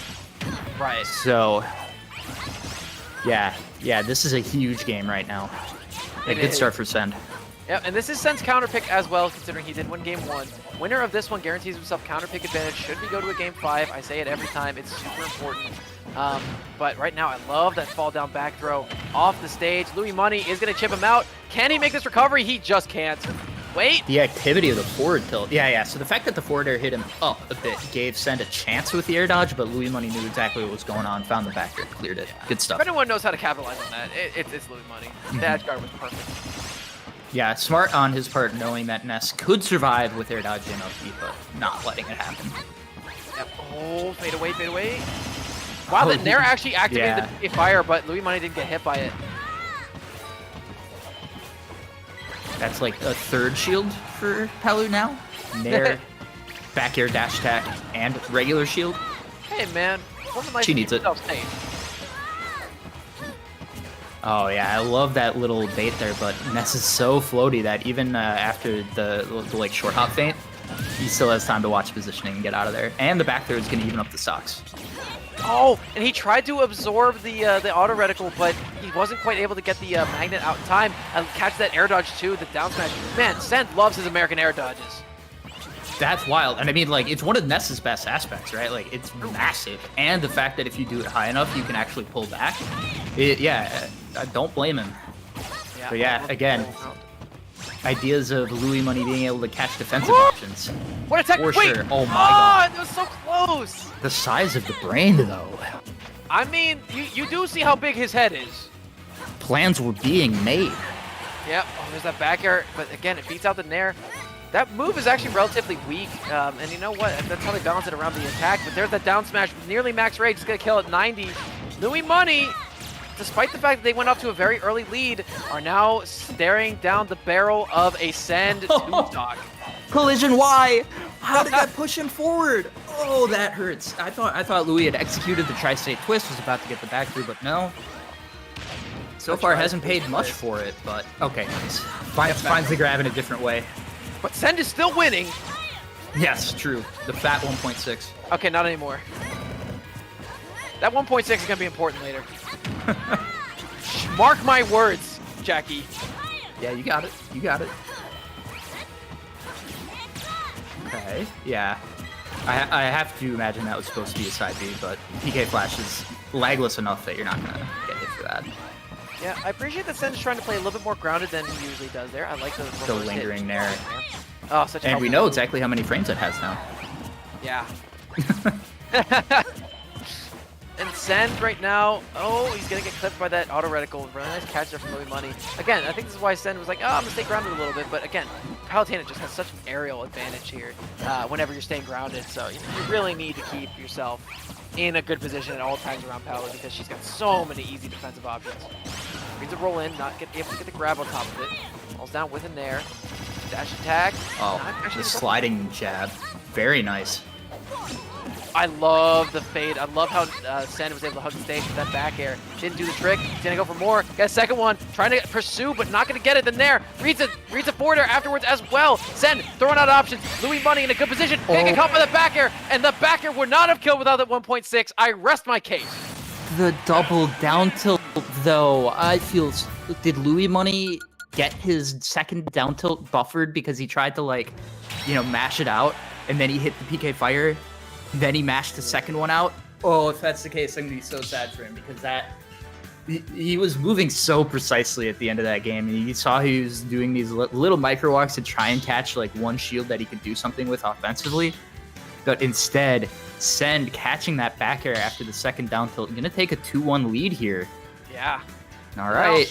Well, we called it out before. We haven't seen a single Game 5 on stream. We haven't seen a single one in top 8 yet. But if anybody can do it, it's these two. I mean, I would not be shocked to see this one go to a Game 5. Louis Money, you know. Mr. Game 5 himself. Mr. Game 5 himself, absolutely. He is one of the best players when it comes to clutching up in situations like this, because there are very few cracks in his gameplay. And, you know, I don't know if you've watched him in his face cam when he's playing, but my dude very rarely shows any signs of weakness. Definitely. Well, so Louis Money, the Mr. Game 5 nickname, I talked a little bit earlier about how he made 2 top 8s right away out of the post-lockdown period at Riptide and Low Tide. I do believe he played 9 sets in losers across those tournaments, and 8 of them went to Game 5. So... My man knows how to force these long sets, and he knows how to win them, too. So I believe his win rate was 7-1 in those sets. It was something ridiculous like that. Right. And I would say, I think Send is a little bit better at just outright beating his opponents super easily. Yeah, he can't win that. But I think Send is a little bit better at outright beating his opponents while he has a lead. But, you know, once he gets down to the nitty-gritty and it's an even game, you know, Game 5, I feel like that's where he starts to struggle a little bit here. So, winner of this next match can very easily determine the winner of the entire set. Yup, you certainly never want to give a player like Louis any more chances. So. Oh God, no. And I'm sure Sen knows that too. That movement with the PK Fire, almost really unfortunate, but it looks like it's not going to cost Sen too much, thankfully. There's no way he wanted to go off stage there. That back air not taking that stock just yet. Catches him. I thought he was going to go for the grab. Grab would have been the best option there. However, Louis Money will be avoiding the up air and is now trying to extend his lead even further. And Sen already at 61%. There's that Nair, though, to catch the high up. Yeah. I was just gonna call out how Louis Money has been going for a lot of high recoveries lately, and it makes a lot of sense given what we've seen with the Ness yo-yo killing at like 70, right? Right. But that was a really, really strong adaptation from Sen to get on the board there. Now let's see if Louis Money can still, take advantage of this lead. Yeah, I love it too, Jackie. I mean, that's just some good old-fashioned conditioning coming in from Sen, and recognizing that okay, my opponent's adapted. Now it is time to punish that adaptation. Send is so tricky. He did a little auto-cancel down air on the metal part of the right side of the stage, and that movement would have tripped me up, I tell you what. Yeah, I mean, if there's one thing about Ness that makes him always so much fun to come back to, it is that movement. The Dare is really interesting because if I recall correctly, it has one of the bigger auto-cancel windows of any move, like early auto-cancel windows. And that you can use that as a really excellent bait because your opponent sees an animation, right? And that means I get to hit him. No, it does not. Yep. Not in this list. Oh, no. Oh, PK Fire into up smash. It's not going to kill just yet, though. Man, 1% on either of these guys probably would have cost the Louis I thought I saw Louis actually swinging back air into that PK Fire pillar, too, but not going to matter. Send in the lead, and this is Louis' loser stock. It is. If he loses this next stock, that pressure. It's over. He's going home at 4th place, and I know he wants to do a little bit better, but this would be comeuppance for him beating Send at Back in Blood most recently, where Send actually took a fall at 6th place, or 5th place. There's a back throw. Even game here, Jackie. Grabbed startup of roll there, it looked like, too. Like, we're seeing a lot of stuff in this game that's like frames away from going the other way. It's so tense right now. He needs this to stay alive. I love watching top players play. Oh no, that rapid jab. Oh, he was looking for the down air spike, but was not able to get it. And there's the back air trade with the neutral air. Louis Money, that might have been everything he had. Going for the down smash. Yes, I love the coverage there. The short, the low shot on that one. Up smash. Oh, again. Send able to take it with an up smash. And once again, it looked like Louis Money had the invincible back air coming out. And instead, Send was like, no, you hold this up smash before your invincibility comes out. I'm advancing. 3-1 for Send. No Mr. Game 5 tonight. And Send in the middle of his 24-hour stream, viewing in front of 300. Seriously? Yeah, in front of 300 viewers, on top of the people we have watching here, on top of the people who are potentially in Louis Money's stream as well. He was able to maintain the pressure and withstand the onslaught that is the #1 player in NorCal. Send advances into losers finals, where he has Kirash waiting in the wings. And welcome back to the That's Nuts Analyst Desk, provided to you by Wonderful Pistachios. Yeah, and that was an absolutely wild set. Send did such a good job of taking advantage of Louis Money's recoveries to the point where, like, there were a number of layers that we saw with the down smash coverage as the set progressed, because at first it was just, basic Ness setting up yo-yo at ledge, catching teleport, right? But as Louis started recovering higher, there was we saw the rising Nair on the left side of game 4. But I thought what was really interesting was that he started setting up for down smash so that it would hit even if Louis went deep into center stage, right? And that was what set up the scramble at the end that let Send win that 3-1. So yeah, just amazing stuff from Send in a matchup that that he's played a million times. I guess we're just getting right into it. I thought we had a break, but they are not respecting our break. So it's Kirash and Send here in Losers Finals. Hey man, no breaks here on the road to the Panda Cup finale. Winner of this set gets an opportunity to play against Monty in the next part of the tournament. Oh, I mean, dude, Grand Finals is going to be particularly scary with Monty, who hasn't really shown too many cracks this evening. Only dropping a single solitary game. But man, whoever he has to play against, it is going to be a difficult run for him. Yeah, absolutely. And so, yeah, I expect that we are going to see this kind of approach from Send for the entirety of this set, because it's just, what you get at a certain point for interacting with Luigi. It's just the reality of the situation. And so Ness does, if he's not doing this, he does have to get close to do stuff. And I think Send is just going to say, I don't want to do that. Now, Jackie, we actually didn't get to see much of the analytics before this match, so I'm going to make use of the fancy PG stats machine and go look up these all-time set count so that we have that information to give us a little bit of perspective going forward here. All right, and so Kirash, I mean, he's got enough damage on Send here to get this back to even, but the question is, like, how do you hit this kid?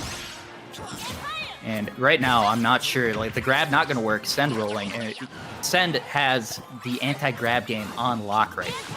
Absolutely. That's a big way to deal with it. Just do not get grabbed. We saw Monty do it really effectively in Winners Finals. We're seeing Send do it pretty effectively now, and he's up to nearly a full stock lead.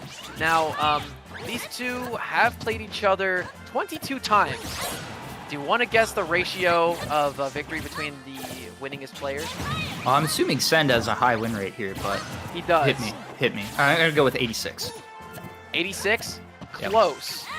91% in favor of Send. And they've played each other 22 times, which would mean... so that's 20 and 2. Yep. Yep, 22. Man, my God, you got the fast math unlocked. I have a degree. You know what? Fair enough. I don't. And that is not what they gave me a degree for. Oh, okay. No. I mean, I have a math degree, but it's like math classes in college. Like, you stop using numbers after the second year, so that's kind of disingenuous. Yeah, that makes sense. Well, thank you for the heads up. I'm getting into that pretty soon. But speaking of heads up, good on Send to air dodge in so that he didn't get caught by the entire grab combo. Now, Script and I, a couple sets ago, we've seen some really sick Kirash combos. Sometimes he can zero to death you without even doing the proper zero to death that Luigi has access to. Oh yeah, totally. And especially like Luigi has such good pressure off of tech situations. Like he has something that can potentially. Oh my God! Send. That's so smart. That's knowing how a character has to recover. If you go down there and you hit him twice, there's no way that he's going to be able to recover. Dude. So good. Kirash used that up B to try to ascend there, but Send just sent him to Earthbound, man. Yeah, good one. Oh, I've been man, holding on to it for a while. What was I talking about when Send just like obliterated that stock? Your math degree, I think. No. We had transitioned to something else after that. Oh man, well it'll come back. It'll come back if it was important. If you love something, let it go. Kirash, he's got a lot of work to do if he wants to make this happen. I can definitely see why that was a 20 and 2 set count for Send. Yeah, but something else that's kind of important to keep note of is that this is a battle of the first and second seeds of the tournament for third place. Winner of this is going to go to play against the criminally underseeded Monty. Granted, that's not on the tournament seeder's fault. That's just because he didn't have all the points. Yeah, it's disqualification points. Yeah. Yeah, that's not. Don't blame us. Don't blame anybody. Just blame Monty for not doing well enough in the qualifiers. Anyway. All right. Yeah, I remember what I was talking about. So Luigi basically has a move that can set up into a tech situation from about like 30 to 35% on most characters, all the way up to like 150. Ness is a little floaty, so we might not see that come to pass, but like first it's sweet spot backer, then it's sour spot backer, then it's down tilt, and there's also forward tilt, and there's also sour spot downer. I was a Luigi player early in 2019 who specifically used this character to beat Fox. Because all of those moves are constantly putting into tech situations. If you miss a single tech, you get jab reset up lead. I didn't even know the zero to death. It didn't matter. And I would routinely get it, the fake zero to death with a sweet spot backer into jab reset. Didn't even bother learning it. Right. But hey, man, speaking of all these close quarters options that you're talking about, Kirash is opting for a very grounded style of gameplay against Send. And you know what? I don't blame him. Yeah, it's tough though, because like, we've talked about how Luigi has the garbage airspeed, right? So yeah, it feels like he needs to stay grounded if he wants to get in. But a character that has a fairly low committal horizontal projectile, PK Fire, that is a really big problem for that kind of approach style. Right, and he's doing a good job of floating. Now here's the thing, we've talked about it before, we'll talk about it again. Kirash playing a character with the most pathetic air acceleration in the entire game, except for King DDD. Here's the thing. Send is so floaty, and he's got so many movement options and mix-ups in the air that it's really difficult for Kirash to pin him down. And obviously, as Luigi, you want to go for grabs. That is like your primary objective is to get these grabs and actually get these combo extensions. But when Ness is in the air the whole time, how do you really do that? Yeah, and the other thing is, like, even if Ness does start doing those grounded PK fires, I would normally say, well, jump over him and hit him, or jump over him and then grab him. but your airspeed is too slow to get there. Like that's usually the best way to deal with even a slightly laggy projectile, right? If it's telegraph, jump over it and hit him for it. But I just don't think Luigi has the juice there. Yeah, like Sed knows that he can just throw that up smash. He will be able to shield if Luigi's not in that spot. Oh my god, who's trying to snipe him with the PK fire? I respect that. Looking for a grab there. And you know, this time Kirash is going to be the one to punish for a whiff grab.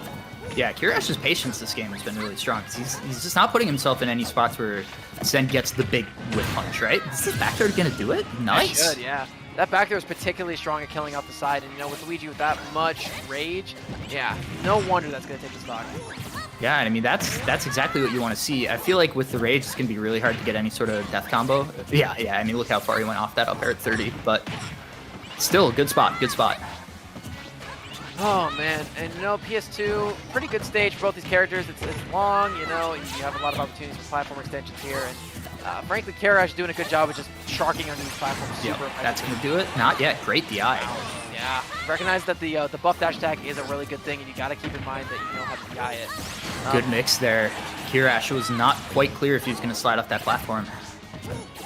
Yeah. Oh, there's a grab into the down B. That should do it. No, actually good DI from Sen. That move is a built-in DI mix-up, the down B.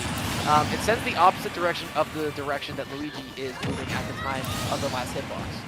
Oh, yeah. And there's also you can do some really weird mix-ups with how much you mash with that, too. The Windbox does weird stuff. For sure. It feels like another minigame akin to Rob up air. Well, I mean, Luigi himself is just a mini-game. True. Do you hit the grab, or do you not? Do you extend the combo, or do you not? Do you intangibility through this and windbox them away, or do you get the full extension, or, you know, do you misfire? You know, he's just a wacky character like that, and that's what. Meanwhile, Sen playing his own minigame with PK Thunder over here. True. Okay, yep. Nair out of shield, going to be a fine response to pretty much anything Luigi's doing there. But yeah, Kirash at a great spot, gets the back air, and we've got a 1-1. That was I feel like it's really important for Kirash to get the lead to make that kind of playstyle work. Like you called out early, he was playing much more grounded, at least until he got the hit that put Ness in the air. And that's going to be hard to do if Ness gets the lead and can start camping. But love the change in approach. Love it. And Sen wants to get right back in there. Yeah, you know, Sen, whenever you run into a brick wall like this, one of the reasons he struggles against Louis Money so much, he tries to just bang his head on the wall until it breaks. Sometimes it does, but sometimes it won't. And Kirash playing on this tempo, not going to make it very easy for Sen by any stretch of the imagination. I still think... I'm surprised Kirash made it look that easy in that game. Because I really do think that Ness has so many good tools to deal with this stuff, but I wonder if the change might be stage. Because they're not actually going right back into it. It might be. He might be going for bans where there weren't before. Who knows? What a troll move it would be from Kirash to win on Stadium, and while Send is like, run it back. Nah, ban Stadium. We will see. I mean, I doubt it. I severely doubt it. But the only person who bans Pokemon Stadium 2 is me versus Beast. Ah, yeah, smart. Yeah, because that's just his good stage. I love the stage too. So anyway, we're going into this battlefield, and you know what? This is definitely Send's counterpick. Send loves this stage, man. Yeah, this makes a lot of sense here too. It's not like Luigi gets a ton off the platform pressure, and Ness can. But actually, the thing that I like the most about this counterpick is that the stage floor is smaller, which means that PK Fire and PK Thunder and all these projectiles are covering that much more of the stage.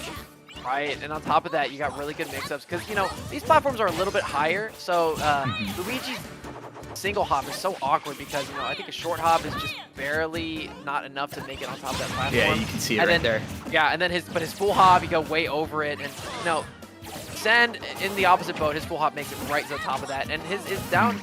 That's a regrab. I like the idea from Kirash trying to do the beefy up B and get the coin punch to interrupt the down smash, but yeah. Good awareness from Sen, great spacing. And he's got a big lead here. Well, we'll see if I was right. Does he run away with this now? Just pretty frequently. Oh, yeah. Well, I mean, for Kirash's sake, I hope you are wrong this once, Jackie, but frankly, Send is just kind of, yeah, he's just kind of hitting the nair button and it's working. Yeah, putting safe hitboxes in spaces where Luigi can't do much about it.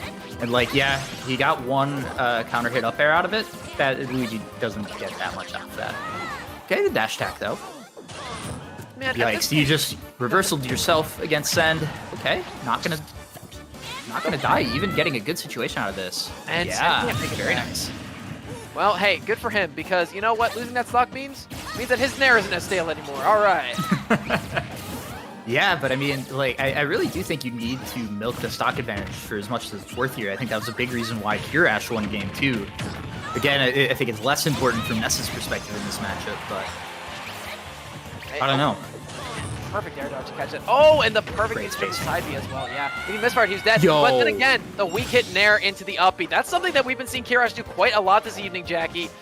Script and I saw it a lot before you came here, but man, he's able to do it again, and it just looks so cool each time. Yeah, I mean, Send able to even this up, but like, that is why Send got a little over aggressive, I would say, when he was still on 3 stocks, and now this is a very scary game as a result. Right. Then again, PK Fire into that F smash, a lot of damage coming out onto Kirash here. Just barely missing that back hit in there would have put Kirash in an awful spot. But yeah, another PK Fire. Another reason why you see him picking the stage. Like, so many good aerial PK Fire spots. Yeah, it's going to take it. No. Ooh, never mind. He's hanging on. He had to use his Are you jump, kidding but me? the PK Flash is going to do the trick instead. So, yeah, excellent usage there from Send. Send recognized that he used his jump in order to get out of hit stun there. Goes for the high side B. Did not get enough charge on it, and that was a perfect placed PK Flash coming in from Send. And that is going to give him the set advantage. On top of that, he has counter pick advantage should we go to game 5. Yeah, that's so good. And like, I totally forgot what you said there about him using that jump, because otherwise I'm like, that's incredibly disrespectful. What are you doing? Yeah. No, that was incredible chase off the jump, because if Kirash air dodges after that, there's no way that Send isn't going to be able to punish him for it. So good stuff.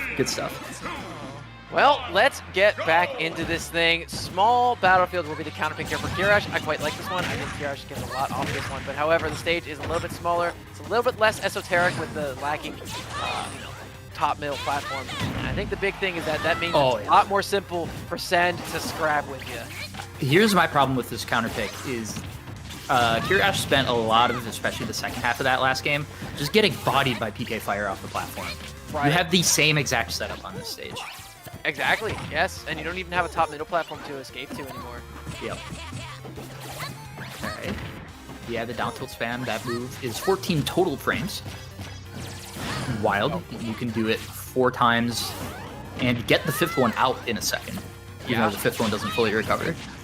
Man, it's almost like it's kind of Rob down tilt-esque, you know? Yeah, I mean, it's a better move frame data-wise. It's just not as big. Yeah, it's not as big, and it doesn't trip as often. Yeah. Rob's slightly better. Yeah. Oh, yeah, there it is. There's that beefy up B doing work for Kirash, but it's not going to matter. Back throw can kill either off the top or off the side. Just pick your DI, pick your poison. Send is 2 stocks away from Grands. Keep that in mind, folks. The plunger? Able to get a follow-up, though. Send can burn all his resources, but Kirash is just not able to punish just because of how many hitboxes are being thrown out right Tremendous now. patience, though. Find that back here. Oh, and the mini Doria. The Luigi forward smash is so strong, but it's so small. Oh, hey, man, really good on Kirash for siding that one out, and really hasn't sustained too much damage here. Oh, yeah. Great drift with that nair. I think that's pretty much safe the way that he landed with it. Okay. Yeah, PK Fire spam time. This is too close for my comfort if I'm Send, though. Dude, I don't feel like either of these players are comfortable right now. I'm gonna be honest. Oh, Oh, he could have been a reset, but like, Yeah. the thing is, I don't know what you do off that reset other than go for like another down tilt. Well, I mean, go for a smash attack. Yeah, I guess. But like, just get him off stage, really. Ooh, I love that, actually. Use the initial hitbox of the PK Thunder and the ball hitbox of the tail to get some extra damage on the board, too. And Send grabs that lead back. It's just like with Luigi, typically the only big time jab reset punish that you have is either it's what? It's either forward smash or up B, right? And neither of those are gonna kill. Oh my gosh, this fade away. The Nair is gonna connect here. Nice fade back, grabs the ledge. Grab, nice. down air, back air. Luigi's a zoner, by the way. Oh yeah, obviously. See how many projectiles he has? He's got more than Best Nest. Oh, actually, they got 2 each. No, but seriously, like Plunger and Fireball together can be a very hard zone to break for some characters. Yeah. Oh. And once again, can Sen take advantage of the stock lead? It's not looking like it.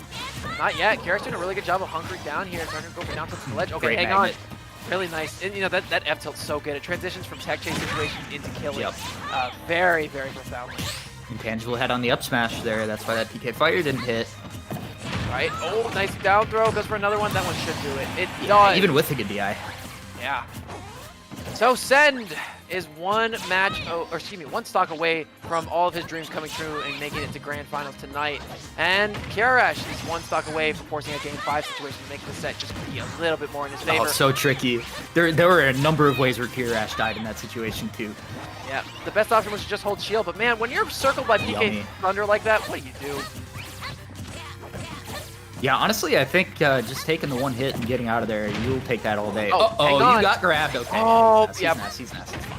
The thing is, Ness's gravity is such that SDI is so much more impactful, so those ear to deaths probably aren't true against him. Yeah, I mean, he didn't even get the first hit, so I don't think that mattered, but yeah.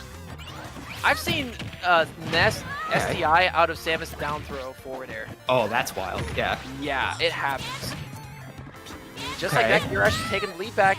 Parries it! Oh! Ledge. Wait! He can make this. No, okay. He's Oh! fine. What a heads-up play there from both players. Man, good stuff on I feel so bad for Kirash because that was such a sick coverage.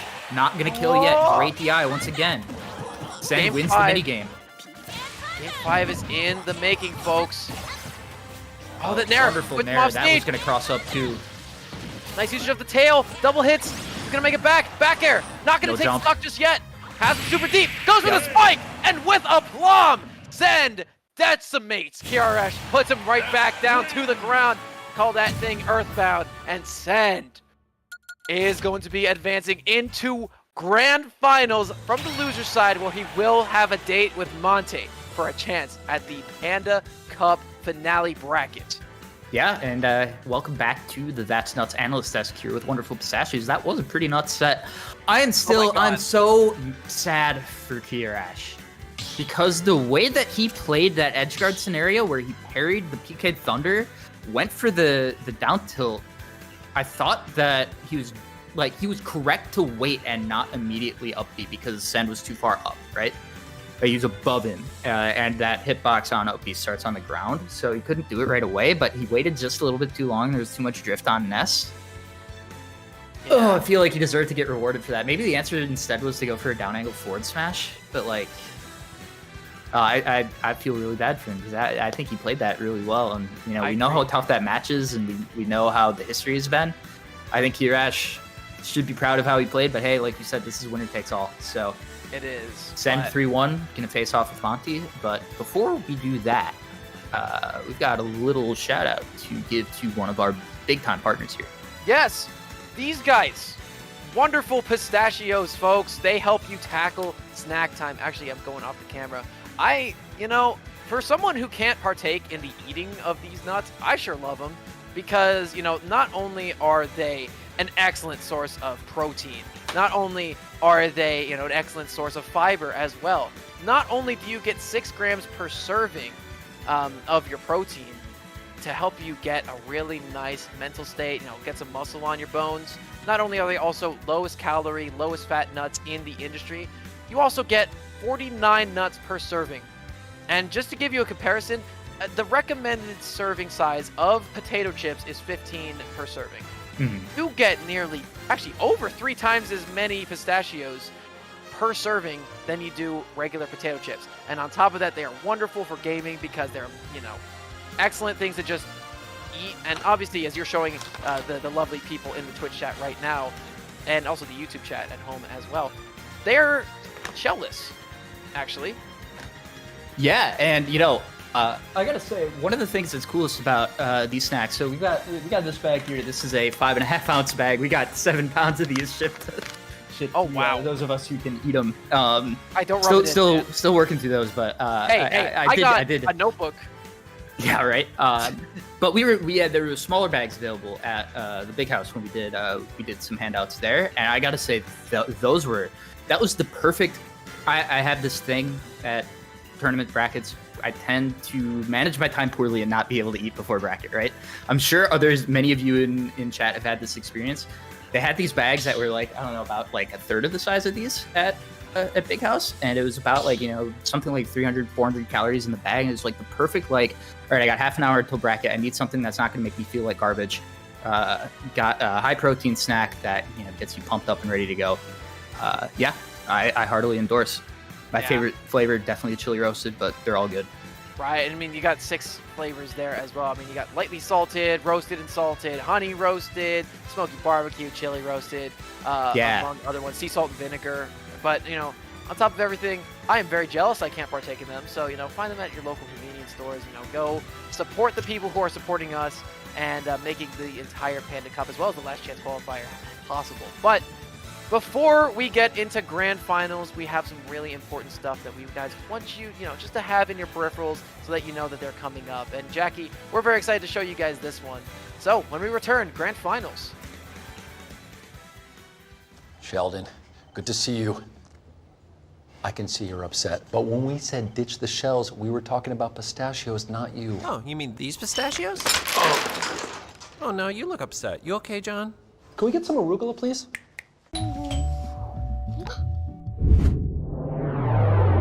Chill. Grubhub delivers convenience items. Grubhub delivers convenience items.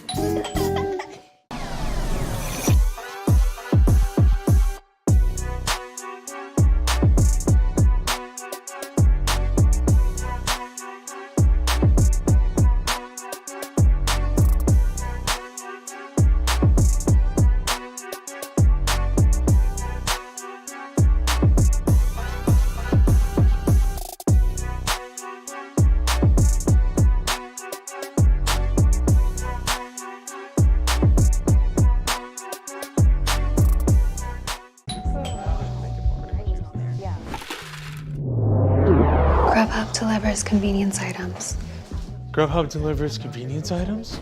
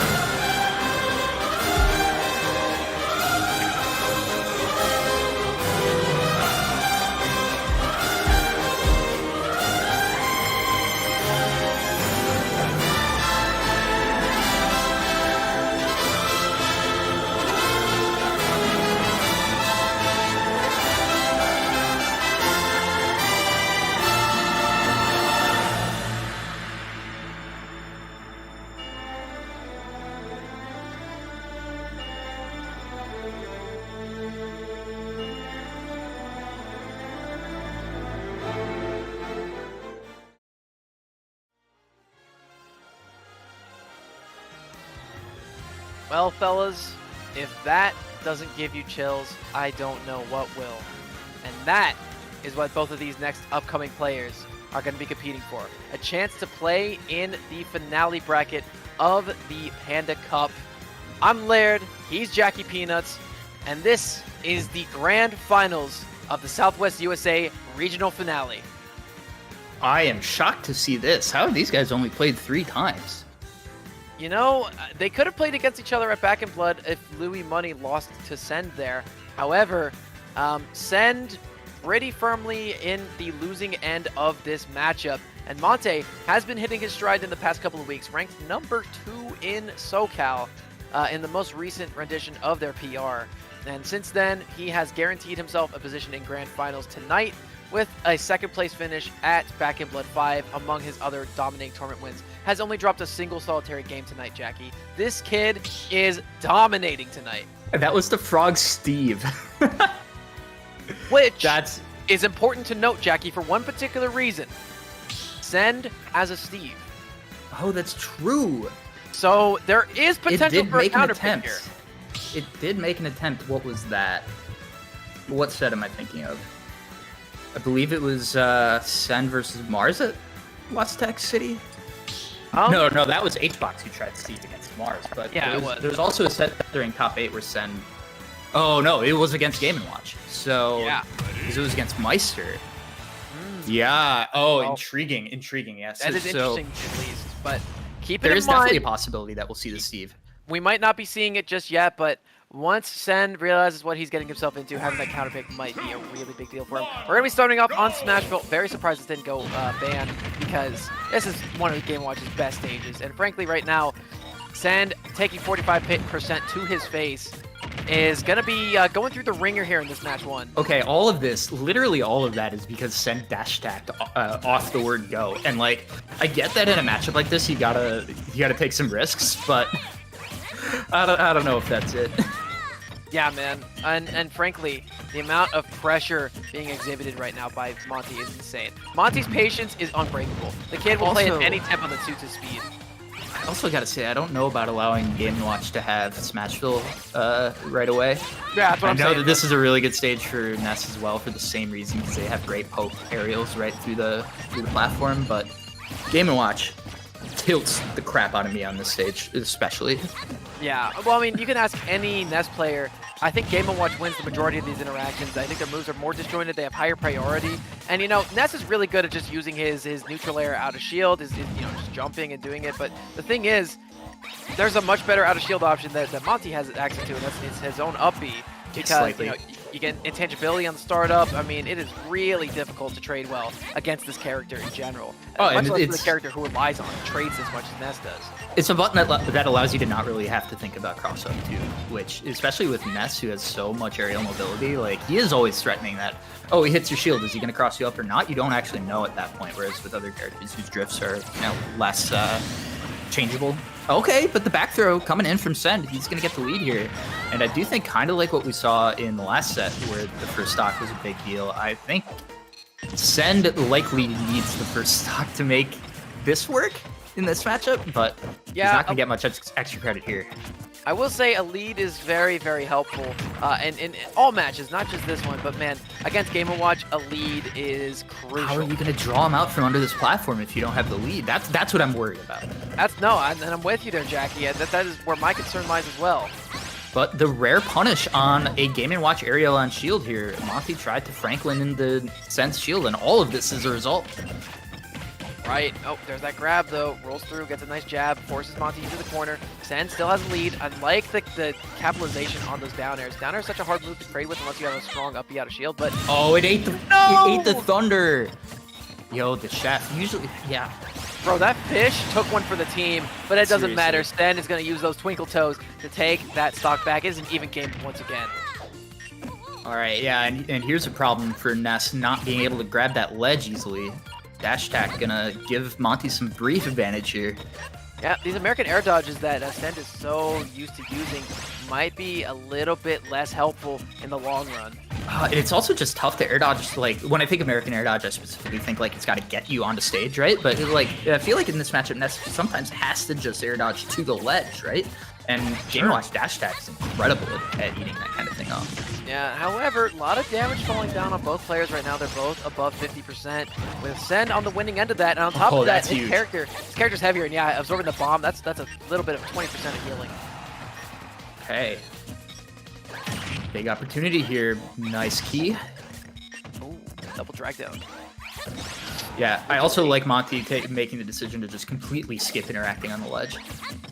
Yeah, again, just, sometimes just go back to neutral. Hang out in the house. It's one of the best attributes of the stage, and especially because of Ultimate's engine not allowing for people to go through platform very easily. But there's that up smash DI mix-up, and Monty is going to be losing game 1. But then again, he hasn't played in about an hour, so Sen, who being very warmed up, might have Monty's number for the time being. Yeah, no, that was really strong spacing from Sen. Basically that entire last stock. I was really afraid that things were going to go poorly for him after he got dash attacked off the ledge. I know he was at 0, but it's just like it's one of those cases where like once Game & Watch gets you an advantage, sometimes he just doesn't let up. And so that was excellent job by Sen. Well, game 2 doesn't look like we're going to be seeing much of a divergence from the norm, which was established in game 1. But hey, we're hopping right back into this thing. Oh, wait, no. I was going to say we might have an opportunity to see KK tonight, but I forgot these guys are on the West Coast. Yeah. So, I mean, it's almost, right? Like, it's almost 8. I mean, if this set runs really long... it has to get to 8? Yeah, no, it's not going to happen. We might be able to see them set up, but we won't actually be here for the actual show. Sure. Okay. Yeah, honestly, if you're Ness and you only take 40 off the aerial juggle, I think you're pretty happy with that scenario. Oh, sure. No punish on the get up back. That hurts.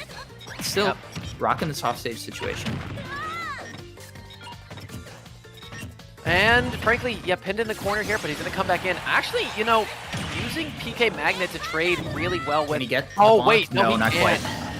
Oh my gosh, how often do you see that move spike, and how often do you see it spike for a kill?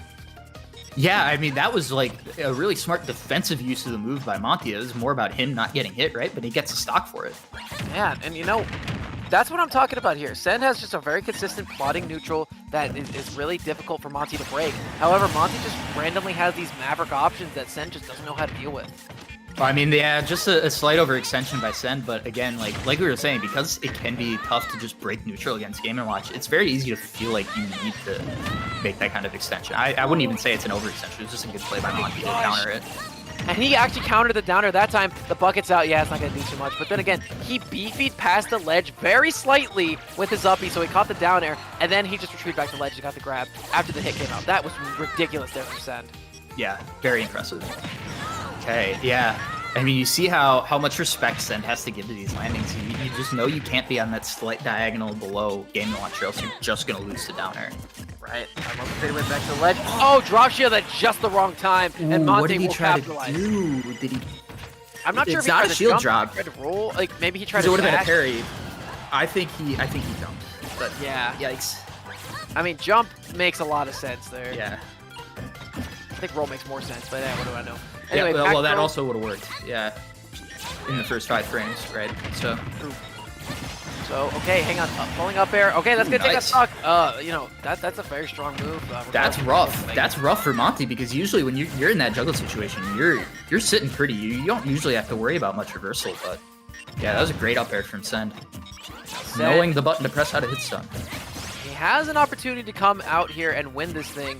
He's at a bit of a deficit at the moment, but this is just kind of peanuts for him. He can make this back at a moment's notice. Oh yeah, especially if he gets one of those. Yeah. Oh, hang on. Oh, does extra. He have a jump? He does. I don't know if he's up being like that if he had a jump, but either way, Monty makes it back to stage. Okay. Yep, a little more burn, and yeah, we've seen how weak the bucket is if it's filled with fire ticks. So I'm not too concerned about that if I'm Sen. No, I'm not either. Just let him rock it. With punish. Yep. I love the bait, but the back air is not going to take the stock just yet. This is the third lightest character in the game, tied with Squirtle, but it's still not enough, but that back throw should do it. It does. Sen goes up 2-0 in the set. The pivot grab, though, the confidence that he had that Monty wouldn't have landed yet, because otherwise you don't get the cross up. Like, that was a very Smash 4 pivot grab back in the days when we could run through people, right? Like, it's very scary to go for that kind of thing, because if Monty had landed like a couple frames earlier, Sen just does a pivot grab right in front of him, right? Yeah. And you just lose. And ordinarily in those situations, you see a lot of people like roll to ledge that they're backspacing to it. Mm-hmm. No. The man had the full confidence to say, I am going to run underneath you as you're down airing. I know it will not hit me, even the landing hitbox. I also know for a fact I will not fall off stage and sacrifice my stock. And dude, the confidence that Send plays with, he epitomizes a competitor whenever it comes to this game. And we're going back to game number 3. We're still on Smashville, Jackie. All right, yeah, 1 game away from a very quick reset. And yeah, I mean, I was talking about how good the stages are Game & Watch. I don't blame Monty for sticking to it, but I am starting to understand a little more why Send is allowing it to happen. It feels like the amount of space that Ness can cover between aerial drift and PK fire. Yeah, it is a lot of control when he does have center stage. For sure, dude.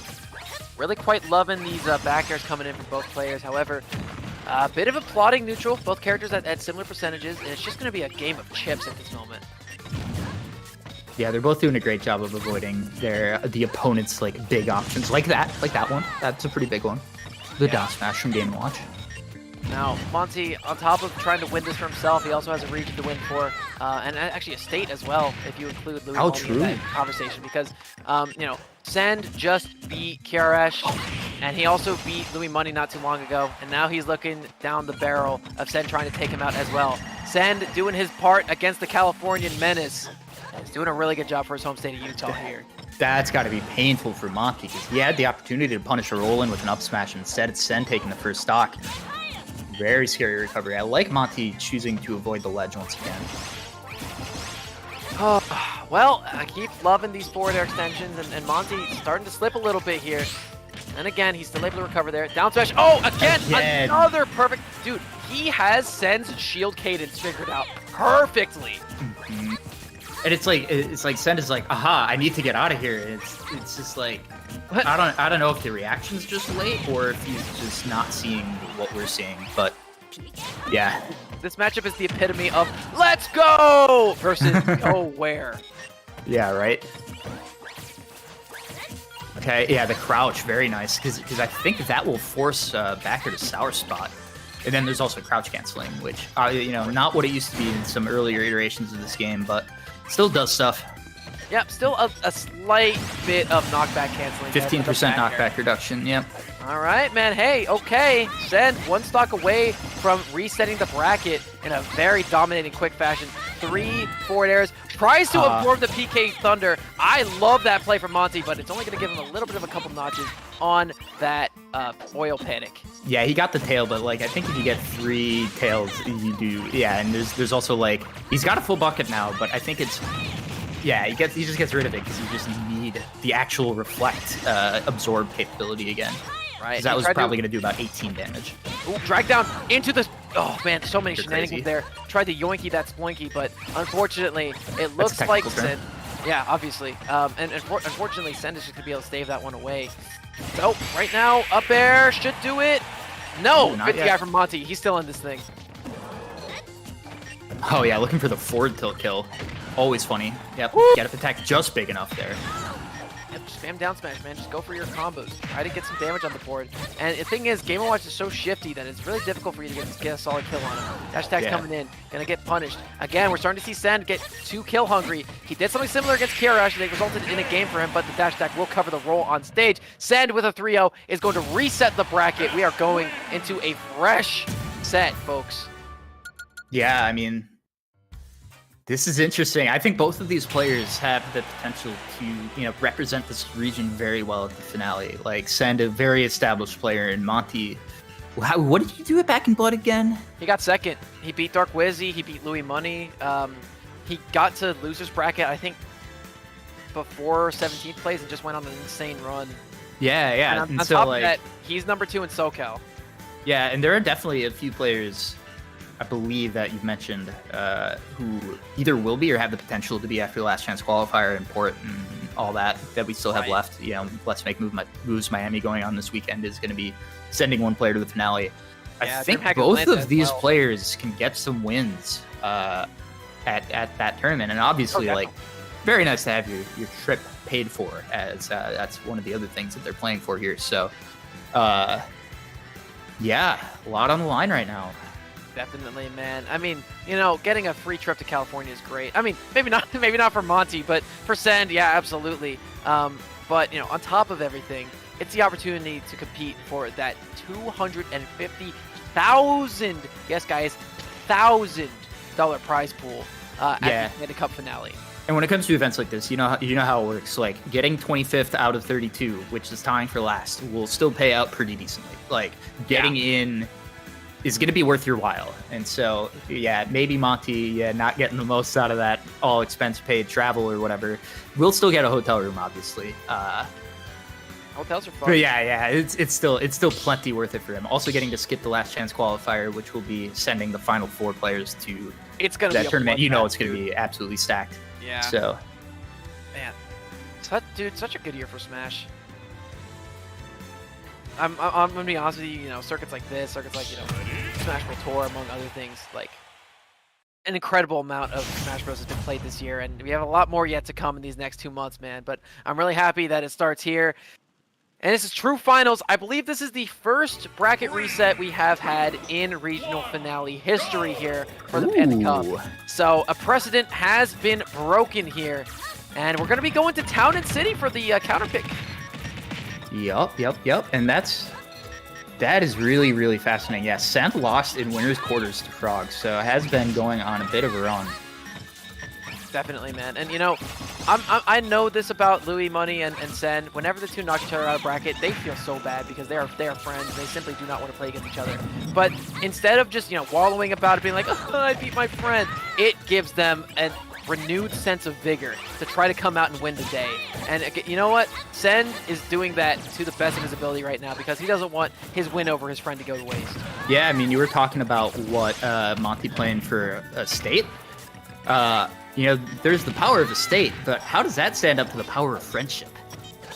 True. And friendship really. Okay, there we go. This is the best that Monty has looked though in these sets so far. For sure. I think honestly it's the new stage. I think having a little bit more room for him to combo send in the air has been really helpful for him. That stage, Smashville, it's a great stage, don't get me wrong, but it's just too small, and send trades really nicely on stages like that. Yeah, it also feels like there's fewer juicy spots for Send to go for aerial PK Fire, which definitely nice to be able to deal with that a little less. For sure. I couldn't agree more. I believe if you find that right, aerial PK Fire can be as much as +10 on shield. So. Oh dang. Now you're so far away when you hit that shield that it's not like you get anything guaranteed off that, but it's still really nice to have advantage frames. All right. On top of that, if it hits, and you're able to reposition a little bit, because the angled one isn't as effective as a combo tool as the grounded one is, but still, it's helpful. Oh, what a But there's that berry. Yep, the another spacing. one. That's wild. Like Sen definitely thought he had a fair poke, right? But stuck his hand in. Yeah. You know what? Monty just woke up, man. Yeah, it seemed like he took just a little bit of a second to, reset after grand finals, and I definitely appreciate that. Right? Because this is looking strong. Love these I think you're absolutely right that the stage is huge though, because. Yeah, it just feels like there's so much fewer of these little scramble scenarios where Send was making a lot of his money in the last set. Right, and on top of everything, Send loves platforms to work around. And the thing about this stage that really comes to be the detriment of that is the fact that for, I believe, most of the stage you're playing on FD, and yep, there's that roll in. Monty with a great up smash. That's the thing about Monty, the guy plays a little slow, very, very cerebral in his approaches and, his combo game and everything. But sometimes he will just hold smash attack, and ain't no one know what to do about it. Oh, there's zero commitment on that up smash, right? Because that it caught the roll that that was not a roll read. That was an if you roll this hits you. I would call that more of a roll check, right? Yeah. But I'm not calling it a hard roll read because it's totally fine if Sen does something else. It's the kind of move where you get to do it. If it hits, it hits, and if you don't, you watch what happens and you get to set up and do whatever you want after. Love that kind of play from Monty, especially in that position where he's up by so much. Even if Sen somehow punishes it, with a godlike aerial PK Fire, right? You're still probably going to win the game. Well, dude, I don't want to get personal, but it's my birthday tomorrow, and these guys are giving me the best gift they could possibly give me, which is an amazing set like this one. I wonder what Sen's going to do to adjust for game number 2. But here's the thing. We're running it right back. Yeah. Honestly, I think Sen's just a little bit, I don't want to say overconfident, but I think he's just feeling a little too scrappy about these situations because, frankly, I've seen him run back to bad stages multiple times against multiple different players. And yes, you did 3-0 him in winner's side. That doesn't matter anymore. Yeah. I mean, whenever I do see something like this, I always wonder if there's an element of like trying to send a message or make a point, right? But yeah, we'll see. We'll see. You know, being teammates with Send, knowing him, you know, as you know, albeit pretty fairly, not well as I do. He seems like the kind of guy who likes to just go for stuff just because he wants to, and he wants to send a message, and he wants to be like, yeah, I'm best, bring it. Oh, I thought the bucket was full. When did he get rid of it? He might have gotten rid of it by mashing it while he was in PK Fire. Yeah, interesting. And like the hit of PK Fire might have canceled the hitbox. Because did you see how as soon as the bucket got filled, it looked like Sand ran away and was like, all right, cool, this means I can just get to throw projectiles, right? Because he has no answer to PK Fire or PK Thunder from distance now. But that was smart by Monty recognizing it. It's actually a disadvantage to have this like lightly filled bucket. Yeah, exactly. Especially projectile heavy characters. You know, Send might not be projectile heavy, but he's definitely got access to a lot of them, and Send uses them more than a lot of other players of this character do.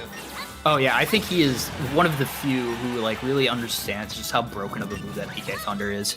Oh, absolutely. I mean, you know, I call it the tilde effect when, you know, a player recognizes that one thing of this character can be optimized to a certain degree and it makes him really good. It's his baby, essentially. So for Tilde, it was his down air. Now every Falco under the sun starts combos with down air. Sen's doing the same thing with PK Thunder, except, you know, just his mix potential with it is crucial.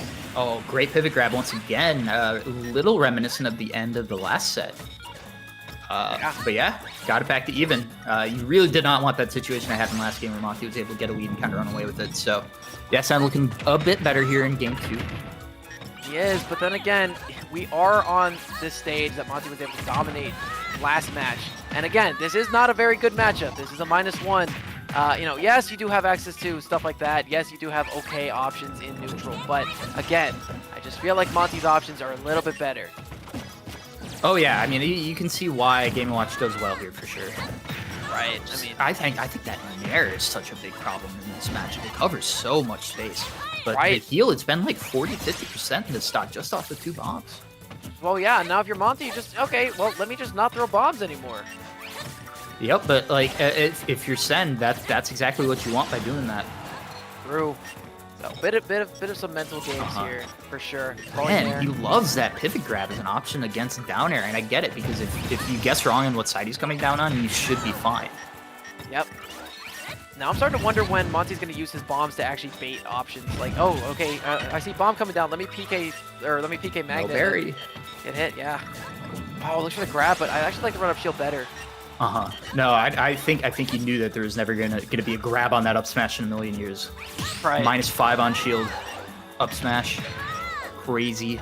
Yeah, and I believe even standing grab is frame 6 on this. It's frame 10 out of shield.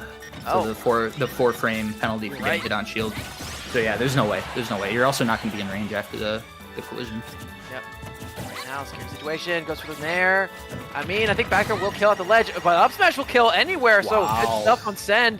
Monty on his last stock. Sen trying to equalize the set count. He has a bit of a lead here. He needs to just not give way to any bad options. He already has a bit of a lead, some extra credit being accrued in between these stocks. Gets a trip. Killed the trip.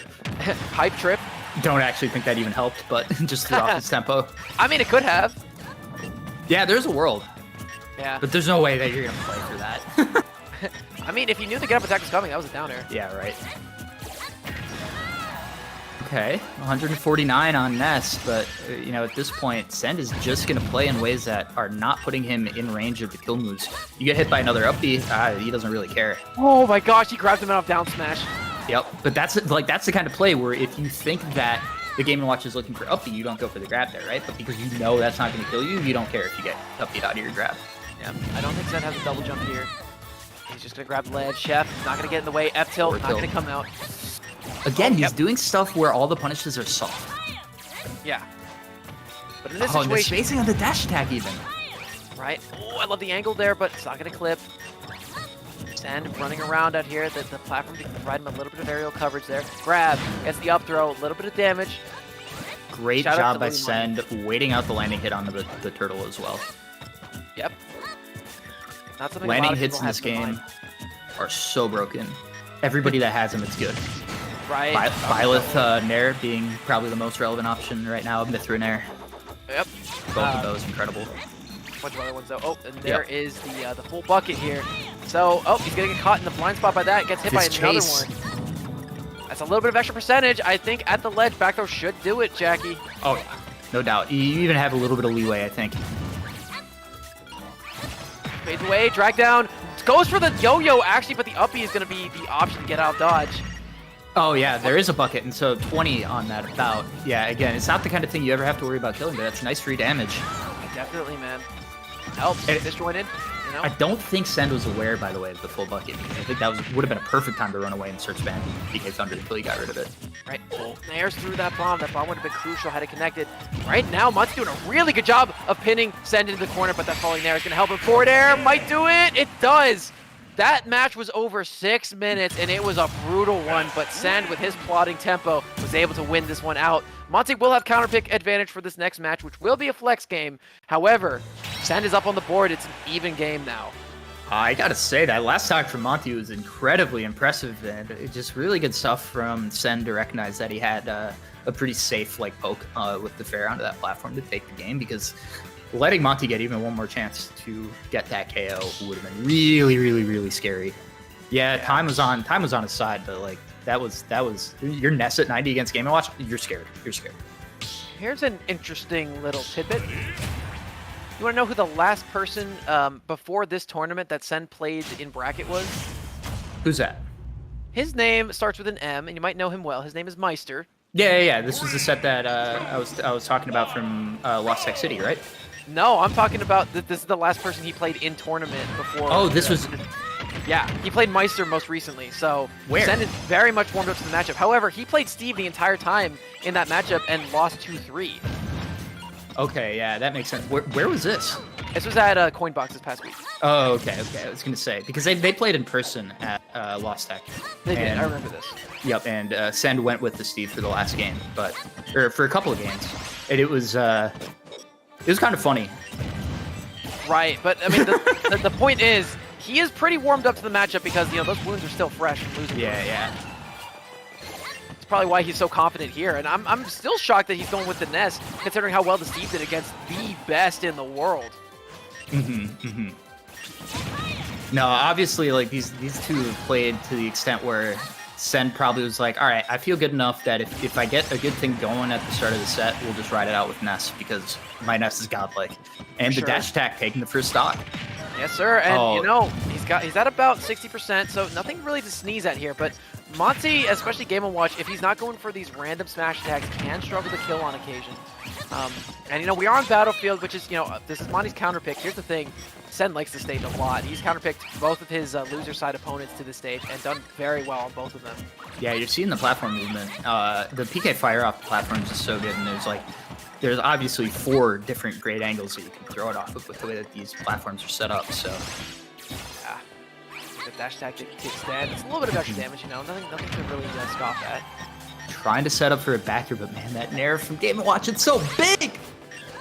So is that back air. It's going to do a lot of damage, too. And, Monty nearly getting lapped in percentages at this point. He burnt the chair. Give him the chair! He burnt my shake. All right. Yeah, man. Monty, knows he just needs to catch one of these big moves at some point. Trying for the dares, trying for the smash attacks, trying for the bombs. But this is the value of getting that stock lead if you're Send, right? Put the onus on Game & Watch to make something happen. He's much better when it's the other way around. Yeah, because, in neutral, he's so consistent. Oh, my God, I just got my nice combos that could deal 40-50% on you. I'll get this lead, and then I will take you out. Here's the thing, though. That doesn't work whenever you're at a deficit, because any little bit of trading just hurts you a lot more. But there's the turtle, Mr. Franklin, coming out to say hello, and says goodbye as he gets put right back into the backpack after the destruction he caused. Yeah, critical to take that stock. You absolutely cannot let the game get to 3-1 if you're Monty. And now, here's the thing, is you can take early stocks, right? Now you can just play that neutral, and yeah, you're losing, and yeah, it's obviously way riskier for you to get hit. But you can enforce stuff as Game & Watch. You can just say, I'm narrating, you're not doing anything about this. See? Nice grab, goes for the throw. Okay, already has him at 30. looking for a little bit more here. Dashing back and forth on the ground is Monty. Trying to just cover space as best he can. Chef's in the wrong direction. He's going to allow Sen to take center. He's holding it pretty well, but he's just going to retreat back to these platforms, go for these blind spot attacks. Back throw, not going to kill just yet. Very, very good amount of damage, though. Again, I love the little down air cancels that we're seeing from Sen. Just such tricky movement all over the place. Yeah, probably wanted another grab there. Probably wanted to chase a roll, maybe. I don't know. Okay. Overshooting there is going to get Monty off stage. Yep. Oh, dash attack could have done the trick. However, wasn't able to get hit by it. Yep, there's that F tilt. The absurd killing From machine. center. That F tilt is, man. I'm telling you, dude, it transitions so well from a tech chase option to a killing move. Yeah, like it's stronger than like DK F tilt. So in no way would I been surprised to see that kill under the platform at that percent, right? But from center, definitely not. Yeah, that's great, and that is definitely partially a no jump. Game & Watch's light problem. Can he make this back? He can. Excellent recovery from Send. However, Monty trying to close out the stock before anything gets too bleak for him. He's only got 3% of damage on him, so if he takes the stock now, it'll be a pretty even game for this last stock scenario. Yeah, really good juggle. You got to make sure that you don't pay for letting that edge guard slip. Okay, landing hitbox. You're talking about before, but this time it's actually going to connect. You know it, you love it. Oh, wanted to like parry something, I'm sure. Yeah, it doesn't matter. He still gets a punish. 25% on Monty. And Monty can't heal. Sen can. However, you can't heal if you get hit with that chair. Last stock for both these guys. This is a flex game, folks. Winner of this one guarantees himself the set lead and also an opportunity to have counter pick advantage should we go to a game 5 situation. Yeah, man. They're just playing so careful around the ledge. Yeah, trying to set up that back air, but it's so hard. Like, the back air from Ness is fairly fast at frame 10, but it's just like the big hitboxes that Game & Watch puts out there is so hard to deal with. Oh, also a really tricky usage of the uppy. I don't know why he did that. Maybe just the style, but that definitely snuffs out his tempo just a little bit, and Monty takes the lead here. Dash attack, back air into the corner. I don't think he has a jump. He's going to American air dodge back to the ledge. Nice stuff, nice. But grab, back throw. Monty burnt his jump there, so he wasn't able to get more. Oh my god, that I shield can't believe was he was down able to smash. shield. Oh, Okay, but the the up up smash! And that's going to do it for game 3. Monty takes the lead again.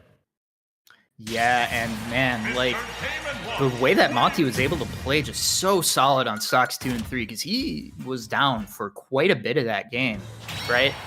Yeah. Really, really impressive stuff. Like, the durability on Game & Watch of all characters, like forcing forward tilt kills, living, like, hardly taking any damage on that third stock. Like, yeah, super impressive. And now Monty is 1 game away from the Panda Cup finale. At that point, all of this young man's ambitions are about to come to fruition after this next match if he wins. If not, we're going to go to a game 5 where he still has an opportunity, albeit a less safe opportunity. Run it right back to Battlefield and send. The ball is in your court, my friend. He had the lead for the majority of the game, but he just let it slip away at that last possible moment, Jackie. Yeah, Battlefield, absolutely not the issue, I would say. Yeah, I mean, honestly, I think the question is, there were a few positions there at the end of that game where Send had Monty off stage and wasn't able to keep his advantage going. I mean, a lot of that has to do with, like, Monty's playing really, really well in disadvantage, but you got to make those opportunities count. Yeah, to be fair, it's really not horribly difficult to take advantage as Game & Watch. The thing is, playing it well is imperative to playing against a player like Ness, or Sand, rather. Yeah, and no, I think you're right about the character, too. It's like, this is a character that eats up bad disadvantage options, so... Man. Well, keeping up the pressure here, Send is clawing his way back into this thing with a couple back airs for a ton of percentage. He's at 105, so he has some rage here. These kills might be coming a little bit sooner than we would expect. Like that up smash. He will not take stock just yet. Very, very even game here, Jackie, but the up air didn't connect fully. Not did that one, but that one finally will. Yep, good awareness from Send that when he got the second one under the platform that it's going to be the same interaction. He was ready with the double jump. Oh, that's I love so scary, dude. What? Oh, drop shield. You had to drop shield to do that. Drop shield is 11 frames, right? So even if something seems unsafe, you gotta be careful with that. Right. Oh. Chef. Yep. Good patience there. Point spot. Dash attack is gonna come through. Love the waveland on the platform to Great reset. DI. Very easy to die off the top if you hold in there. Yep. Spencer in a great situation. There's the down air. Again. And that was, he was forward airing. I'm shocked he was able to get his DI in that time. Love the patience on the uppy as well. Sand with a nice blind spot forward. Excuse me, side B. Yep, punish on the landing hitbox. Excellent, excellent. That Okay, requires patience. You can't just mash that out of shield option out like you can against a lot of moves. getting the stock soon is imperative for Monty, Jackie, because this is max rage on the Send. Feels a lot like the last game, doesn't it? It definitely does. You know, Send, if he chokes his lead, he might be going home. Hey! This is where it starts. Yeah, you gotta make this lead count. You gotta get this this Game & Watch. You gotta make him pay for being light. You gotta make this 86% matter because it's already halfway to made up. Yeah, again, that's just what 1 or 2 combos from Monty can do to you. And here's the big thing. This character is the 3rd lightest character in the game, tied with Squirtle. It's very easy to get rid of him in these situations. However, just landing that hit is the problem sometimes. And Send just trying to weave around these platforms as best. I like the idea with the up throw. We kind of talked about that a little earlier with Louis Money, right? But Monty didn't bite because I guarantee you Send was looking for a down air off that up throw. Absolutely, but I mean, good luck punching Oh, it is anyway. this it? Yeah, oh yeah. Yep, that will do it. He's made Send out of paper. one What am I stock thinking? away from evening up the set count here, Jackie. Yeah, honestly, like, but Monty did a good job of closing the gap. Let's see if he can get the stock quick. Yo, the Nair almost. Very close to doing so. Oh, but the bomb! It will not take the stock just yet, but man, that's a lot of percentage. And Monty only has 12 on him. Send definitely wants a little bit more. That's like a 60% swing. If he had been able to get the absorb. Okay, but this is a big combo. Oh my Even though he gosh. got hit by the Dare, the 44 is huge. If that Dare sour spotted, he was out of a stock. And I love that Send was patient about shield this time. He's been getting hit by that all night, and finally he doesn't. Oh yeah, totally. And 173, man, this is... You're doing exactly what you need to do on this stock right now if you're Send. Yep. But now Keeping he's on, gotta piling finish. on the extra credit. Catches him out of his up B. He down airs. He's going to make it back. Down smash. Max rage. It does the trick. Game 5 of True Finals coming up.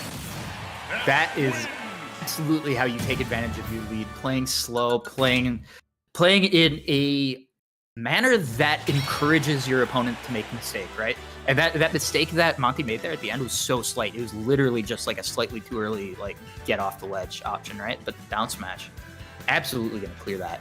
Incredible Well, stuff folks, from Send. Set point for both these players. Whoever wins this next one is coming away as your Panda Cup Southwest USA champion. And they will get an all expenses paid chip to the finale bracket in the middle of December. And a chance at that $250,000 prize pool. It all comes down to this, Jackie.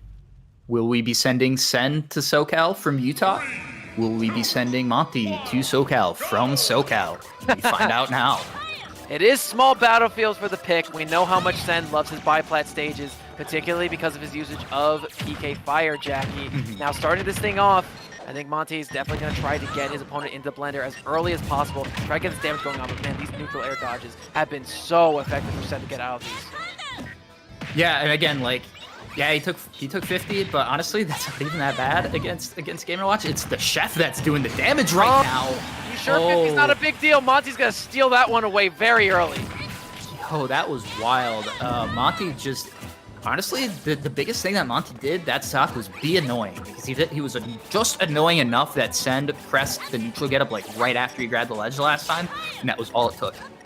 Yep, there's a huge bit of momentum here from Monty. He's going to get 2 nairs. He's going to get 3 nairs. He's going to look for more. The up air is going to be air dodge through. Send right now back in the blender. Man, these fish really helping out. Spitball Sparky is flying right now. The worst place to be in Game & Watch is to feel like you have to make something happen. That's exactly what he wants you to play like.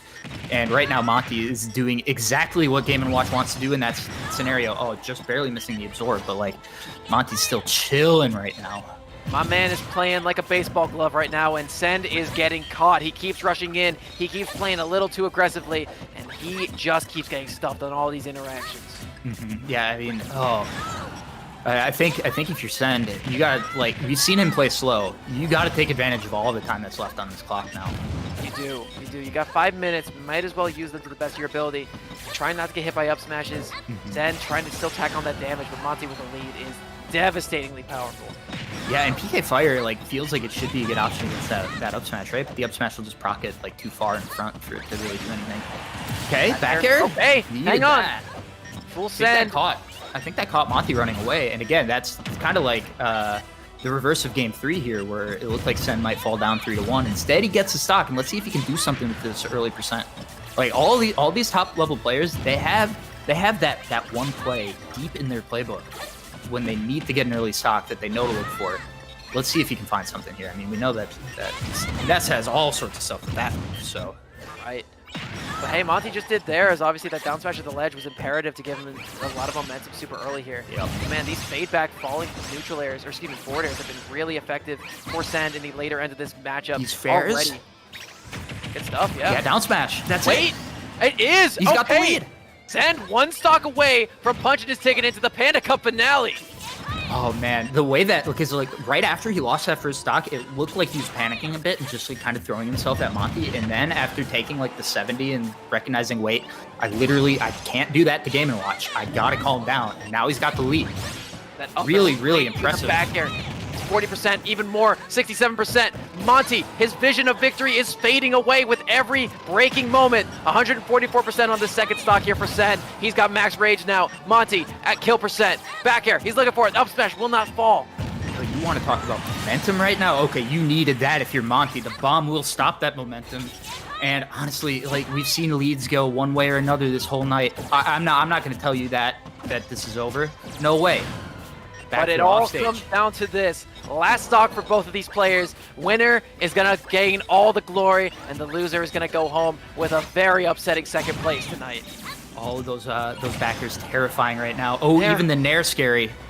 Oh, man. Sen's going to fade back, go for a dash attack. He will not get it, though. He's going to go high over the platform for a PK Fire. He's Nair coming out. F-tilt. Not going to do it just yet, Jackie. Yep, looking for dash attacks. That'll cover roll. That'll cover neutral gettable. Even cover drop down jump. And yeah, you know that drop down there is a thing that Game Watchers love off the ledge. It can lead to so much. And they're doing some damage right now. Yeah, you gotta watch out for that. Okay, what a match. Are you kidding me? That was rage too. But yeah, you can't get hit by another one. This lead is all but evaporated here too. One strong hitbox for either of these guys. No, he's gonna shield it. Dash what attack. A chase down. Zen! You're so brave, dude. Zen is going to the Panda Cup finale. If Monty sat there and shielded, that was it. That was an up smash after the dash attack into shield, and that was Monty going to California, not Sen. But instead, Sen making a huge read, chasing that. I don't even remember if it was a dash away or a roll away, but whatever Monty chose to get away there.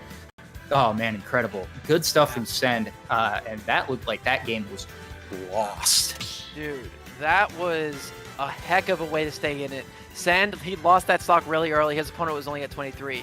He got back into it with some really good plays, made great usage of his rage, did not freak out at any given moment, did not crack under the pressure. He forced that pressure into his opponent, but man, Monty swung from the corner. Monty had a Cinderella run to make second place here tonight. Didn't drop a single game in loser's bracket until Sand clawed his way down from his loser's throne. And you know what?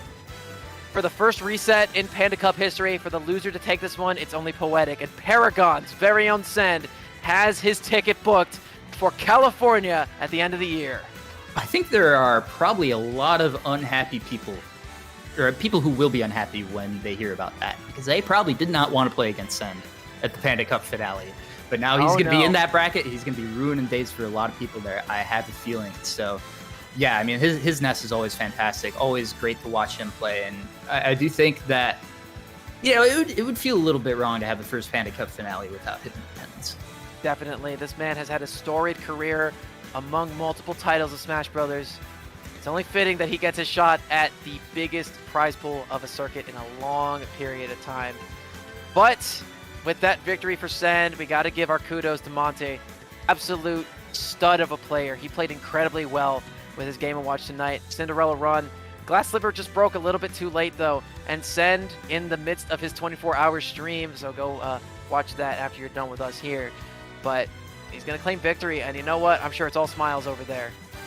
Yeah, absolutely. But hey, with that, I think it's time for us to sign off. I've been Jackie Peanuts. I've been joined by Laird.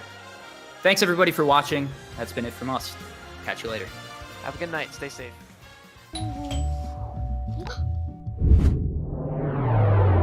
Chill. Grubhub delivers convenience items. Grubhub delivers convenience items.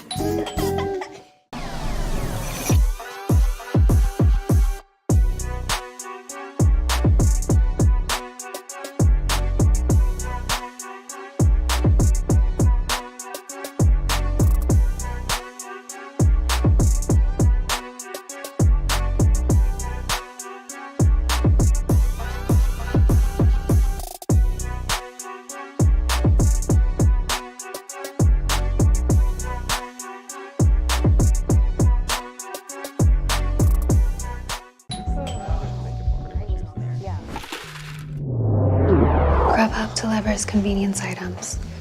Grubhub delivers convenience items?